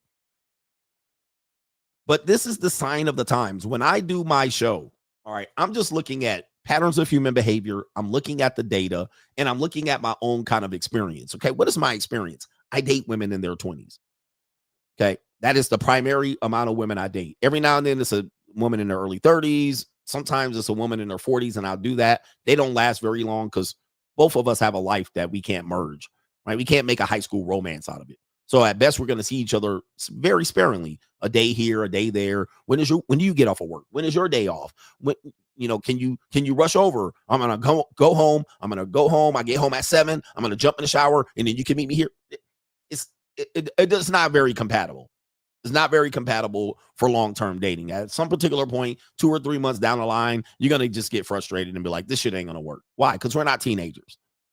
All right. It's hard to hang out every day unless one person's a complete loser and the dependopotamus and the other, or both of them are losers. Okay. But with that being said, I date women from their late teens legally into their mid 20s. All right. They are not trying to be locked down at all. And this goes for JUCO women and regular women. They don't have no fucking goals of having no kids. Now, when they do, the funny thing is when they tell me what their career plans are, their life plan. So they're in their 20s. They're doing everything but having relationships and dating. Okay. So then what they'll tell me is they'll then tell me right around 30, 32. Okay. And that's you. I'll get married to some sucker ass nigga. I'll have one kid at best and go back to the streets. That's essentially what they tell me. I think I'll find a guy in my 20s or my 30s after I get this and I build up that and I save for this and I buy that and I've done this and I've traveled here and I do this. But then they'll say, once they get that guy, I still want to be independent. I don't want to be kind of locked down and controlled by him. This woman was even saying it as well. I kind of want to be free. I want to go on my girls' trips. I want to travel. I don't want the relationship to interfere with my lifestyle. But I still want him to do this. Traditional. He got to be traditional and want to support and be a provider and give me an allowance. But he can't really, I don't want him to handcuff me and do this. I still want to be somewhat free. And it is like, and they serious as a heart attack. I'm like this. I'm like, man almighty. And for me, I can't talk him off the ledge. I'm just like, whoosh, whoosh. I'm like, man, boy, we are in trouble. And I'd be like, all right, cool. Toot that ass up, baby, make it roll. All right. Are we good? All right, good. Toot that ass up. Here, let me put this condom on real quick. Cool story, bro.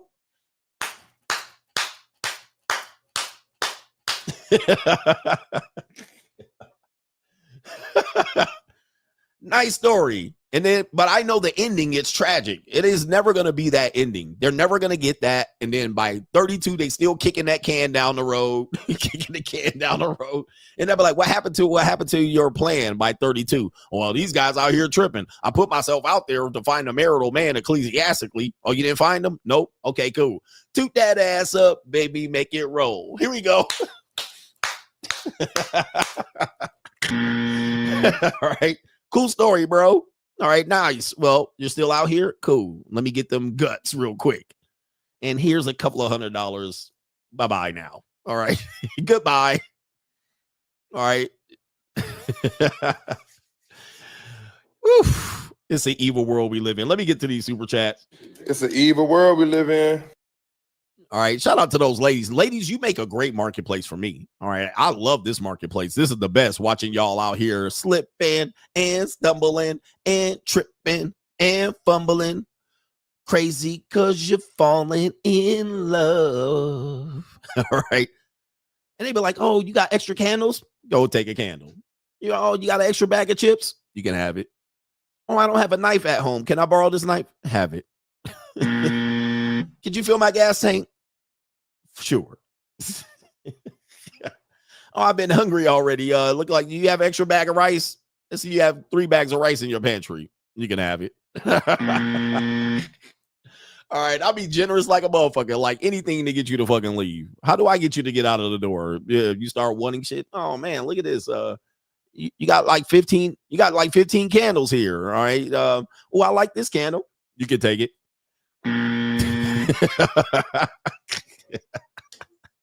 You can have it, whatever, bitch. Whatever you're doing, just get closer to the door. I'll be standing by the door, like, yeah, holding the door. She was like, "Oh, can I borrow that book? Take it. Don't bring it back." Okay. Woo wee. You can have my leftovers too. Go for it. I'm not gonna eat it. I'll be on a date with another girl tomorrow. Shout out to Ken Rhodes with the thumbs up. Shout out to you. We got our brother MC Hamster says, if coochie is a woman's greatest asset, then by the laws of accounting, it's a man's greatest liability. Facts. Facts. It's the greatest liability. Okay, you guys got to watch out and take it seriously because it can trip you up out here. Gary says, I look at Offset situation as a win-win. If he's not the father, he can run Cardi B's pocket. He says, and if he is the father, he can run her pockets. He says right here, she's worth 70 million and he's worth 15 million. I think Cardi B just realized, damn, I really messed up, and digs in the cut. Like, thank you. Yeah, Cardi B knows she's in trouble with Offset's divorce, and she calling him all kind of names because he want them dollars.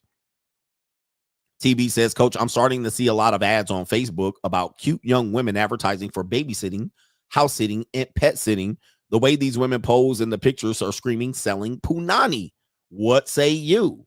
Yes, indeed. Let me see if I do have a meme about that. When I start selling pussy, I don't want to hear it. When I start selling pussy, I don't want to hear nobody say shit. When you see me on the corner, bitch, mind your business. All right, I do have a meme about that. Let me go to my page. We have a young woman who's 18 that says that her babysitter or her, well, she guess where she works as a nanny, just bought her a new car.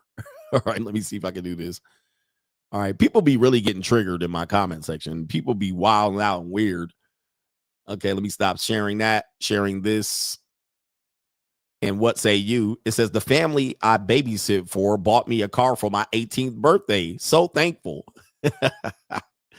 And this guy says, I have a theory. Yes.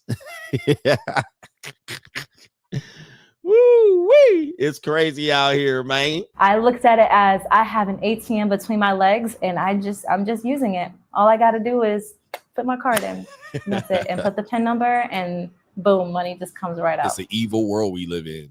All right, yo. I do have a theory, too. Shout out to Hustle Every Day says, Doge and Trumpers prolong no snap for niggies, especially. You think they're prolonging it for black men, black people? Could be. And people say it's anti-black. No, I don't think so. I think people don't realize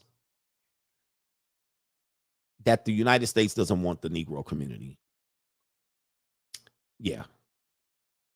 I just think that people don't realize that. And there's always going to be a plan to disenfranchise that particular group of people who are the lowest of the rung. Now, since I know that, I accept that, and history tells us that, then I try to present that to people, and then people don't believe it. And I'm like,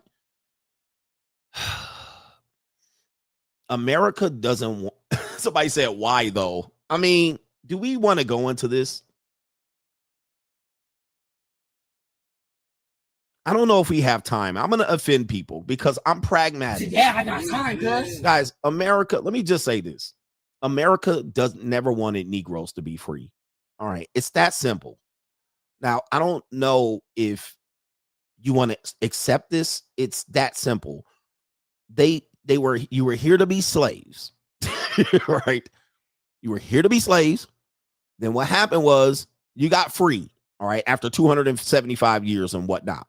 There was no plan. There was where the bag was fumbled, because there should have been a plan to integrate Negroes into society with full rights, constitutional rights.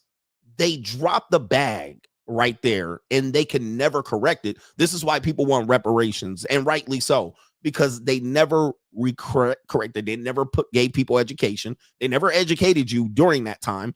Then they said, you're off on your own. Then that was the whole Reconstruction, where then the Yankees came in after the Civil War, told the Southern rednecks what to do, how to deal with the Negroes. Well, then the carpetbaggers, the Yankees left, and it was a shit show for 55 years. Where the Southern people said, we ain't gonna do anything what the Yankees told us to do. Fuck these niggas. And then boom, hang them, segregation and so forth and so on. So there was no plan to integrate the Negro, where now still 80% of the Negroes live down in this area, 60, 70% at least. So there's no plan. So they fumbled the bag, 75 years of absolute Jim Crow and fuckism, leading to the civil rights, which the Yankee carpetbaggers came back in with their media to say, we need to correct this problem. Well, the bag was fumbled. No reparations, no integration. They left the rednecks down there, the Southern people, to deal with free Negroes, and then left them down there for 75 years, 50 years or so. So now what do? The plan before that is to what? Exterminate them. That was the Negro plan by Margaret Sanger. Give them Planned Parenthood. Let them kill each other. Disenfranchise them. The talented 10. Trim off the fat. Don't let that woman, that plantation bean picker, have 13 kids. Only give her 2 kids. Give these black women, by the 70s, give the black woman freedom, feminism, careers. Let them think they're free. Affirmative action. Give the middle management jobs. Disenfranchise the black guy. Then you got gangster rap, crack era. This is literally an extermination plan, a genocide. All right. We can agree with that. Then you even have today, scissor, drugs, emo rap, depression, young niggas, YNs, malt liquor, drugs, cigarettes. Tell the rappers to rap about drugs. The plan was never, ever to integrate the Negro. It was to get rid of them. Then you have the communities performing at his worst, lack of education, separate but equal. It was never, ever to integrate the Negro. And even today, if you add in the EBT kerfuffle, this is all a plan.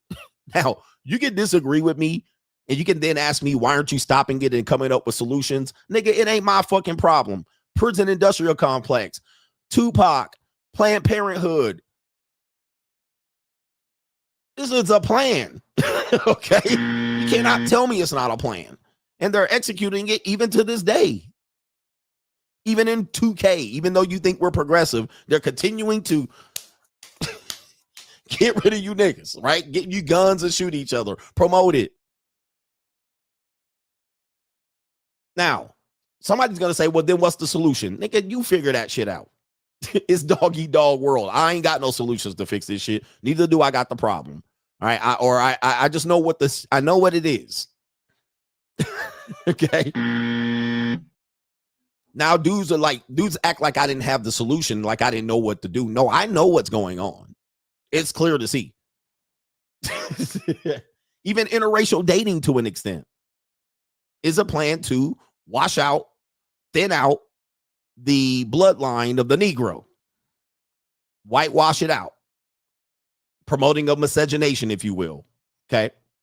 Then promoting degeneracy, if you will. So there's a whole plan, putting the black woman in the church. I know what's going on. I just don't got no solution for it because there ain't none. All right? There ain't no goddamn solution. What am I supposed to do? Get in the way? I'm not supposed to stop this shit. I ain't trying to stop the bullshit. This is a train that I can't stop. I'm not Superman, bro. I'm not Superman. So that's what's happening. You could deal with it. You can take it or leave it, nigga. You can be a free agent. You can remove yourself. You can stay here and let the motherfucking train run you over. I don't know what the hell you want to do, but I ain't got nothing to do with it. All right. Everybody that has spoke out on behalf of you niggas, except for Andrew Wilson, have been shot in the motherfucking neck for it. So what I'm not going to do is get killed for you niggas. Now, you could go a fourth and try to solve the problem if you want, but I see it clear as day. It's a writing is on the wall.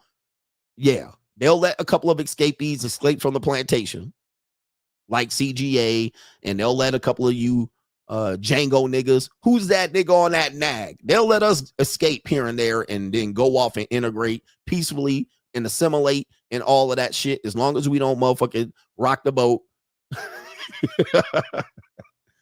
But it's what it is. Bottom fucking line. Anyway, moving on. All right. Anyway, shout out to our brother Macaroni Tony. Allegedly, Pat did not rough up the guy, but the guy actually tried to jump on his sister.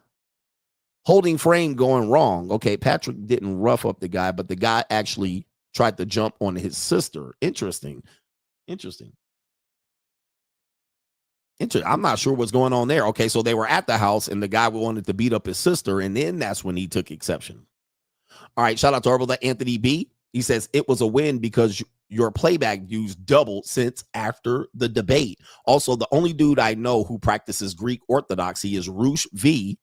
He has been doing that lately. All right, and he says right here, think that says it all. It's a faith people run to when they are out of options. Typically, that's what religion is as well. All right. It's a humbling of yourself in the sight of the Lord. But Roosh V was a former dating coach promoting debauchery, and he went to Greek Orthodoxy. It's yeah. You know, when you don't have any option, when you don't have anywhere to go, you know, the Lord. All right. You ain't got no more answers. All right. You done fucked up your life and now you had a dead end. You're in prison. I got time to talk to the Lord now. All right. I'm sobered up. All right. Some dudes live through women and they think fucking a lot of women is going to be their answer. And then when they fuck a lot of women, they realize it's not the answer. It was fun though. All right. I mean, we still fucked, but having sex with a lot of women is not the answer. Talking to a guy that's had a lot of sex with women, it's not the answer. It's not. That ain't gonna solve anything. But it's gonna be fun though. I mean, you'll be glad the nuts were busted. But if you think that's the answer and that's gonna give you a position in life where you're like, I'm over these, I got it, I figured it out, I done ran through these hoes. All right, it's not the answer. All right, most of these women are gonna be succubis, bad energy, broken women. All you're gonna find is gonna basically confirm what you thought about women. All right, in the end, it's gonna be a confirmation that damn. These hoes really ain't shit. All right. Right? You're like, women really ain't got nothing. All right. But puss. It's okay.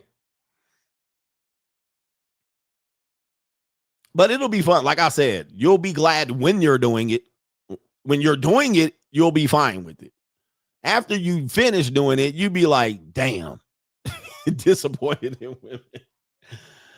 Oh my goodness. Caitlin says, since women don't find most men attractive, he says you have the right to be the only salami in the room if you're attractive to most of them.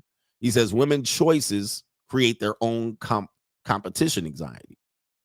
He says they can either compete or leave. You're spot on again, coach. Yeah. Guys, and you don't even have to be attractive to get sex from women. All right. All you got to do is be able to hit that bottom, right? And a woman will stick around. Emmanuel says, a couple of years ago, you said fat women are often associated with poor men. He says, I went to see my friend's Facebook page and it was true. And this is true across the board. Fat women are associated with poor men. All right. Fat women belong to poor men. And there's nothing wrong with them. All right. Rich man will bang a fat woman. He won't keep her. But fat women are associated with poor men. All right. This is never an upper, higher status thing in our time today. Maybe it will be at some particular point, but not today. All right. Shout out to TB with the ads. Dr. Bito says, just 8 hours ago, Akash's wife's Instagram story, she wrote, is now a good time to ask why he's not holding my hand while walking in the airport, Splitsville. Yep. You know, a little bit of social pressure and embarrassment has now woken up Akash potentially, and he looks at it differently. This will happen possibly to Andrew Wilson. Rat Utopia, there's an old experiment, but the gist is rats are placed in an environment where everything they need, as time progresses, the rat reaches a population limit, stops breeding, and some men mice begin to exhibit female behavior. This is still similar in larger cities. So is this the father missing? I'm not sure if there's a second chat. Okay, there's not a second chat, so you ran out of characters. But Rat Utopia. And I haven't gone in depth to that experiment, but you do understand that we were not meant to live in metropolises. So you got cities like New York, Los Angeles, where people live on top of each other. If you study when they have animals that live on top of each other, you have more crime. You have less men wanting to become something. You have men resulting to rape, R-A-P-E, assault, sexual assault, and rape. And I include also dudes that run gang, pimps. That's all sexual assault. It's all sex trafficking. It's all sexual assault, even to the point where you can even throw the JUCO in there. It's debauchery, it's degeneracy. You see people live in substandard conditions and stuff like that. People living in the housing projects, you see this. You see crime, you see sexual assault, you see rapes, you see pump and dump, cheating, affairs. And you were not meant to live on top and on side of millions of people. Okay. You were not meant to. So when you are putting yourself in that circumstance, you're putting yourself really in the worst circumstance you can put yourself in humanly possible. Most people will never see this because that is your reality. Okay. That's your reality. So you have no other choice but to accept that condition and live through it. It is what it is. Right? It is what it is. You can't have relationships survive where you have your wife at home and they got a neighbor, male neighbors, upstairs, downstairs, side to side, and each floor got 6 apartments. This ain't it. But good luck. I'm telling you, man. All I just tell y'all is good luck. You do have to wake up. You have to have a wake-up call for yourself. This is why I promote the free agent lifestyle and not try to solve everybody's problems. Because people who do this are hiding something about themselves, that they're hiding something, right? And you've seen this happen with Andrew Wilson. He had all the solutions, but look at his fucking life. Disastrous. Okay?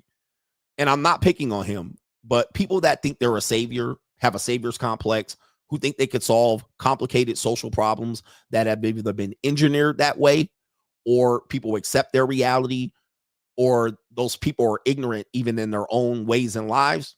Why do I solve the fucking problem? I'm not a social scientist. I'm not a social scientist.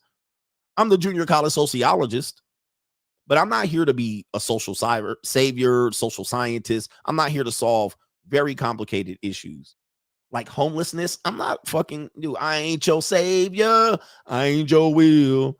I ain't the bottle of sin that you kill. Yeah. How am I going to solve your alcoholism, your degeneracy, whores, social issues, poor people, lazy people, homelessness? These are very complicated issues that people have had for years. The black community, like, what? Fuck that, bro. Like, the black community don't even make sense. What is a black community? It's like, because I lived all across the country. Why is it that I can, no matter where I go, there's a cluster of niggas miles away from other clusters of niggas that have the same fucking issue?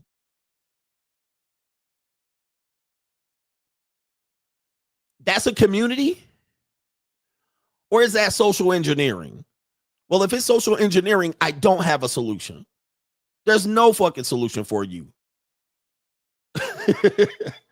Like a black community would be all the niggas are in a clump right here next to each other with the same common problem. But no, I can go from Buffalo to Rochester to Atlanta. I can go to DC to Baltimore. I can jump way over to Denver and them same niggas will have the same problem. Like, that's not a community. That's social engineering that has no fucking solution other than to reverse the social engineering. Okay. All right. But there's miles and miles of vast land, empty space, deserts, mountains in between these niggas. And these niggas got the same goddamn problem. Like, make that make goddamn sense. And I'm supposed to solve you niggas' problems. If you don't get the fuck far away from me, nigga, I only got 80, 90, 20, 100 years here. I ain't about to solve a goddamn thing. I'm about to go out here and fuck young women and have fun traveling. That's what I'm going to do. And make some money talking shit, swallowing spit, and offering men solutions to their own fucking freedom. That ain't no goddamn community. That's a social engineering project. I ain't got nothing to do with it. All right. New world order.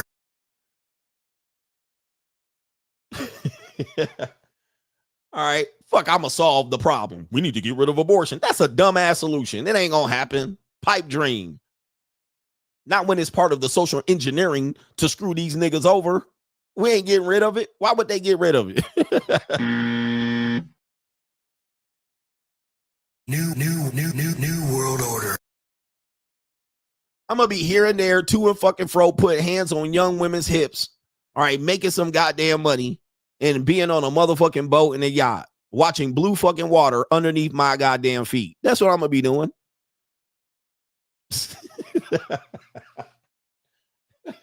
All right. You think I'm gonna consume my mind of how to solve the nigga problem, man? Please. All right, you're asking too much of me. You think I'm you think I'm that good of a human being? I'm not. I'm not that good of a human being to be out here solving these problems and shit, and then trying to prove to you that I can come up with a solution to solve this goofy ass shit. Anyway, somebody asked what should niggas do? I don't know. What you want me to do? Tell you where to go, nigga? Like, bro, go live your life. Go live your goddamn life, man. Your life is to be lived. All right. If you want to move where other niggas should be, all right, that's your first problem. Get away from niggas. All right. How about you get away from niggas? That will solve a lot of your problems. Instead of trying to figure out how we gonna all rise together in this shit, you're never gonna rise together. That's pipe dream. You're never gonna solve the problems. Pipe dream. You have too many billions of dollars against you and too many motherfucking prisons to solve this shit and ignorant niggas to solve. Now, all right, the first thing you do is get the fuck away from these niggas. All right, that's the first thing you do, and now you're well on your way to solving your own goddamn problem. All right. And people, these are harsh truths. You can go with it or not. I don't give a fuck if you like me, but that's the reality. Django saved this motherfucker. So, all right, the plantation niggas wanted to stay on the plantation. Other niggas freed themselves. All right, that's the best way to do it. When you free yourself, you get away from them niggas. All right, anyway. Coach doesn't have solutions, and you ain't gonna get one from me. All right, so I don't get it. Last one.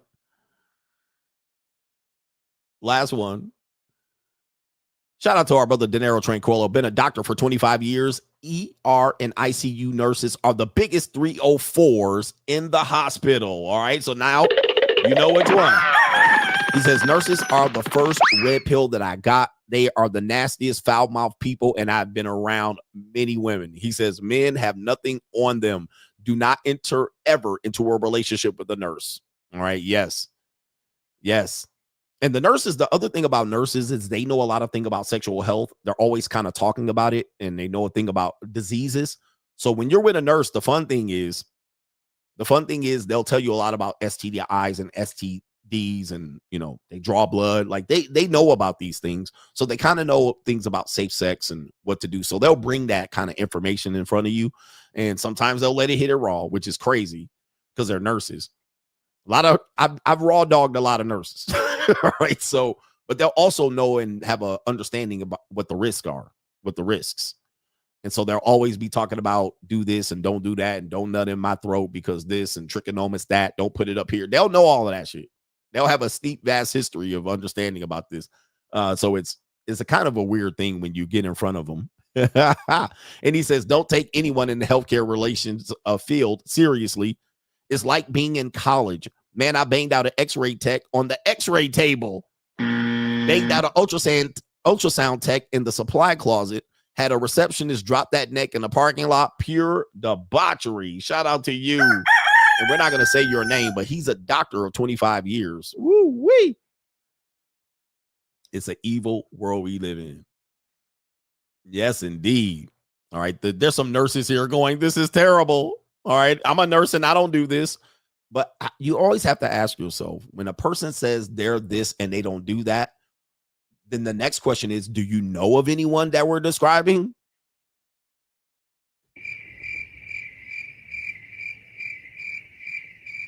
Okay. Are we making this up? Now, you're saying you don't do it. Okay. I never accused you of doing it. But do you know of any women like this? Like, do you know of nurses? And no, all of us are married. And the thing is, they know. But they're just using them to say, well, I'm not like that. Okay, I never said you were. Same thing as men. Men do this. Women do this. They'll be like, not all women do that. Did I say you do that? We're saying what women typically do. Now, do you know women that I'm describing? Of course you do. Same thing as men. Well, I'm not like these other men. Okay, do you know any men that I'm describing like this? And most of the time, it'll be most of your social circle where you can point to, yep, he's like that, he's like that, he's like that. Yeah, okay, shut the fuck up. So I'm not lying. All right. Your own family member got crackheads and shit. Stop. YouTube trash talker says, Coach, you're the talk of the town. Somebody asked the question, what do you mean by you left the black community? Oh, now, why do people get distracted with this black community shit? Why do people like, this is crazy? Like, what do people... Listen, I'm a suburban nigga. All right, let me just say this. I spent most of my life in the suburbs, right? So you can kind of see what's happening here. But I lived in the inner city for periods of time. All right. Niggas are stuck on this low frequency shit. I went to a lot of suburban schools, right? And I've seen what life could be being outside of the community. Now, there is a misnomer about the black community. It's a mythical land, all right? It doesn't exist. There is a mindset. There's a mindset. There's a hive mindset of nigga thought, and you can see that in politics. 92% of black women voted Kamala Harris. That is a community vote, but there's no black community. So there's a mindset. There's no place where you drive into the black community. And if there is one, you typically don't want to be there at night. So there's really no such thing as a black community because you don't say the white community. You just say white people. So then black people. So I left the black community. Because that means I left the black mindset. That's all that means. I left the black mindset. There's no such thing as a black community. There's a black neighborhood, right? But there is no black community. And it only comes up when it's time to run for president and shit and get the, because then what they do is they basically take the black community and take the lowest common denominator and make that lowest common denominator equal to the top nigga, which does not make sense. So I'm trying to explain this because people get offended. But let's just say, if I'm the top white person, they never equate me to the biggest piece of trailer park trash. They can somehow classify these people as different white people.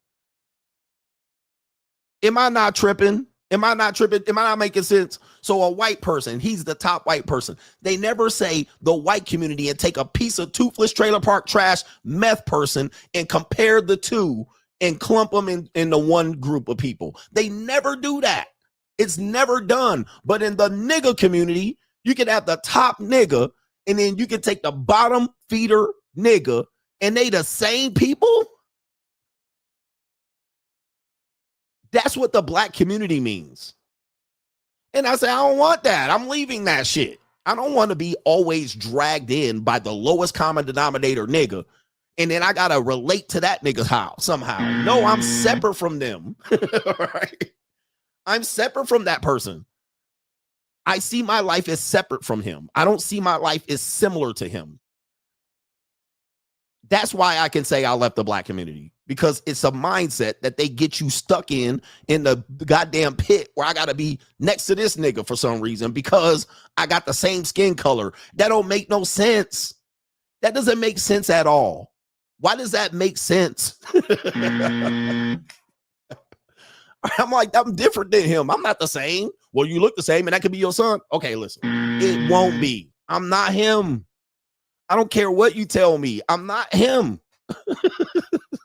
That's not my people. That's not my brother. I don't know that motherfucker. I don't know him. Right? Even if he was my family member, I don't know that nigga. He can't come to my house neither. He cannot come to my house either. So I'm not racist or a sellout. He can't come to my fucking house neither. What the fuck? You won't let him in your house, white folks. I won't let him in my motherfucking house neither.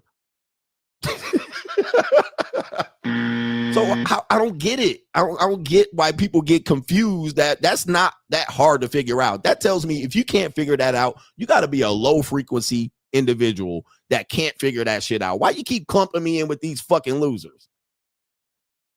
Because my skin is the same. Fuck that nigga. I don't want nothing to do with him. All right. I don't have to care for that nigga because we got the same matchy skin tone. It doesn't make sense. I like. Press 1 in the chat if you feeling me. Press 9 if you disagree with me. All right, hold on for a second. Hold on for it. Let's do a poll. Do you agree with me? Y'all stuck on this shit. On the black community. Holla if you hear me, man. Wow, you need to solve the black community's problem. Man, fuck them niggas. All right, what? I ain't solving them niggas' problems. Why? They got their own problems. They made their own bed. Like, I don't get it. I'm not there. I'm not in their community to solve their problem. All right, anyway. Holla if you hear me, man.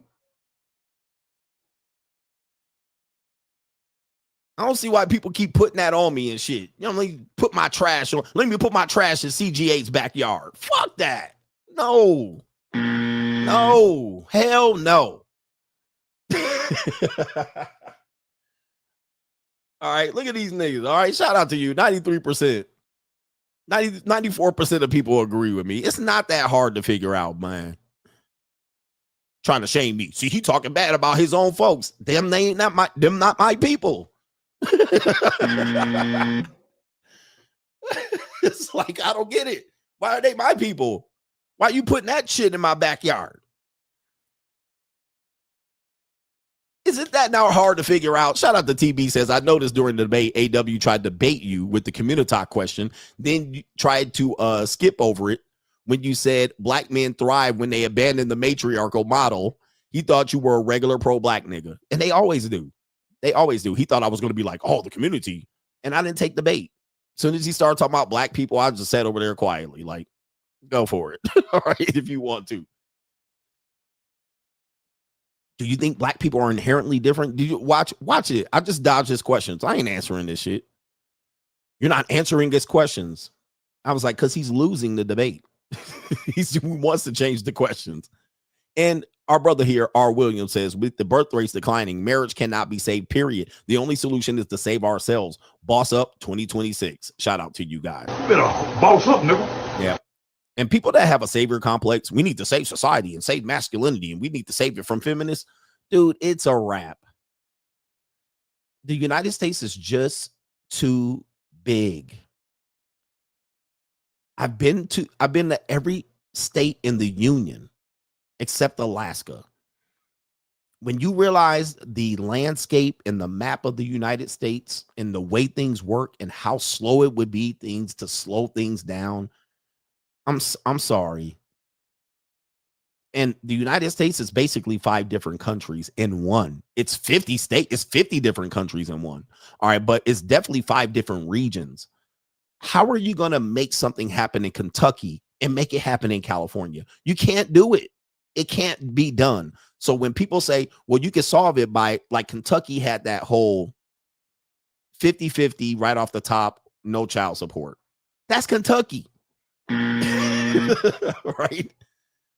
That's literally Kentucky. Kentucky barely got 2 million people in the whole fucking state, if I'm not lying. But take that shit to Denver or Colorado. I know Colorado. I've been to Colorado dozens of times. It ain't going to happen there. Take it to Seattle. Take it to Los Angeles or California. Take it to Nevada. It ain't going there. By the time the laws catch up, it'll be too fucking late. That's why I was trying to tell Andrew Wilson. I was like, bro, it's going to be 50 years down the line before you can get this shit moving. All right, it's not going to work. It's 4.5 million. Sorry to shade Kentucky. All right, take it to these other areas where people got other better shit to think about and do. All right, they're not doing it in Fort Collins, Colorado, or they're not going to do this in Wyoming or Montana. They're not doing it in Arizona. Okay, it's not going to happen. We just live in a place where our states are separate from the union. That's why Andrew Wilson said you got to make it federal. There's not many things federally that you can put and trump the states. The states are going to fight back and stop that shit. So I just don't think people really understand how to make things work. In Honduras, I'm like, nigga, we're not Honduras. In Sweden, in Poland.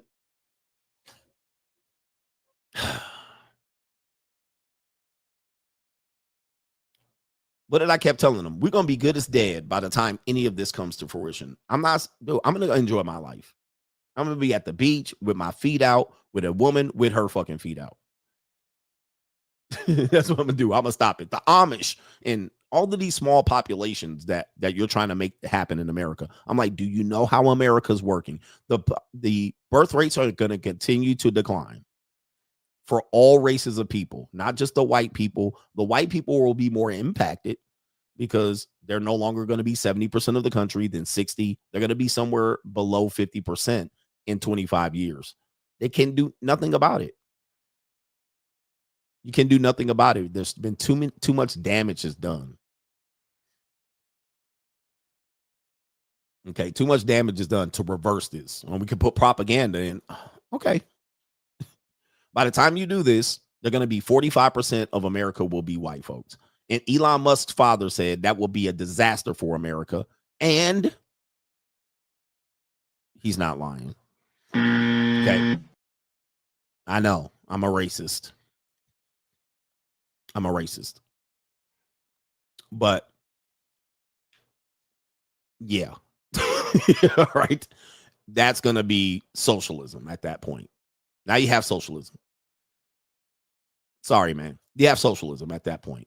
All right. And anybody that thinks I'm lying, look up anywhere where black people or Latinos have a republic, a democracy, or capitalism. I'll wait.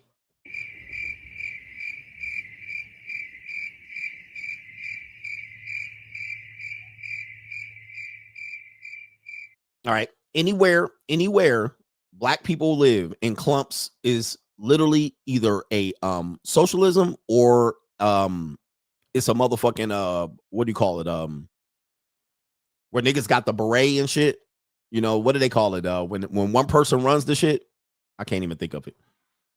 Some nigga in a military outfit with a beret on and shit, he be coming out like, where's that shit? Dictatorship. Yeah. It's gonna be a dictator. All right, because the black communities always try to vote one motherfucker as the king black nigga. Martin Luther King, Malcolm X, they could never be two, right? They can be never two thoughts. It's always one nigga. All right, we still suffer from this now. Michael Jordan or LeBron can never be one nigga. Mike Tyson or Muhammad Ali, right? It can never be 2 and 3 niggas running the shit. It's always gonna be one. We gotta pick the nigga.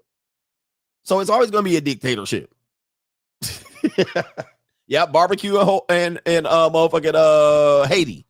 It's always gonna be some shit like that. That's how niggas run shit. They run under one motherfucker. One motherfucker has the ideas and they run all the niggas. All right, I don't know why they do it. Yeah, the head nigga in charge syndrome. So that's gonna be socialism or dictatorship if niggas happen to take control of an area. Look at the Democrats. It's the Democrats. It's never the Republicans. Okay, it's always the Democrats. So they always like one nigga. Now, let's go into Latinos. Need I say more? All right, look at any Latin American country.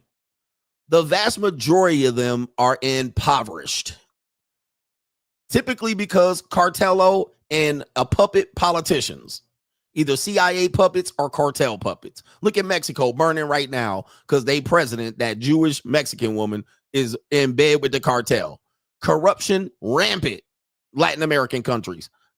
So let's just say this. Let's just take it and pragmatically say, and there's corruption in the United States for sure, but they let y'all niggas eat crumbs every now and then. All right, they let y'all have crumbs. All right, but in America, the minute white folks become the minority, it's either going to be corruption to where y'all niggas get no crumbs in poverty or dictatorship.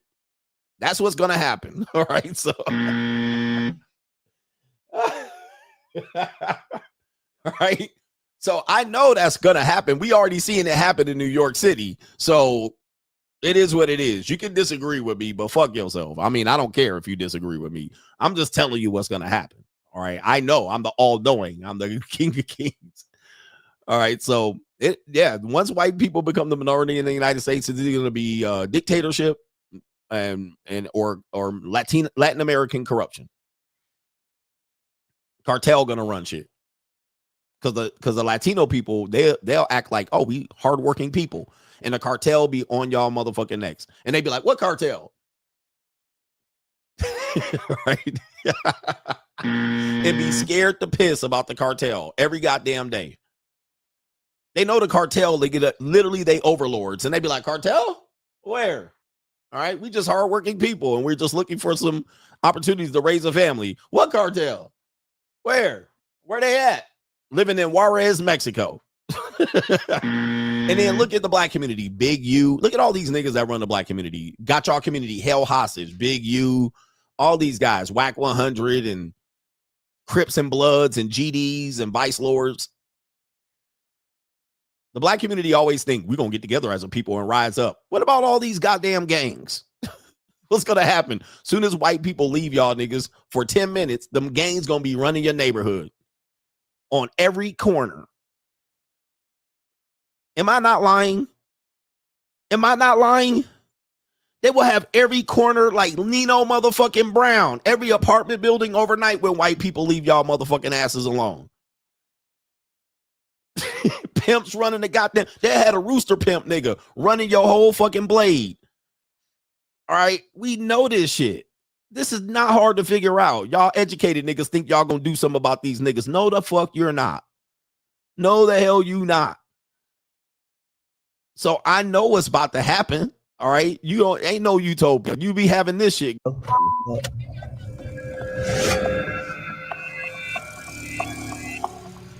Hey, shut your ass up. Hold this Mac Rooster in the car. We shooting the music video. Put asshole. You know what I'm talking about? Yeah, though, ho. Yeah, the real Harry Hines, nigga, though, ho. Don't ever disrespect no mother pimp no more. Wrong with you, ho. Get your ass in pocket, though, ho. Hey, who your big fine ass calling? Yeah, tell him it's the big old Mac Rooster, the pimp Rooster, though, ho. Yeah, regulate that shit, though. Get that shit in order next time, though. Yeah. What the black community doing about these niggas?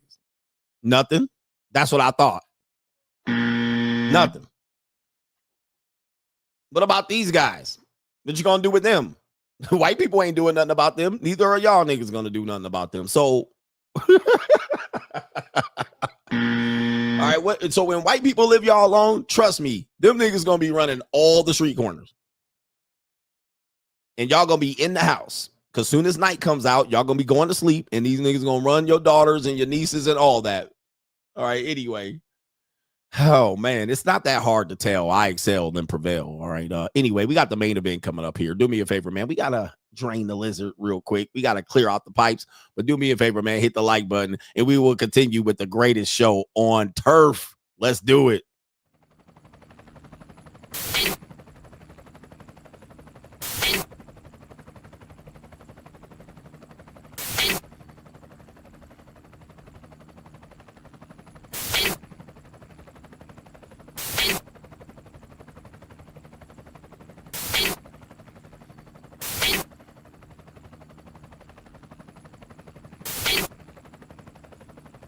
And you're in the Desert Storm bunker with Hollywood CGA.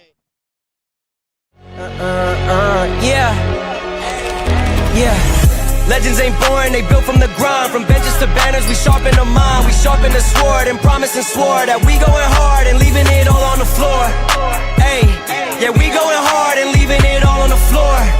Hey, yeah, we going hard and leaving it all on the floor. Legends ain't born, they built from the grind. From benches to banners, we sharpen the mind. We sharpen the sword and promise and swore that we going hard and leaving it all on the floor.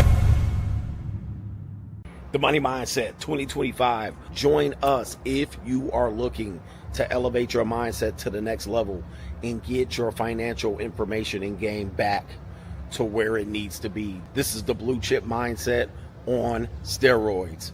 We have 80 plus episodes from the last 2 years that you missed available via playback. You can get all of those episodes. Also, every live stream on Sunday night with all of our great contributors with subjects, cryptocurrency, investment, money 101, money 201. Also, if you're looking to become a social media content creator, this is the group for you. 2 times a month, we give you content creator information about how much money you can make via content creation. What are the most popular forms of content creation coming forward in the next few years, and how you can capitalize on an opportunity to be a content creator. Join patreon.com/Coach Greg Adams to find the Money Mindset link. Let's get our Blue Chip Mindset on. The window is still open. Yes, the window is still open out here. We ran off the Pro Blacks. All right, the Pro Blacks are gone trying to solve their problem. Marcus Garvey, Black Star Line as pro black niggas. All right. Shout out to Marcus Garvey and the Black Star Line. We're going to go to Liberia. Okay, ass nigga. All right. Anyway, we got a great show for you lined up today. We got the main event. We got Joe Budden out here. Main event. Okay. We finally made it. Rapper podcaster Joe Budden reveals that he likes to watch other men be with his girlfriend. All right. Yes, we got clips. Wrong sound effect there. All right. It should have been. Oh, the humanity. All right, you guys know Joe Budden. White folks, you don't know him. So I'll go ahead and show you. I gotta get this up here. Pause. All right. Joe Budden for the white people here. Joe Budden is in the lexicon of niggas. All right. Of podcasters that became famous when washed up rappers and entertainers turned to podcasting during COVID. All right, this was a domain for losers like myself. All right, but of course, they said, I'm going to get some podcasting equipment since I cannot sell out high school gyms. All right. And I had one hit wonder. So shout out to him for dominating the airwaves and the space and becoming a household name again after having essentially one rap record that I can name. So this is Joe Budden, and he probably watching the show saying, fuck you, nigga. All right, it is what it is. But now even the non-washed up rappers and athletes are starting to do podcasting, and they're encroaching on our territory. And there you see the news. He reveals his fetish for watching his girlfriend hook up with other men. So this is Vibe magazine. This is Yahoo magazine. This is TMZ. And this is the Hot New Hip Hop, all right, page here. So even the mainstream media has picked this up. Okay, they picked this up too. So this is a mainstream show. This is the best entertainment here. New world order. And that's Joe Budden, ladies and gentlemen. All right. So if you guys know, his hit song was Pump, Pump, Pump, Pump It Up. All right. Back in what year was that? That had to be like 2000 and was that the 90s? Maybe 2001, 2002. When was Pump It Up, Joe Budden? What year was that? 2003? All right, let me see if I can do it. Pump It Up, Joe Budden. Year 2003. All right, 2003-ish. All right, so that makes it. That's when the album came out. All right, 2003. Man, damn, time does fly. Time does fly when you're having fun. 2003. That sounds about right.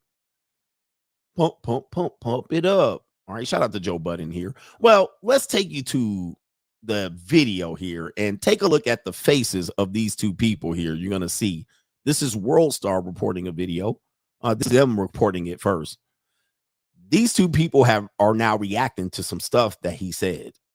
All right. And his girlfriend said, and this is why you guys got to be careful of letting women speak for you, because one thing we know is that women can't keep secrets, not even in your own house. This is a tragic tale of relationships and marriages. This also is a tragic tale of when people say, well, people are in relationships. There are people that are married. And guess what? Boom. Here is an example of married people. And now these are just the married people we see. What about the married people we don't see? And there's Joe Budden in the humiliation ritual, sponsored by the being humiliated by his girlfriend.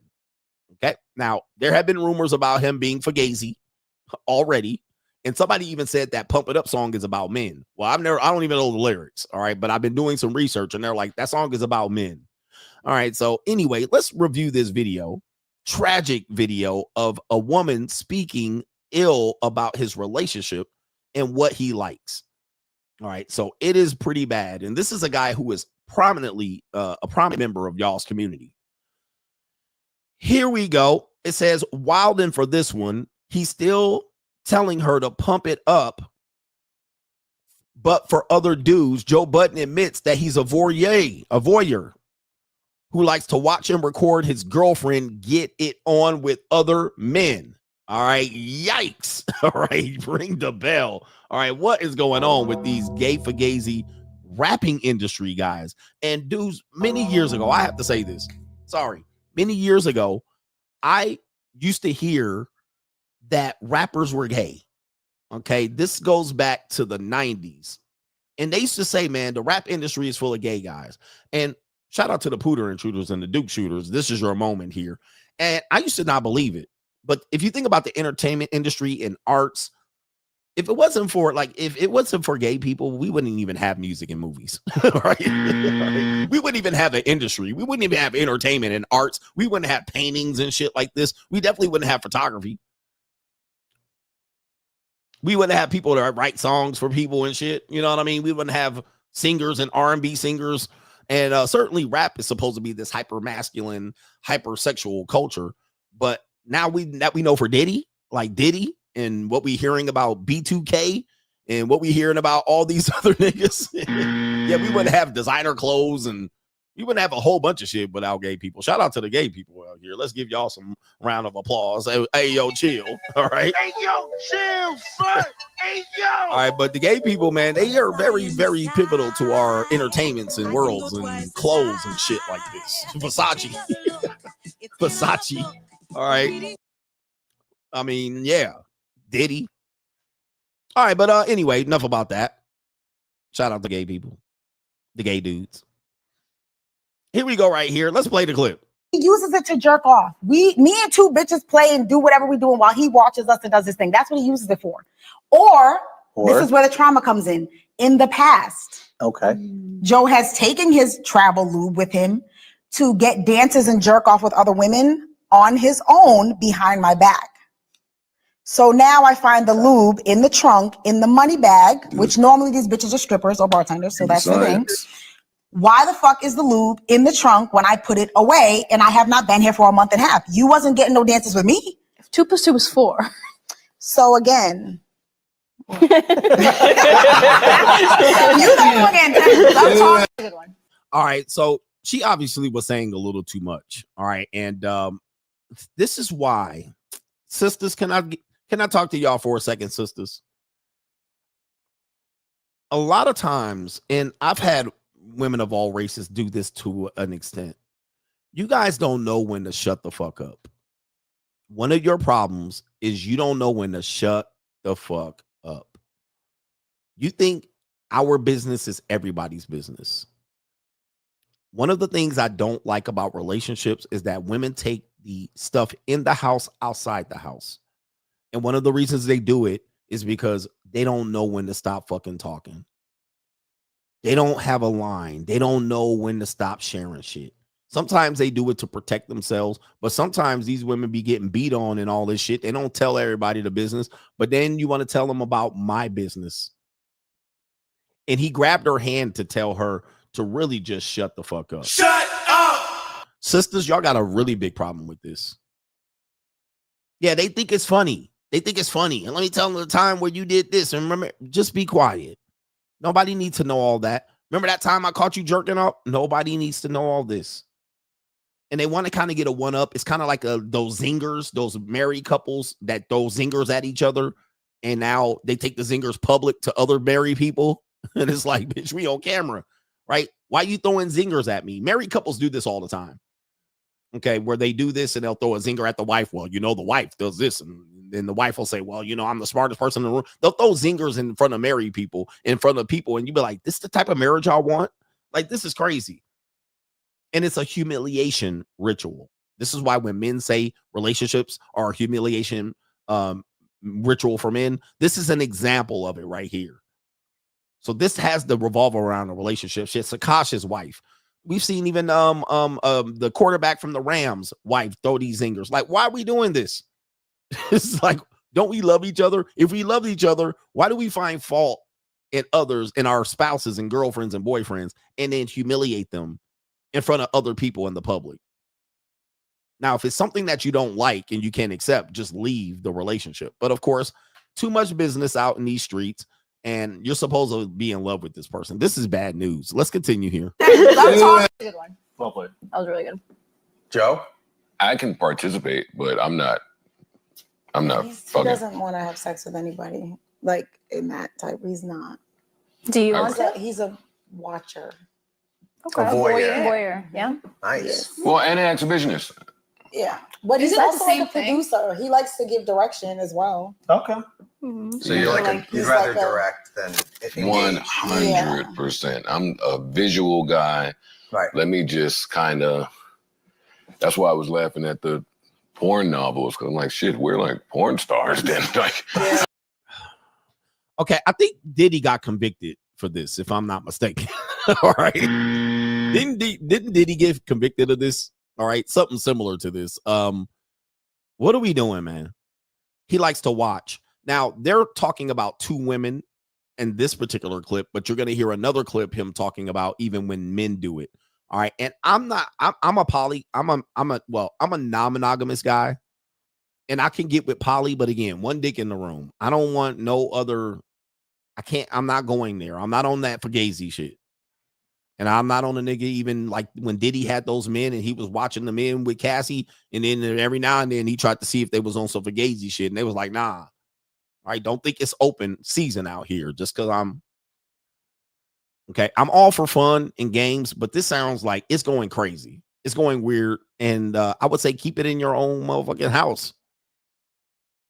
And why is he looking like this, bro? Why is he looking like a sock? Right? Why is he looking like a sock puppet right now? This nigga look like a sock puppet. Merp. He a funny looking nigga, man. This is a funny looking dude. And somebody called him a loser. Yeah, he's like acting like he's a loser. He definitely acted. Look at his shoulders. He acted like he cucked out. This also reflects drug use. I'm pretty sure some drugs are involved in this. I'm a drug-free guy. I'm a straight edge. What is it? Straight edger? Straight edger. He looking like a sock puppet ass nigga. Because he's humiliated, bro. Like, this is incredible. It doesn't matter how much money you got. Weird shit. And she thick as fuck. If you can see this, bro. Like, look at her hips. All right, look at how much spread she got with her thighs and ass. I mean, goodness gracious. This woman is large in the bottom. She bottom heavy. She is bottom heavy. Look at this spread here of this thigh to that thigh and the ass from that. And she got some big titties. This is a big, voluptuous woman, man. My goodness. She's a voluptuous woman. A big back. All right, yeah. With a pretty face. All right, let's continue. I think something and then try to make it be in the living room. Trying to bring it to life. You know, we talk about FaceTime, and I'm like, we had a threesome FaceTime. Yeah, we've done FaceTime threesomes. Yeah, that's cool. Like, we doing shit. Like, this is wild. Like, wait, you've done threesome FaceTime, meaning you two are together and you FaceTime? No, we're not together. No, we actually weren't. Everybody's separate, but on FaceTime. Oh my God. I mean, bruh, what? Wait, a threesome? Man, I don't even have the time for this. You're a podcaster. I mean, I don't have a team that big to have I don't even have time for some shit like this. If somebody brought this up, hey, let's have a threesome FaceTime, I would be like, man, please, bruh, I don't got no time for this shit. I got shit to do. I got JUCOs to crack. I got videos to edit. Like, I got a master plan in mind. A threesome FaceTime and none of the people are in the same room. I'm cool. I am cool on that. I'll be at the strip club before I do some shit like that. What? I always like pussy to be present. All right. Like, I don't like my pussy to be not present. All right. I don't like to be on the internet looking at it. I don't like to have a woman send me a picture of the pussy or send me a video to put her playing with it. I'm like, this does nothing for me. I can't be like, oh, bottle of lotion. All right. Wow. I'm really feeling this. No, I like the pussy to be right here in front of me. That's it. If it ain't right here in front of me, it's out of my mind. All right. I don't need you to call me up in a relationship and be like, let me show you playing with it. No, I'm good. I'm not a voyeur. Here we go. I'm too grown for some shit like this to be distracting me in my world. I need my vagina in house for me to pay attention to it. Actually, really cool. it's like 2 pairs of titties better than one. I like that. Yeah. That's cool. That's cool. And that actually could be less controversial. I just like seeing her pleased or her happy or her being her porno star. Like, I like that. And I like seeing how people respond to her versus me being in the mix here. Like, okay, this is not me. Listen, to each his own on that part. This can't be me. All right, I don't know. I'm not interested in how other people's look at my girl. I'm not interested in how she performing on the video. Like, that does nothing for me. I'm good off that shit. I'm too grown for that. Got it. Yeah, he's a Jules, the rules? No, in the conditions, I'm going to jail. So I have like. You're possessive? Not possessive. It would just ruin me for the rest of my life. Really? I just can't see my man with someone else, even if. And look, can we look at this, man? What is going on with the men here? These are supposed, I don't know who these men are, but again, the woman's larger than the male in both of these. There's something to be said about this. And she got the nerve to be out here mate guarding him. I can't see him with another woman, but look at him. I mean, look at her. I mean, compared to him, and I think men are ugly across the board. All right, so I don't have a problem with women generally seeing men as not attractive. I don't think men are literally can be that attractive. There's a great leap. Most men are 5s and 6s and 4s and 3s, and then there's 8s. There's nothing in between. There's a man that's an 8, and then everybody else is below a 5. With that being said, he's not a 4 or a 3. Now she's a 3, okay? She a 3, okay? I don't know what they were before, and I know she's dressed down, but she's larger. She's a 3. He's above 5 and 6. Like, look at what we have, and she's larger than him. Once again, women will be larger than men. Look at how she's spreading across that couch. 100% a big back. All right, and she's got insecurity issues when he could go out there and get a whole better looking woman any day of the week. Any day of the week. Big back, big back, big back, big back. Somebody said large and in charge. Somebody said she's pregnant. She pregnant? No. She was pregnant. All right, let's continue. If I'm enjoying it, I just call. let me be the guy to tell everybody. Okay, here we go. It's not always as the fantasy sounds. Correct. Right? Like, there's been times here we go where if I wasn't famous, I'd try some shit. Right. Yes. Number one. Right. Number two, we talk there's about been shit, times like, where we've been out of the country and I said, wear something nice, and go bag homeboy over there.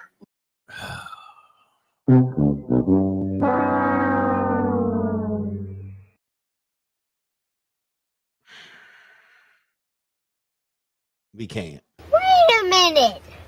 Who are Like I said, you? just because somebody's in a relationship does not mean they have a basic standard relationship where they're successful, the woman's submissive, and he's dominant. Because people will say that. Go outside. I see people in relationships all the time. That doesn't tell me anything. What type of relationship do they have? Because not all relationships are one size fit all. They're probably a relationship where you would say, even in marriages, to make marriages work, you got to be a beta male. You have to be a beta male in this time to make a marriage work. So we know that the marriages have the man being a beta. Then we know in relationships, men tend to settle. Most men are more attractive than their women. All right. Sometimes they're way less and he's got a trophy wife, but most men are settling for women. And therefore, they might have a beta relationship in there too.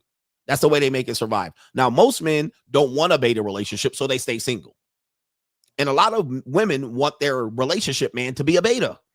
That's what they keep asking you for. I want them to be traditional, and then I'm going to be progressive.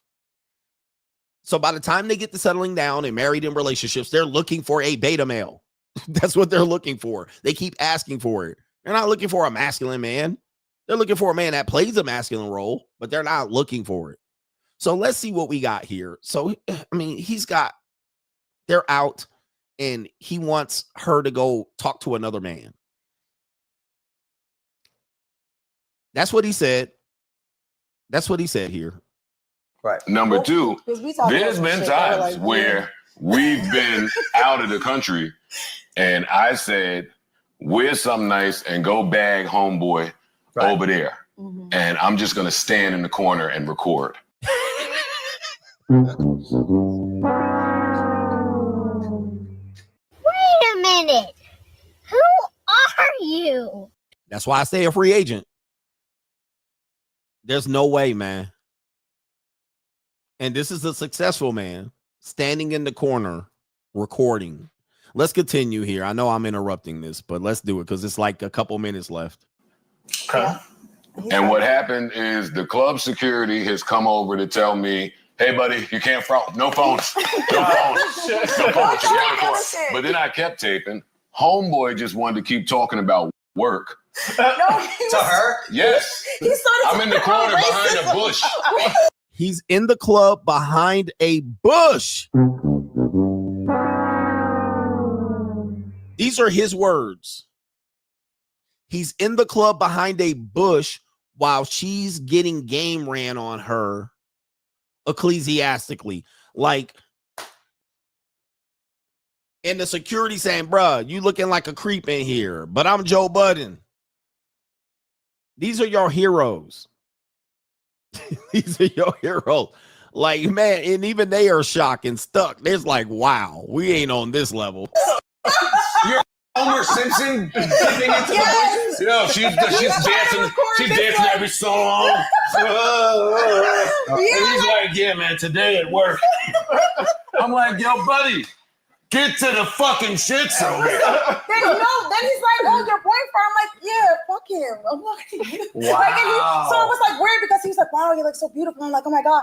And then it kept getting back to like, you know, you get it, right? He's like, because he was like mixed and he was like having these struggles with being half black and half white. And I'm like, why? So I was like, ooh, but then at the same time, That sounds like one of those bad porn books. It was the worst. I'm like, this is like an epic fail. Sounds like you were talking to Logic. All right. I guess that's the other guy. I think it was where we were. Yeah, we went Greece. Okay, so we were in Greece. All right, so let's get this straight. He paid for her. I don't know who this woman is. She might be more famous than him. I don't know. But let's just say she's not. He paid for her to go to Greece so she can pick up another dude and get banged while he's in Greece.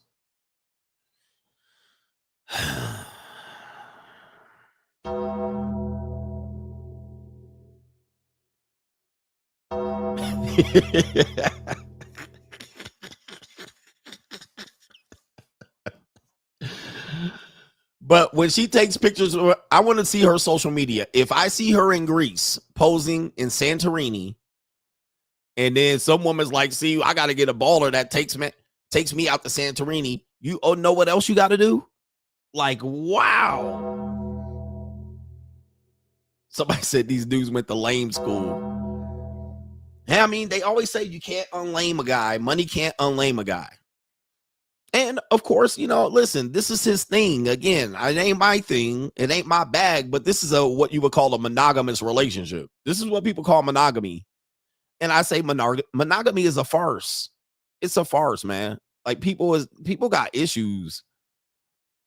Monogamy is a farce. Let's continue. Yeah. That doesn't If, sound I feel like the- if we were in like The Bronx. I'm talking about out of the country. Like if we were in like, I don't know, another like And then there's been times where we tried some shit and then fought for the next 5 days. Because like if we're gonna do it, I feel like, I'm not speaking for her, I feel like one of the unsaid rules is the person has to be more attracted to her or have a relationship with her and not give a fuck about me. So there's been times where we've tried that, and even as a voyeur, I'm not fulfilled.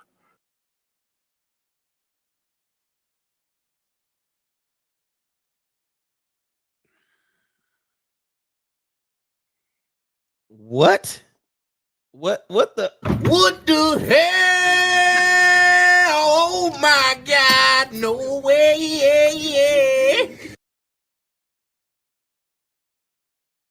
I don't know what you're talking about. What happened here? What happened there? That was And then there's been times where we tried some shit and then fought for the next 5 days. I'm just looking at body language here. Does he have, I don't know. Does he have substance abuse issues? All right. He is spineless. I've seen clips of his show. Never watched his show. I don't have time to watch people's shows, man. But I've seen clips. Is he always this spineless or what? Because this is pretty bad body language. You can see he's there. Does he have drug issues? All right, because drugs will mess you up, man. Do not do drugs. He's depressed. Because look at his body language and look at hers. All right, men are the new women. This guy slumped over. He looks like he got scoliosis. I mean, his shoulders are rounded forward. His head is a little bit tucked down low. He looks like a turtle ass nigga. Right? What is going on with this beanie? What is going on with this beanie? What's going on here? He looked like a sock puppet. He looks like he's being humiliated. He looks like she just pegged him before the stream or choked him. Something's going on here. And this story makes no sense.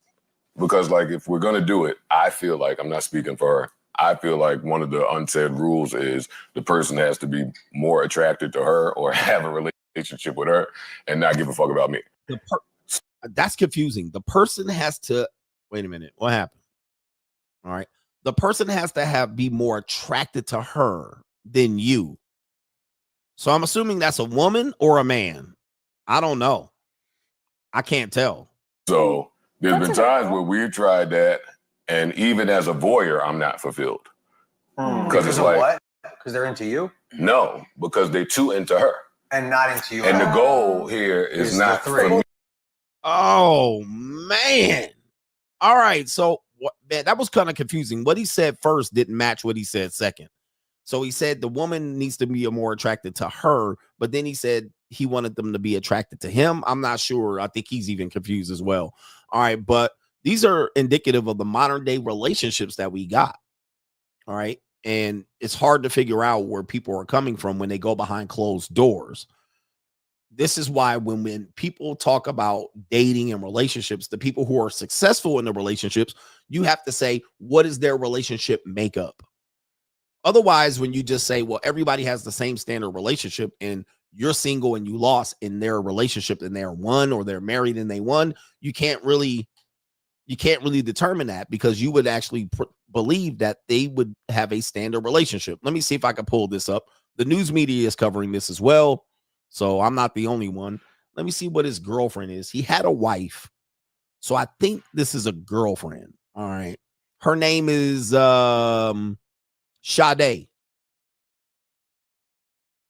Nigga shit. All right, so let me see Sade. Let me see where's the Instagram. Hold on for a second. Okay, here. Oh, wait, is it? Okay, here we go right here. She is, man almighty. Woof. Goodness gracious. She is overdeveloped. I'm going to tell you that. That is the wowzers, all right? Is that Photoshop? Jesus Christ. All right, my goodness.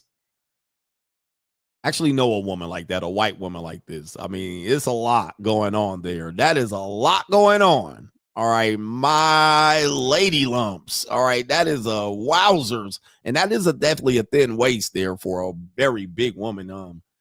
Goodness gracious. He is with this woman here who looks like a Latina. That might have been his wife. All right, but let's take a look here. They have been together for 4 years. This is them on the gram.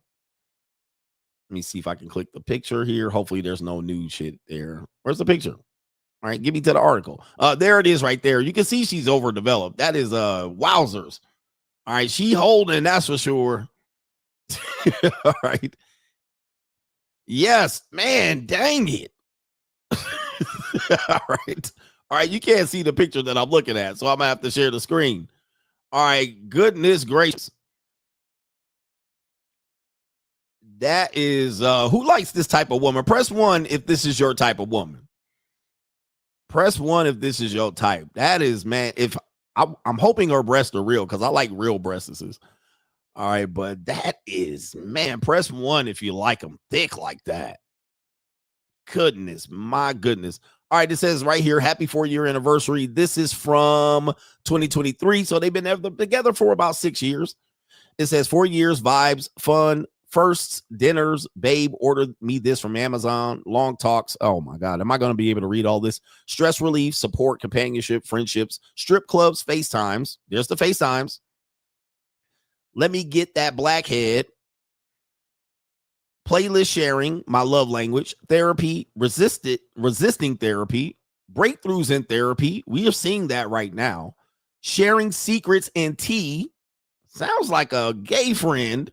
Learning each other, vacations. We know what's happening on those vacations. Searching for new shows. Put your leg on me. Oh my goodness. All right. Your third leg was just phenomenal. Again, all men pay. How's this look on me? And some other things that I won't get into. Woo, she telling.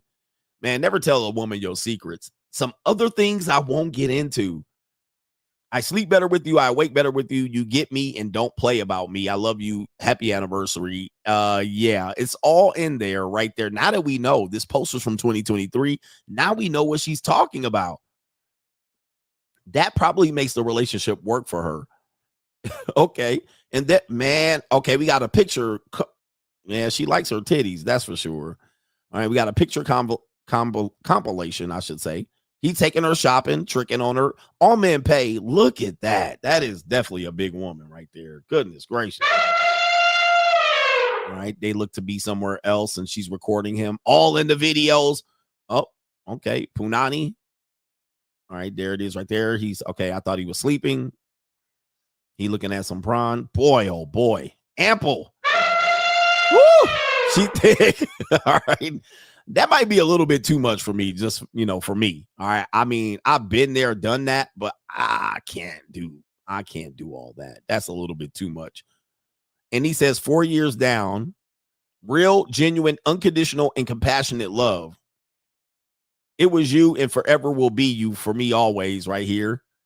Words can't describe. Your love makes me miss you while you're sleeping next to me. It brings me peace and completes me. I'm never leaving my man, my man, my man. Okay, I'm never leaving my man. So again, 4 or 5 years or 6 years, it's pretty fairly early in the relationship. And then I'll look at and cover what the news media is covering on this one really quickly here. Then we'll do the super chats. All right. Somebody says, I'm hitting that. I can see why you would. All right. She's definitely built like Jeff Rabbit. So, I mean, Joe Budden reveals his fetish for watching his girlfriend hook up with other men and women. So they're covering that here. This is Vibe. And there's an update. Vibe previously published a story regarding Joe Budden's admission to like being a voyeur who likes to watch his girlfriend be intimate with other people. However, Budden never explicitly states that he watches his girlfriend have sex with men in the source clip reference in our initial reporting. The story has been edited for clarity. He didn't say he liked to watch her being with men. They did say women a couple times. However, he did say that he did like her to talk and bag other men. There was a lot of reading in between the lines. So the news media is backpedaling on this, possibly because Joe Budden is on their neck. But she did say, I like to watch her bag other men. Right there. It says right here, the pair recently encountered a trip to Greece. Budden attempts to secretly record a man hooking up with Monique. So that did happen. That happened. Joe Budden's PR team going crazy right now. That's what they're doing. And then we have Vibe. Let's see if Vibe has done the backpedaling as well. Vibe magazine, Budden reveals his fetish for watching his girlfriend hook up with other men and women. All right, so let me see if they backpedal from this.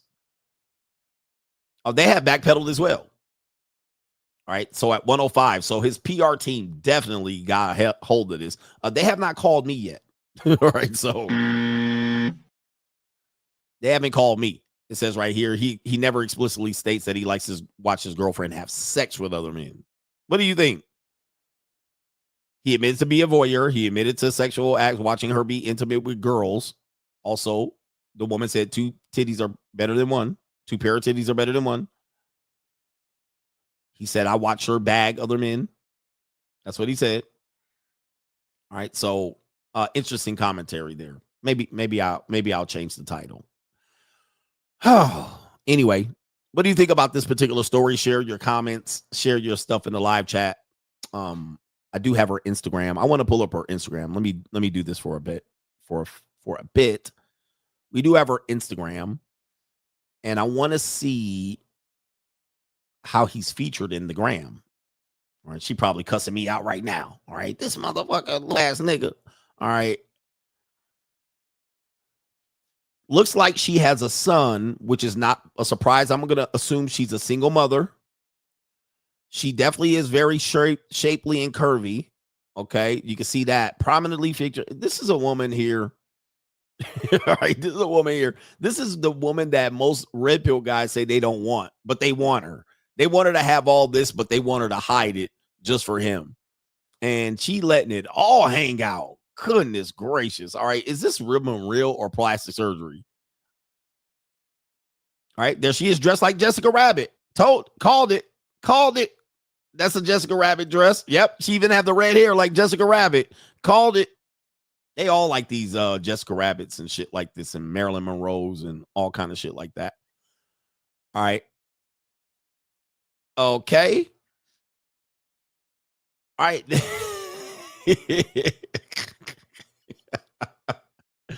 Oh my goodness. Oh, the humanity. I mean, when you got the money, I don't know if I could take a picture like that. Being on my knees around the booty cheeks like this. This is right there. She is grinding the nigga. There's some stuff I don't know if I can even show on YouTube. Like, there's a lot of things. There's Greece. So we know what happened in Greece. All right. He proud of his girl. And by the way, he had another girl that was not as shapely. She was a flatback. All right. I'm looking for that Greece picture. Oh my. Okay. Let me stop sharing this shit. Hold on for a second. I got to stop sharing this shit on YouTube. Let's see here. It's getting risky out here. Let me see if I can find the other girlfriend. This is his other girl right here. I think she was a Dominican or a Latina. All right. Is this a man or a woman? Right here. There's the other one. So as you can see, she's definitely more of a flatback in comparison. This is his wife or girlfriend. He proposes to his girlfriend. So there it is. Hey, stop. There it is right there. me see if they have another photo of her. Oh, he proposed right here. I think that was June when somebody handed you a mic and you asked me if you. All right, what year is this? All right, how long ago was this that he's proposing to her here? This was the year. I can't tell. It doesn't say the year. Oh, 20. Okay, that was 2016. They were starting the date. So that was rough. That wasn't that long ago. That wasn't that long ago. Her name is Sin. Oh, Jesus. Is it a man? I don't know. Might be a transgender. I don't know. Here's Sin right here. All right, let's see what she done thickened up here. So it might have been a decade ago. So she thick now. Wow. Okay. All right, so she's a flatback right here. All right, but she thickened up. Did she get a BBL too? What the fuck? All right. Oh, she had a baby. She had a baby, it looks like. Or two. And she's with a guy named Chef Kwame. Oh my goodness. We are all just sharing at the end of the day, guys. She's not your girl. It's just your turn. She's not your girl. The Y is silent. Now she's got another guy, Chef Kwame. All right. So she thickened up. All right. She used to be skinny, but now she's not. All right. So she's now a thicked up Latina.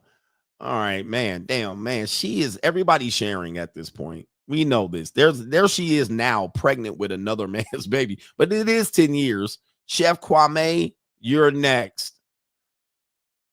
All right. So shout out to these happy couples. We live in an evil world. What happened to monogamy right here? This is why I don't believe in monogamy. It's an evil world we live in. That's the one reason why when people say monogamy, I think they're literally trying to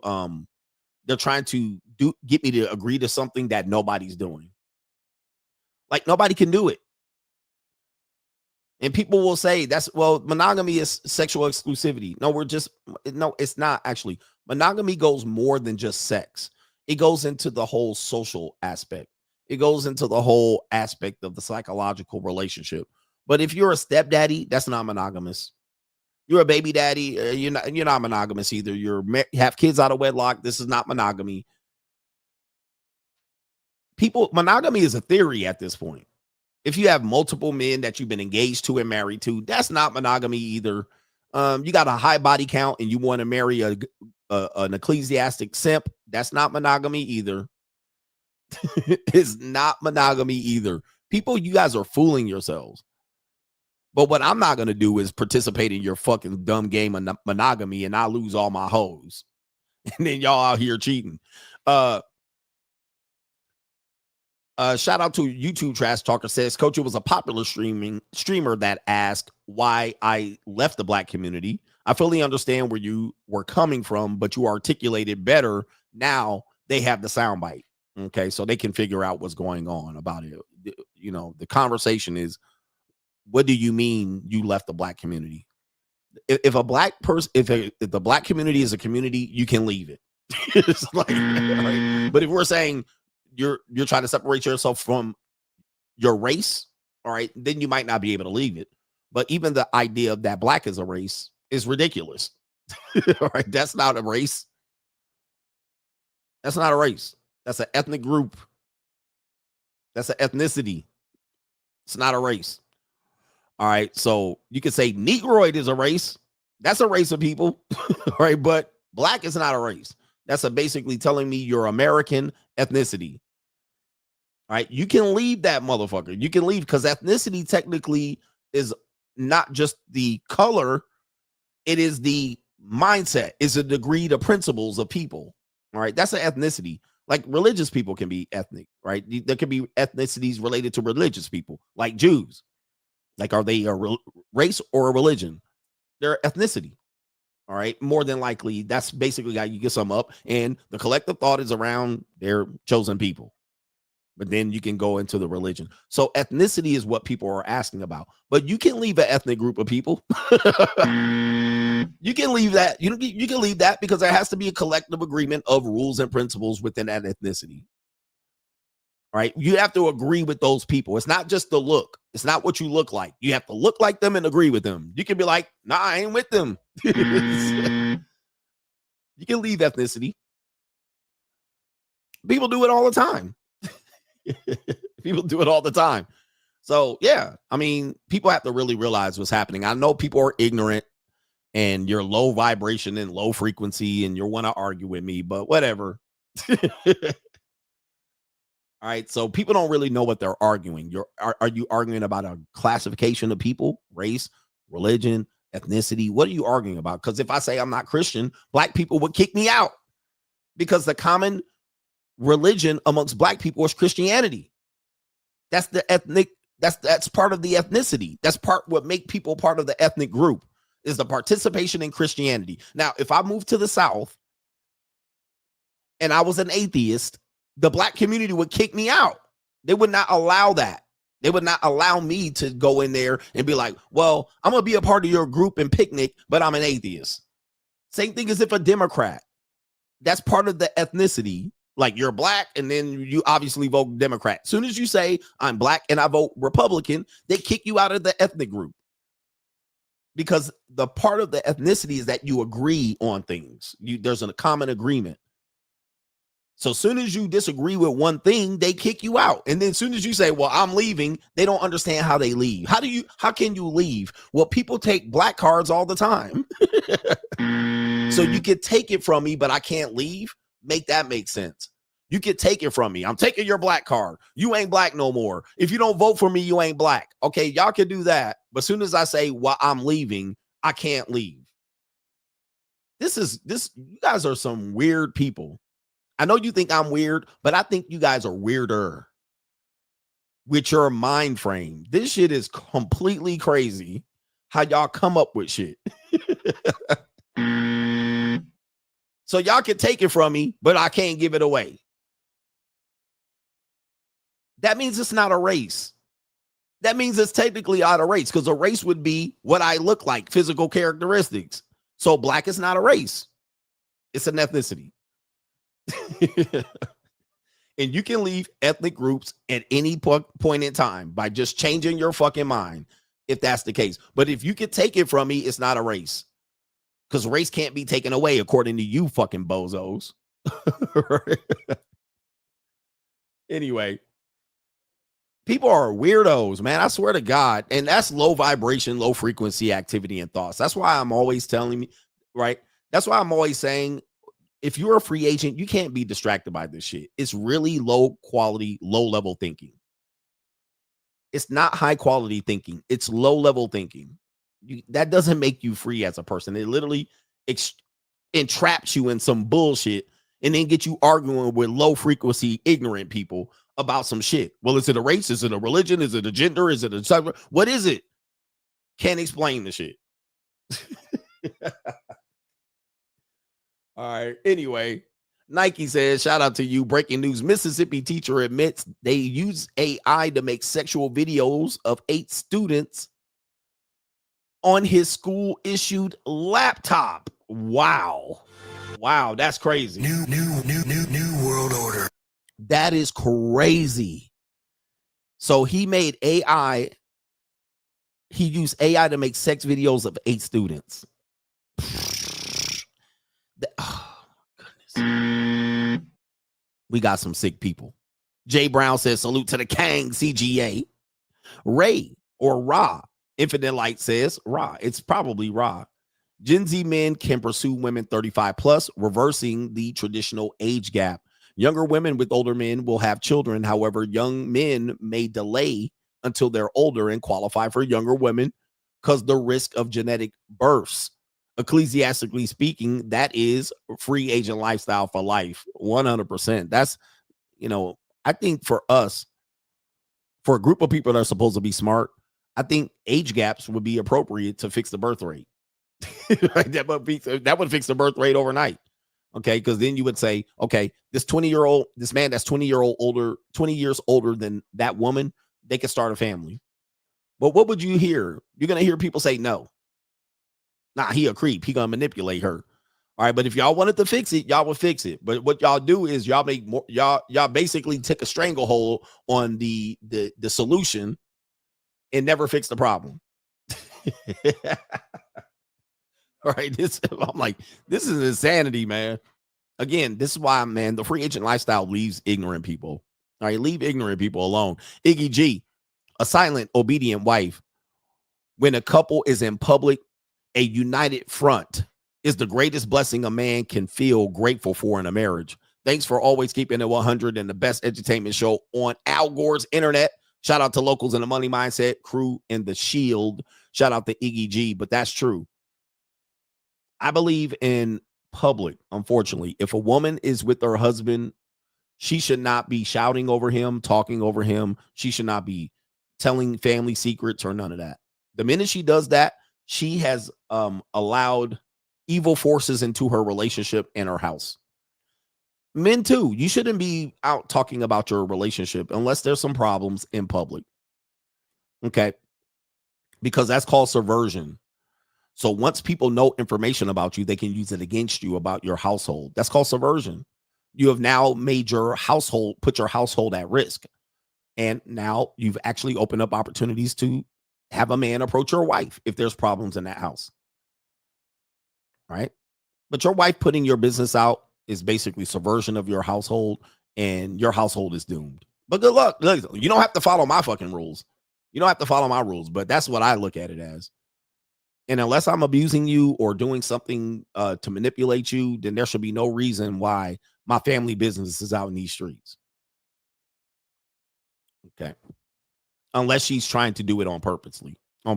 Yes. JC says Joe Budden looks like the type of dude that'll brush his D against your leg on purpose in a threesome. Yeah. See, that's what I'm talking about. Them threesomes be letting dudes, fugazi dudes, do wild shit and then be like, oh, my bad.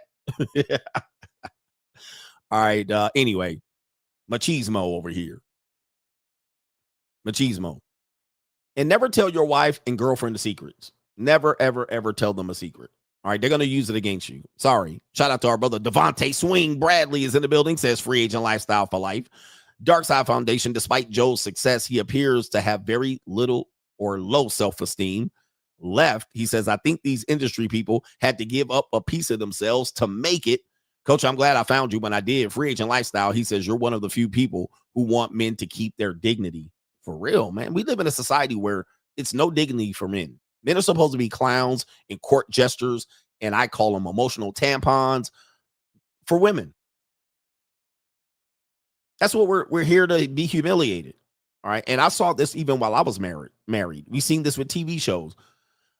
Women find that if you bring yourself down as a man, they're more comfortable with you. So you're supposed to be humiliated, a clown, Homer Simpson, Barney Rubble ass nigga, make them smile and laugh and joke and all that shit. Bro, listen. You want all that shit? Go to the comedy show. Go to a damn comedy show. Okay. But this is the case. We saw this right here. All right. We see this on TikTok all the time. Don't we see this on TikTok? You see this shit on TikTok all the time. All right. This is the case right here. Let me just show you. You know how many women meet me and be like, let's make TikToks. Like, bitch, I'm an internet personality. I'm going to be making TikToks with your motherfucking ass. All right. This is an example right here. All right. When here's a TikTok when my wife comes home for work. All right. How I greet my girlfriend and my wife when she comes home for work. All right. Goofy ass niggas. Humiliation. This is humiliation, by the way, just so you guys know. But of course, women like this shit because, they're kind of like rat brains and shit like this. All right. Slightly distracted by stuff like this. This matters. This matters. Little shit like this. And this way she doesn't feel like you're threatening to her. All right, you're not threatening to her when you do this. All right. That way she can feel comfortable and safe. Yeah, man. Y'all think I'm lying, man. Y'all think I'm lying. Is this viral? It is viral. And by the way, the men who fucked her and ran her insides to her esophagus did none of this.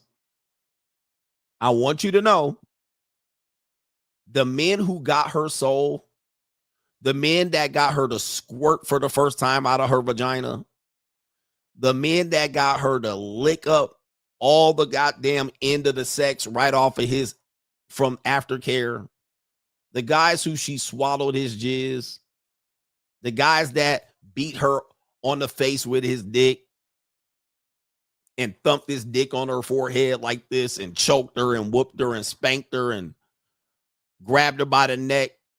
He didn't do none of this shit. Absolutely none.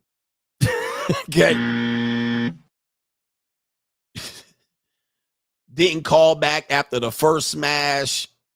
Nutted in her without consent. All of this. He did zero of this. How do I know? Because I never do any of this crazy ass shit. All right, but y'all know, if you don't see any problem with this, hey man, I don't know what to tell you. These men gotta beg for sex. They gotta have sex when she wants it only. Like, this is what it is. She'll never do that. I'll never do that. I'll never take it up to Duke shoot. All right, all of this. All right, I'll never take it up to Duke shoot. You can't put it in there. All right, this type of shit. Look at these guys, man. All right, they forever gonna live in an apartment with these goofy ass niggas. They never gonna have a house. Yeah, look at these niggas. More apartment living niggas. All right, yo. My wife make more money than me. She buys me things. She actually loves me. I mean, we in bad shape. And the more this goes on, just know, man, the more likely that we're not going to push the envelope back to ecclesiastics and marriages. We're not pushing it back, bro. It's not going back. Is that it? All right. Yeah. I got to ask the wife before I buy X, Y, and Z. It's not going backwards, man. We can't put the toothpaste back in the tube. Shout out to Eric Scott Sermon in the building. Thank you for your consistent continuation and support. Sheldon CPR says the poor white community is always also trash. Indeed. Yes. A lot of communities are trash. It ain't like just the black community is. By the way, if you read Thomas Sowell's books talking about the similarities between rednecks and niggies, poor trash and niggies are on par. In fact, the average niggie is on par with poor trash. And I'm going to tell you why. Have you ever heard a guy say, have you ever seen a video of a trailer park trash nigga like with no teeth? He walks into 7-Eleven and he sees a black guy and he starts calling him the N-word.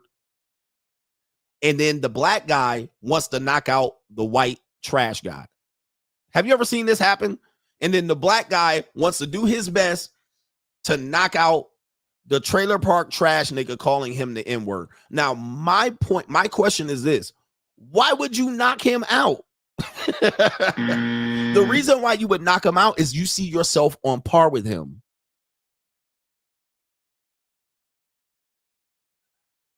You're not hearing me. You're not hearing me. Because the black guy is never poor and broke. He ain't never cracked out and methed out. He's like a regular average black guy. Then the trailer park nigga come over there and cuss him out and say the N-word. And then he goes and knocks him out. Why? You're above him. But you see yourself on par with him with a point to prove. There's no point to prove to that nigga. He's a piece of trailer park trash. He's a white trash, which is lower. He can call me whatever he want. He got to go back to his trailer trash. He got to go back to his trailer park. That's nothing to me. That's like, what? Please. I'm not on par with him. That's like when accounts that don't got pictures on it talk shit about me. Delete. All right. You're nothing. Block. I'm not going to argue with somebody and they ain't got no picture on their profile. And their user number 6874368. Coach is a simp. Block. You think I'm gonna argue and respond to that comment? No. Block. You're not on my level, nigga. I got my whole face and my government name out here, nigga. All right. My name, image, and likeness is on here. You're hiding from the shadows, throwing shade. Block. All right. You get no conversation over here, nigga. You don't even get to talk no more. All right. What the fuck? Nope. Anyway, moving on. Yep. That's so it's incredible what you guys don't see, but I want you guys to see it because I'm really trying to free you. if a white person is below me significantly, nothing they say matters. Zero. Nothing they say matters. They could call me out my name. They could call me all the niggas they want. It means nothing. Now, if a white guy is a CEO of a company and he starts calling me all kind of niggas, that's a whole different conversation. All right, because now we talking about lawsuit. Marcus Hill, the Joe Budden allegations are diabolical. He says, who's doing the bending? Shout out to the coach, though, for saving the community and ecclesiastically. Hit the like, click the links. Free agent lifestyle for life. Okay, free agent lifestyle for life. Shout out to you, Marcus. And that was Marcus Hill. All right, not sure if I can say your government name. All right, but get your priorities straight, man. Get your priorities straight. If I walk into a restaurant and the white people start saying no niggas allowed, now there's a problem. I'm like, okay, now we got a problem. Okay, but some low piece of trailer park trash, I'm not on par with him. So I don't know. I don't care what he says. And he ain't never going to be me. All right. But somebody said, please, Jeff Bezos cuss me out. Yeah, if Jeff Bezos cuss me out, now I'm going to throw a whole motherfucking shitstorm. I'm going to be on there talking about I got my nigga wake up call. All right. I thought I was one of these white folks. And now Jeff Bezos proved to me I'm not. So I'm going to get my money. Emmanuel says a couple of years ago, you said fat women are often associated with poor men. I actually read that one already. All right, shout out to you. And that's the end of the stream. I do have a meeting that I got to get to here, but I got to go get some lunch and run some errands. Shout out to the coach gang. Appreciate y'all for being here for this great stream. We're going to be back tomorrow. Peace.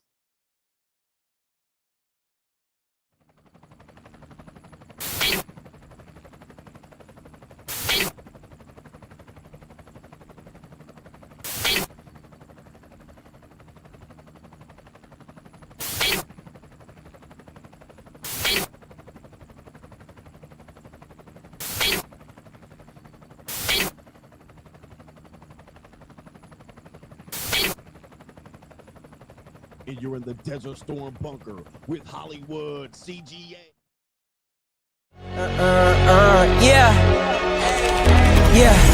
Legends ain't boring, they built from the grind. From benches to banners, we sharpen the mind. We sharpen the sword and promise and swore that we going hard and leaving it all on the floor. Hey, yeah, we going hard and leaving it all on the floor. Hey, yeah, we going hard and leaving it all on the floor. Legends ain't boring, they built from the grind. From benches to banners, we sharpen the mind. We sharpen the sword and promise and swore that we going hard and leaving it all on the floor.